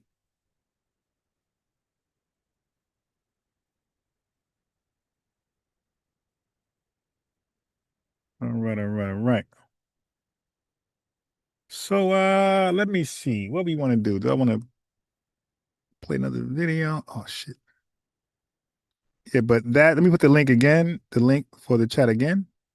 One more again in case you didn't see the link the first time. If y'all are interested in what I just read, here is the link to that. Yeah, but if you look at all of their shows, all these Tethers and Pan-Africans, look at their guests, who they're debating that's supposed to be FBA. These are like people who just found out the FBA. It's like, meanwhile, I got all the big dogs over here. All the big dog Tethers and Pan-Africans. I'm not going after no weak-ass Pan-African or Tether. I want y'all big dogs. I want y'all loudest mouths to come over here. I sent all of them invitations. All the African channels that get no views, I still invited them over here. Like, bro, and, you know what I mean? All of them invited over here.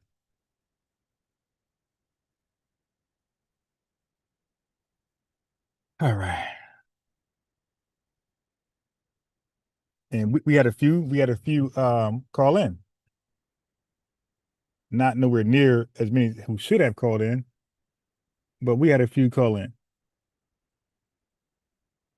Yeah, I am in Little India, for real, for real. All right,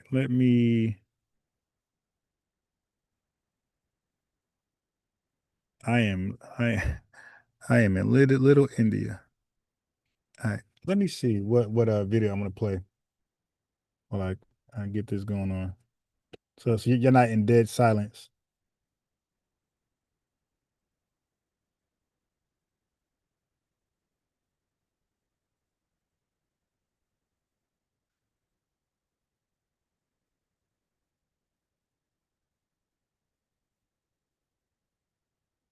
One second.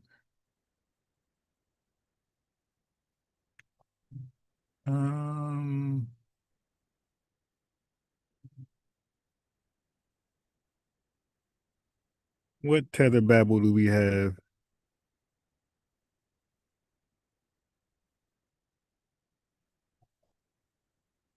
You know what?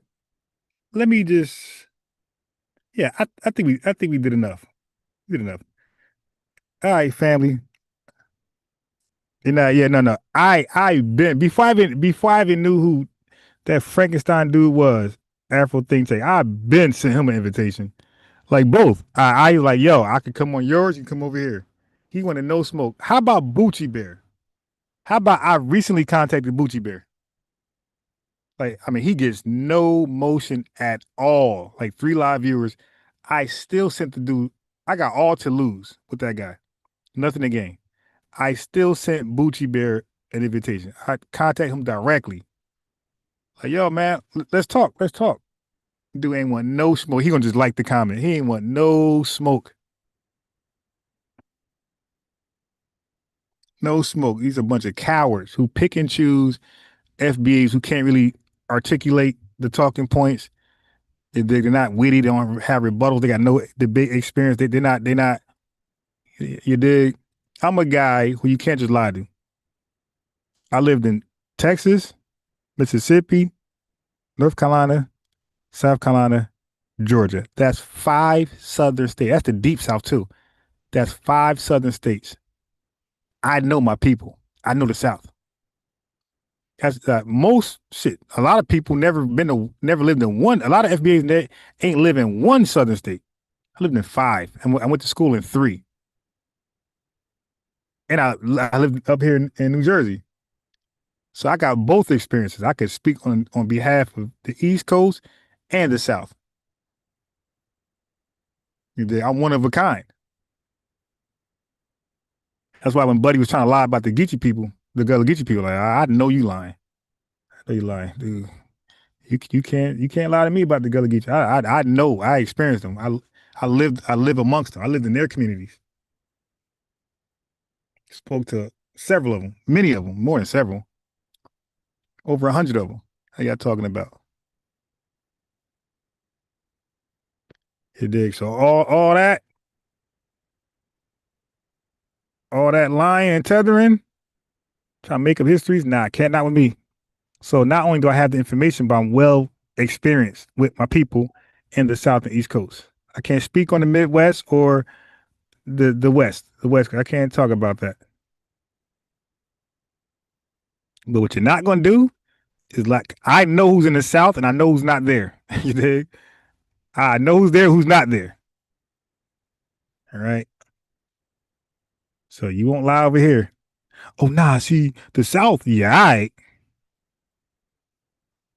And that's why I concluded, family, I believe most of the out of whitey people, I believe most of the whitey people, or not even most, but half of them who are anti immigration, I believe they are up north. I don't even believe they're in the South. You know why?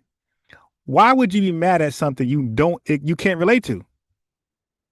Ain't no a lot of Hispanic communities like that in the South.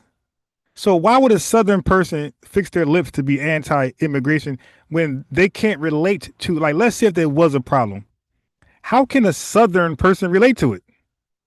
They have no experiences. So the people who would experience the Hispanic population and the illegals will be people who live amongst them, like California, the West Coast, out here in the East Coast. I believe is those whites. I thought about it today. I said, why? How? Because I remember me living out there. I ain't seen no large Hispanic communities. So I'm like, that can't come from the South. That got to be people who experience them, who is annoyed, who has real issues. I'm like, yo, that got to be white folks up north and West Coast or wherever, Arizona, wherever they are, living amongst them. I feel like that's their argument. Hold on 1 second, family. It'll be a small moment of silence.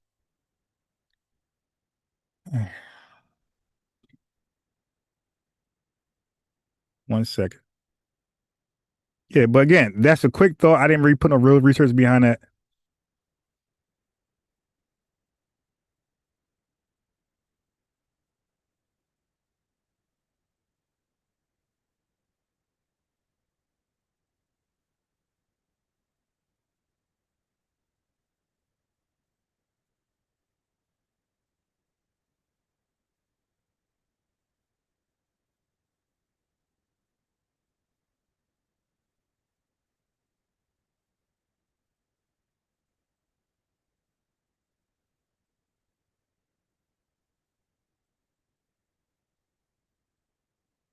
All right.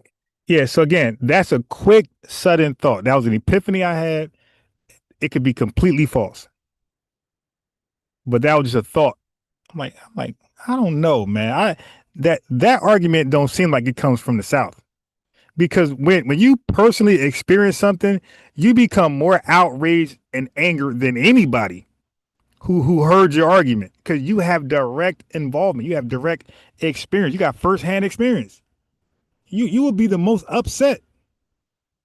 So look at me. Like my frustration with illegals, they do everything illegal. Fucking drive illegally, work illegally. Like, yeah, so I have a huge issue with illegals. But have I lived in Georgia most of my life, or one of those down south states that I barely seen them? What? I could not relate to that sentiment, to that argument. I could not relate. I just trust you. So if V4 I think is in New York.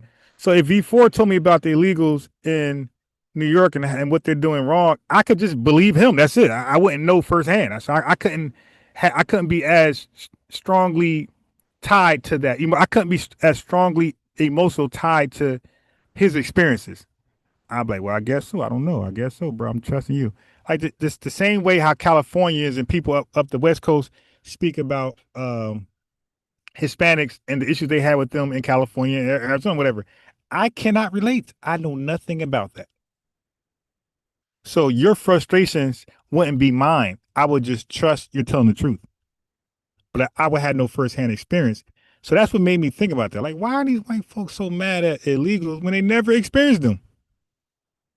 I'm like, like I said, quick little thought. I'm like, yo, that gotta be a northern sentiment or a western. It cannot. I just don't believe that's coming from the South.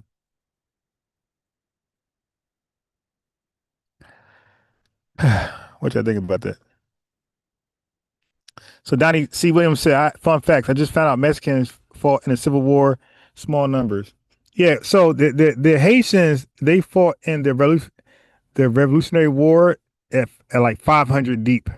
Okay. So let me go ahead and Google that real fast, Donnie.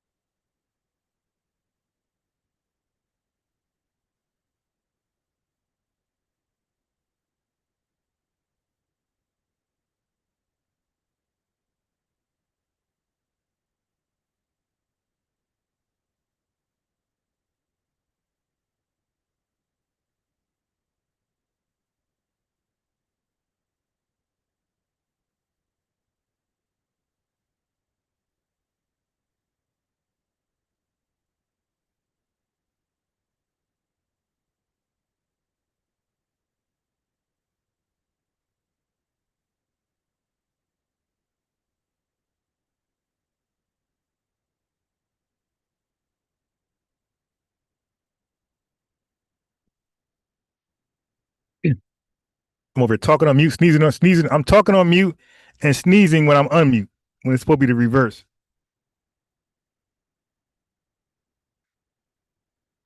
Yeah, people are funny. Mexico's building their homeland up. Yeah. And now, look, I respect a lot of Mexicans and what they do. You dig? Now the ones that come over illegally, nah. But Mexicans, illegal ones, I got no problem with legal Mexicans at all. I got no problem with legal people at all, to be honest. Except when you're supposed to be team FBA and you go against us. Now those legals I do not respect. Yeah, I was on mute running my mouth. Yeah, so I was gonna look up that and something else. I was gonna look up. What was the other thing? Damn. The Mexican thing, and it was something else. Was it Civil War? Was it the Revolutionary War? Yeah, but the Second Seminole War is identified by historians as a U.S. Black American rebellion, successful rebellion. So, oh man, yeah. So I was never really up on Gullah Geechee history or the whole Florida Seminole thing. So I like, let me sharpen up over there because I'm not really strong at those areas. So I now know a little bit more than I knew yesterday. Because all Pan-Africans and Tethers do, all they do is bring up gotcha points. That's all. Yo, did you know Mexicans also fought in the Civil War? No, they didn't. They go Google it. Look, see. So y'all got to stop delineating. Like, dude, what that got to do with that? No. I just proved you wrong. They did fight in the Civil War, so you guys got to stop delineating because you be wrong. Really? And that's exactly what they would do. Ask you something random, you disagree because you object to it because it sounds crazy, but then it'd be right, and they try to tie in delineation and reparations to that thing. Like, dude, if you don't stop. Yeah, the blood rolls is something I just learned today. I never knew what that was till today. Yeah, so the blood rolls is something, man. And that's why, like, people be hating on Tariq Nasheed. I see why.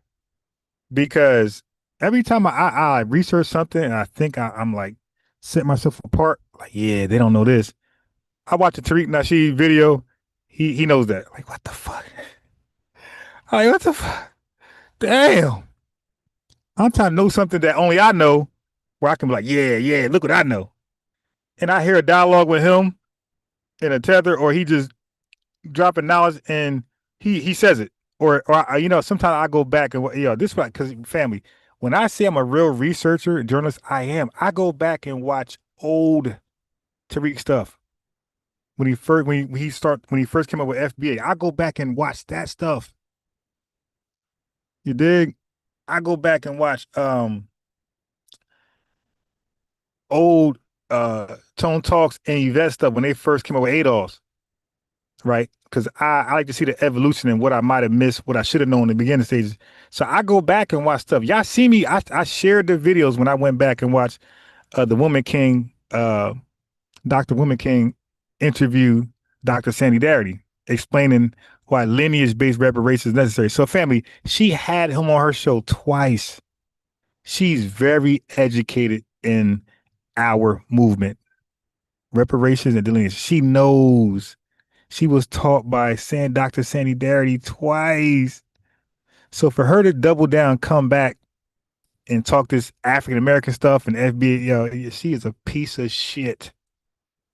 I got no respect for that Dr. Woman King. No, she's a piece of shit who's doing all this hate sabotage for a small check. Africa promised her, hey, if you sell out your lineage and help us get this reparations bag, we will give you access to a lot of African kids to join your school. Family stuff like that. They be promising them. Yeah, if you help sell out your peoples, we get that bag. We will give you access to 100,000 Africans, little kids, and you could teach them, and it'll be part of your school, and you be rich. They're selling us out for a promise where they only benefit from. The whole lineage gets sold out because they want a successful school.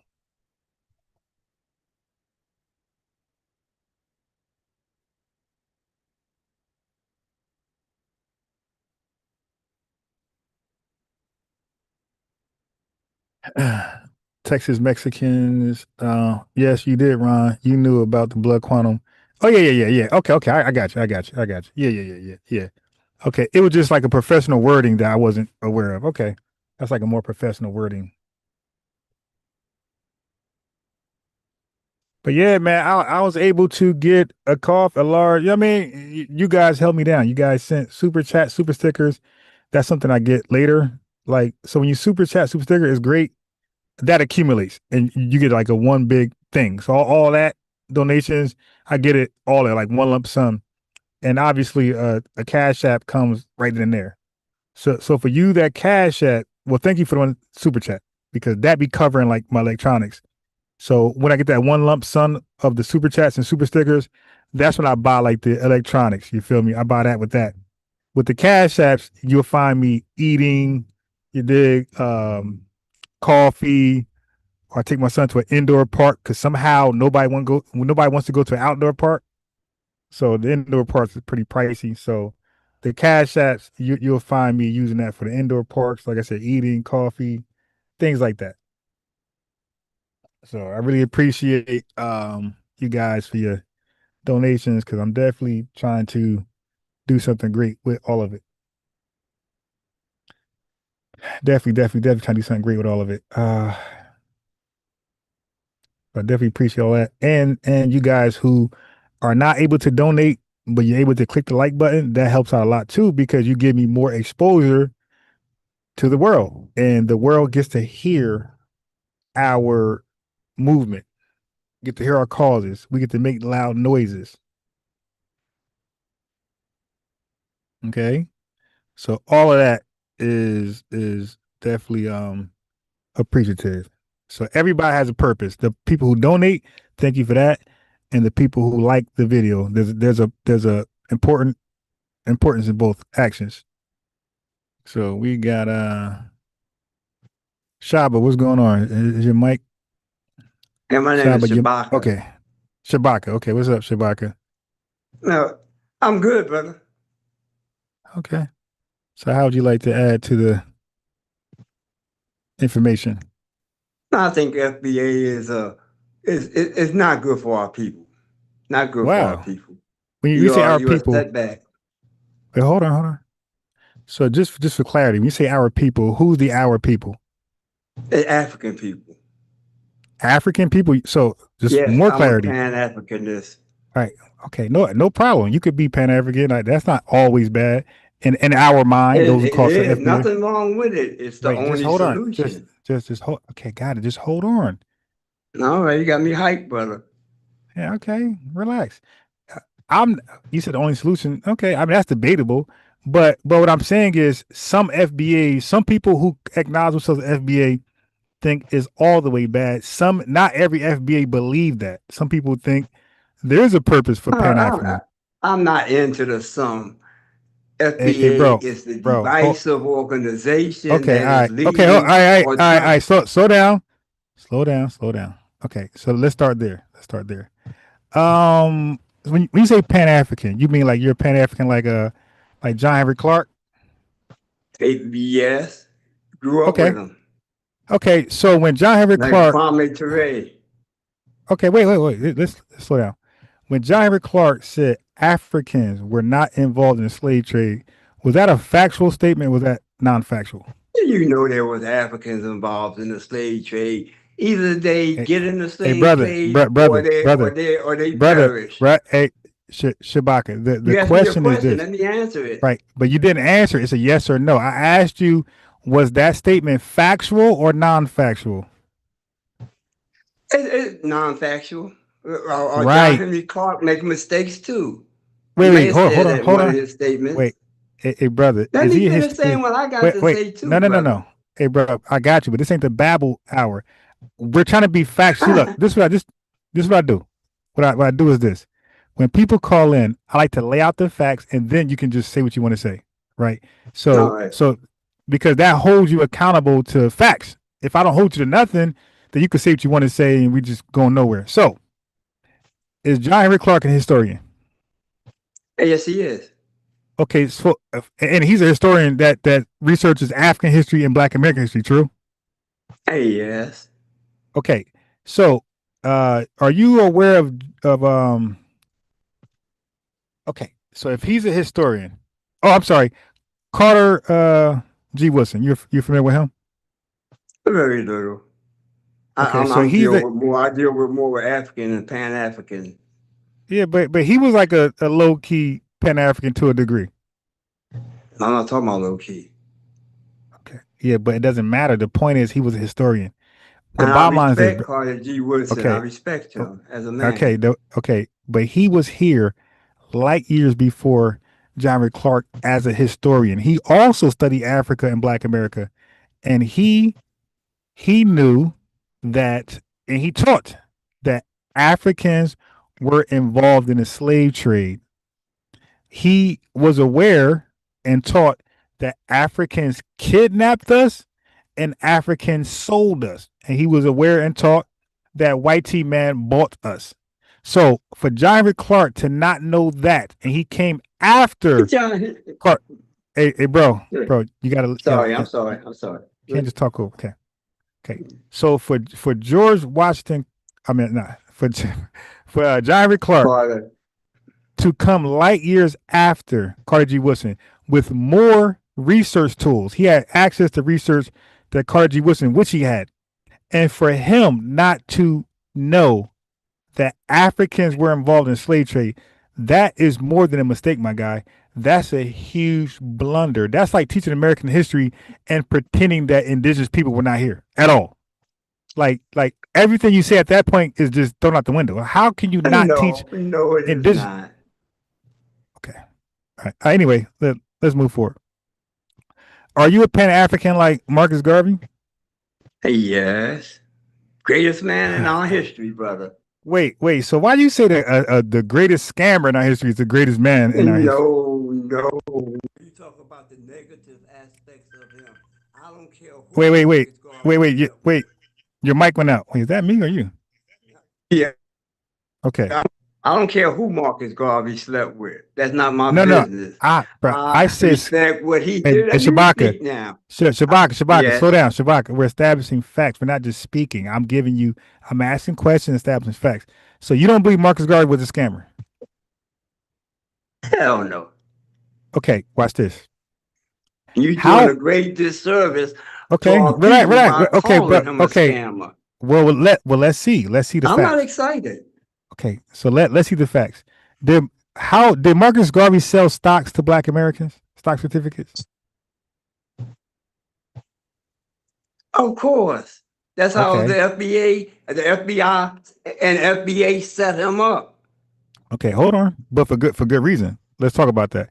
Okay, so did he sell stocks? No, not for good reason. Marcus Garvey had it going on, Shabaka. Did he sell stocks to a ship that he did not own? Yes or no?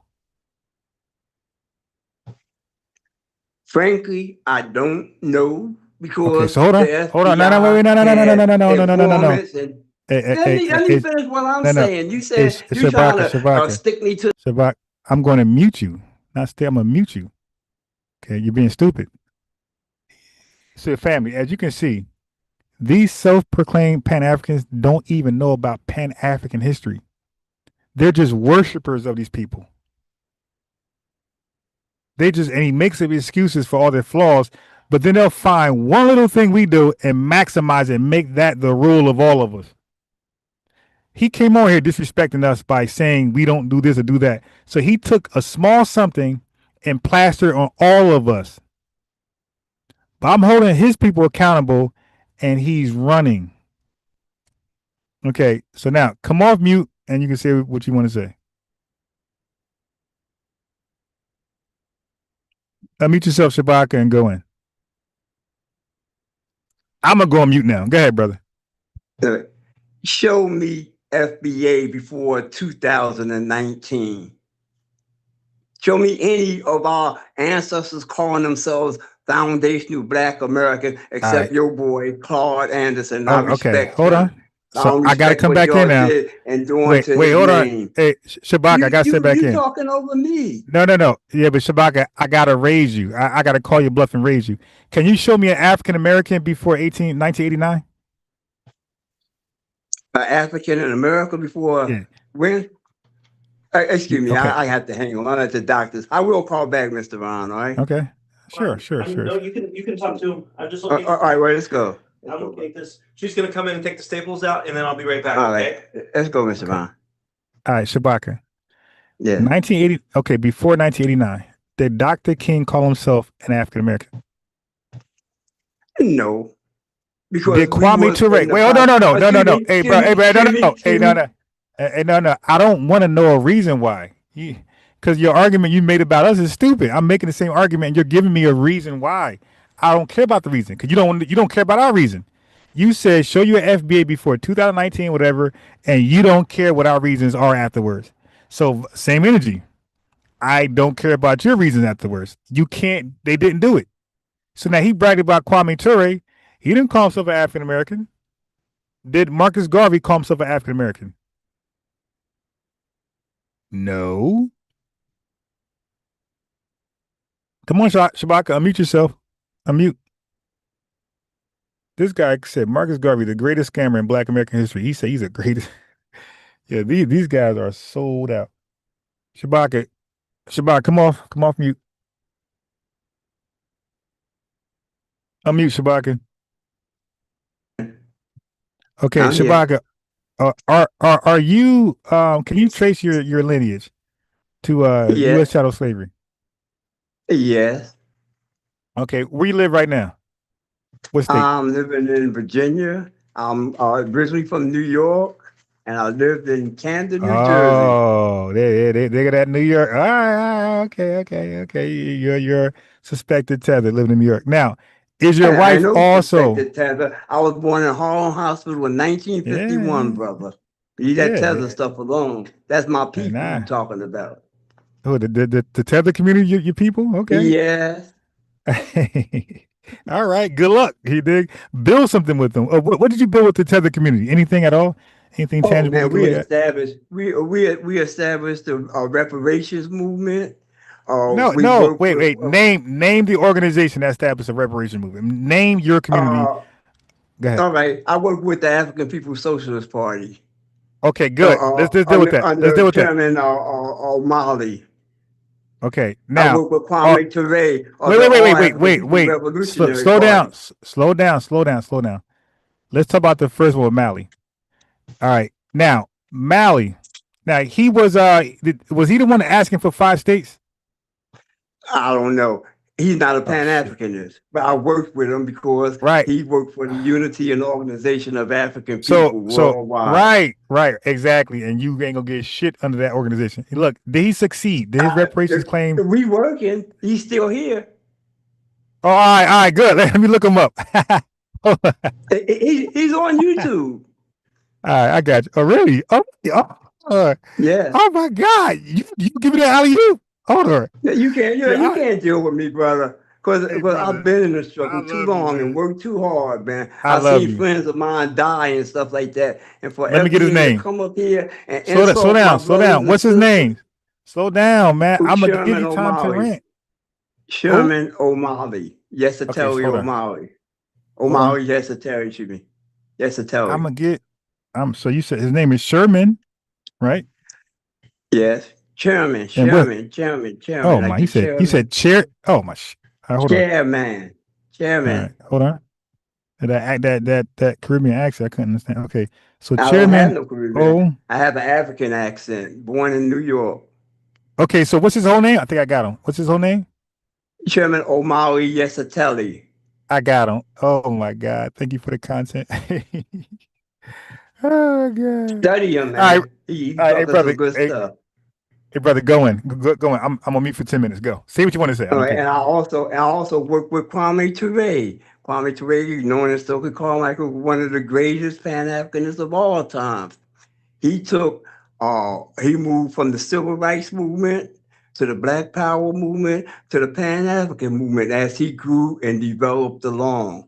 Kwame Ture worked with he worked with Fidel Castro. He worked with Gaddafi. He worked with Secretary Kwame Nkrumah and many others. He was married to Miriam Makeba, who was the Pan-Africanist and one of the sweetest ladies you ever want to meet and voices you ever want to hear.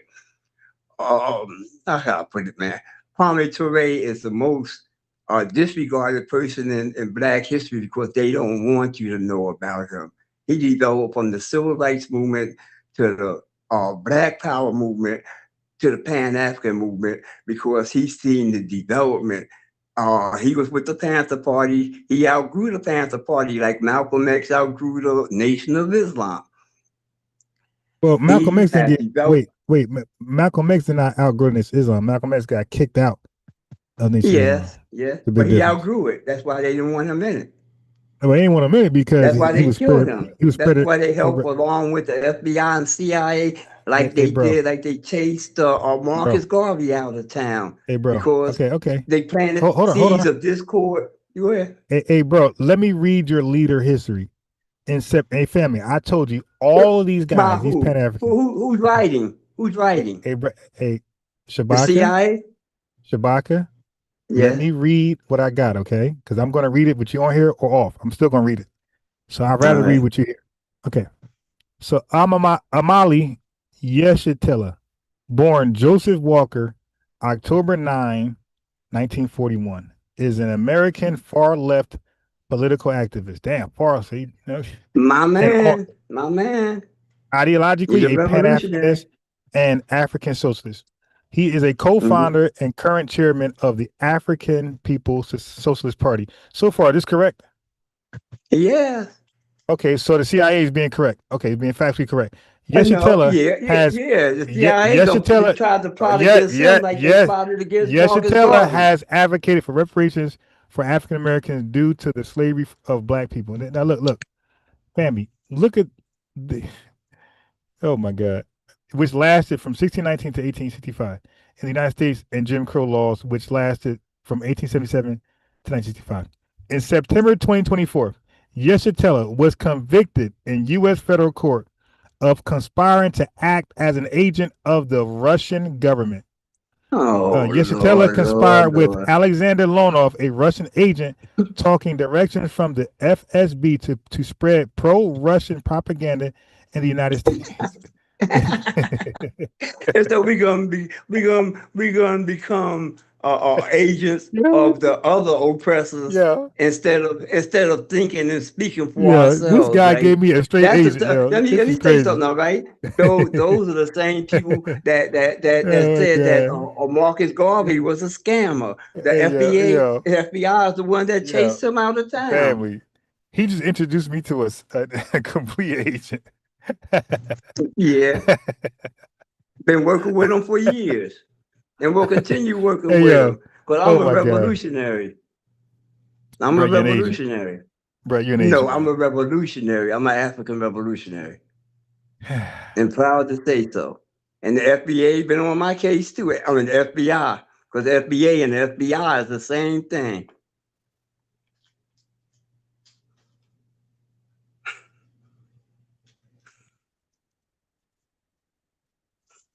Yeah,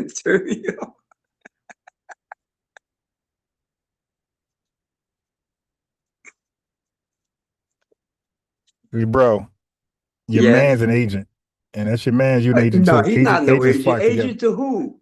Agent to who? The Russian, Russia, shit. Who was he convicted by? A family. He wasn't was convicted. part of, he's not a convicted or anything. They beat that case. He was part of those Russian troll farms.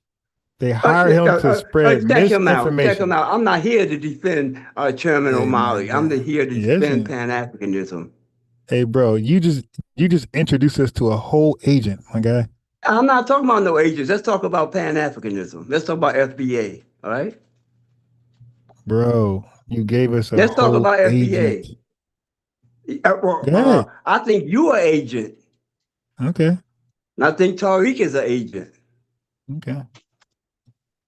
I think you're trying to divide black people. Really? Yes, I know it. Somebody took the bag. So who are the black people we're trying to divide? Are the brothers and sisters of Haiti, the brothers and sisters of Africa, the brothers and sisters that live in France and the Caribbean? Wait a minute. But how are they black then? You just called them Haitian. How they got two identities? Because they African people. Black mean African. It don't mean no. Yes, it does. Yes, it does. Bro. Okay. When Kwame Ture said black power, him and Mukasa, the brother from the United States, Willie Ricks, they meant black power. It was power to all black people worldwide. Yeah, in America. Not just in America. Okay, slow down. So let's check your history, your knowledge of history. When Kwame Ture went to Ghana, the president of Ghana was Kwame what's the guy name? Kwame Nkrumah. Right. Now, did he say Ghanaian power or did he say black power while he was the ruler over there? He said African power. Did he say black power? Pan-Africanism is black power worldwide. Excuse me. This is a straight up question. Did he say black power or African power? African power. Right. Now, Kwame Ture, did he say black power or African power? African power is black power. No. I'm asking you what he said out of his mouth, my guy. So I'm gonna go back and do it again. Okay, so Kwame Nkrumah, did he say African power or black power? Both. No. Okay. All right. Now look, I'm trying to have a convo with you. You start We're lying. having a convo. Hey, bro, you start African lying. means You black, start black lying. means African. But I'm not asking you what it means. I'm asking you what they said out of their mouth. Okay, you lie, I'm gonna kick you off, man. I'm not gonna have this Oh disingenuous yeah, what you gonna conversation kick me off for? I'm telling because you you're the truth. lying. Black Okay, power so means African hey, power. bro, That's I why didn't he ask went. you. Hey, All right. listen, bro, you're in the hospital because they checking your head. You're clearly fucking crazy. No, they checking my Okay, leg because I'll just nah, put my foot in the FBA butt. nah, they checking your head, my guy. You got all that agent doctrine in there. You losing your Right. mind. You're Now right. listen. So let's just have a factual conversation. Kwame Nkrumah, did he say African power in Ghana or black power in Ghana? If you lie, I'm kicking you off. Everybody's black in Ghana. Okay, brother. One more chance. Okay, let me No, holler at your don't try name. to ease out of it, brother. Don't try One to more ease out of chance. it. Everybody, Did why would he say he black say, power in Ghana when he's hey not, bro, when the I'm oppressor's not asking oppressing you, him in I'm Ghana? asking you a question, my guy. You could answer honestly or lie and get kicked off. Did he All right, go say ahead. black power in Ghana or African power in Ghana? Black power. In Ghana, he said black power? Yes. All right, man, get you out of here. All right, man. Read his book. Read his book. Nah, not doing that. Whole agents, man. You can't make this up, yo.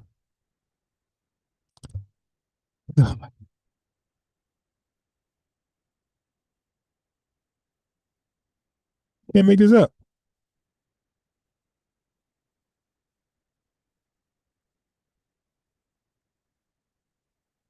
Wow.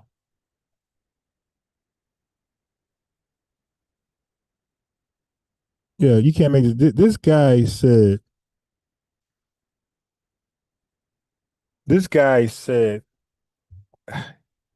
he introduced us to a complete agent. His man's is an agent. Hey, y'all, family. I've been telling y'all for the longest. I said all of these fake Pan Africans, they usually get surveillance very heavily because they all end up either working for the Middle East or Russia. I said that. If you look at Jeff Fort, one of the OG guys from Chicago, he ended up he established the El Rukins. He ended up being charged with trying to get weapons of mass destruction from one of those Middle Eastern countries. Okay. Now you got these guys. These guys, they hate America so much. All of them end up allying with one of Americans' ops, international ops. They get surveillance, they get locked up, and they never come home. And then they act like these guys are political activists or whatever. Prison political activists. Stop it.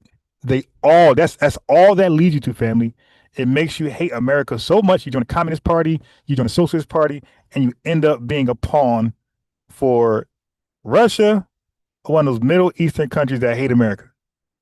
All of them end up. I've been said that.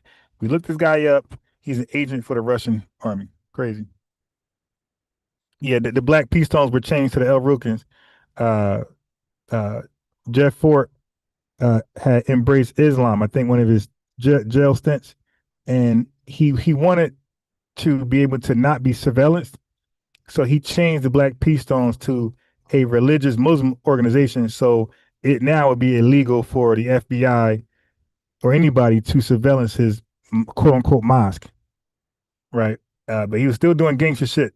He just was El Rukin, and he got charged with or attempting to receive or receiving bazookas from one of those Middle Eastern crazy ass countries. Look him up. Look it up. That's what he got. That's what he got knocked for. He got knocked for terrorism. He didn't get knocked for selling drugs or gang activity. He got knocked for terrorism.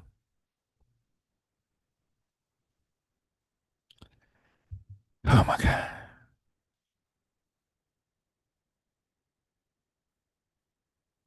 But they all end up going towards terrorism. They all end up going towards terrorism.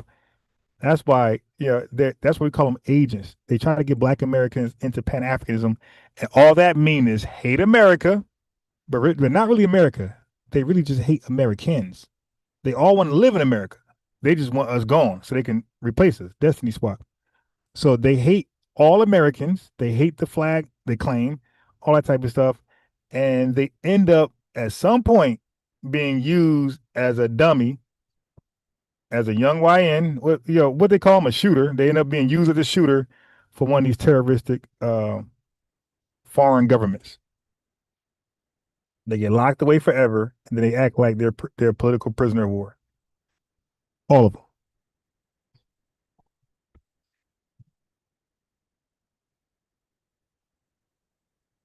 They all do that. All right, so let me see something real fast. Interesting, man. We got some interesting call-ins today, man. God damn.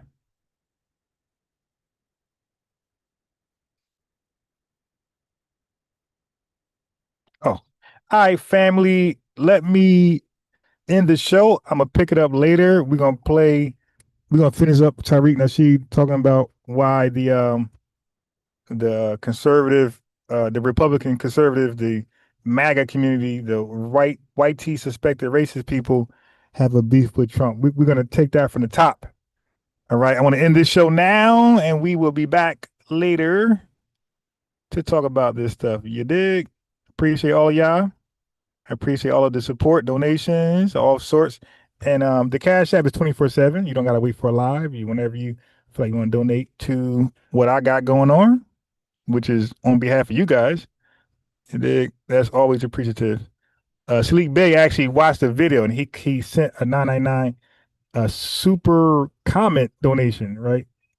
I think I really never seen that before. So he watched the video and sent a donation through the comments, $9.99. So shout out to our brother Salik Bey. All right, family. Let me wrap this up. We out of here. I love you guys. Appreciate you guys. And the callers who called in, sheesh, man. Shame on y'all. Shame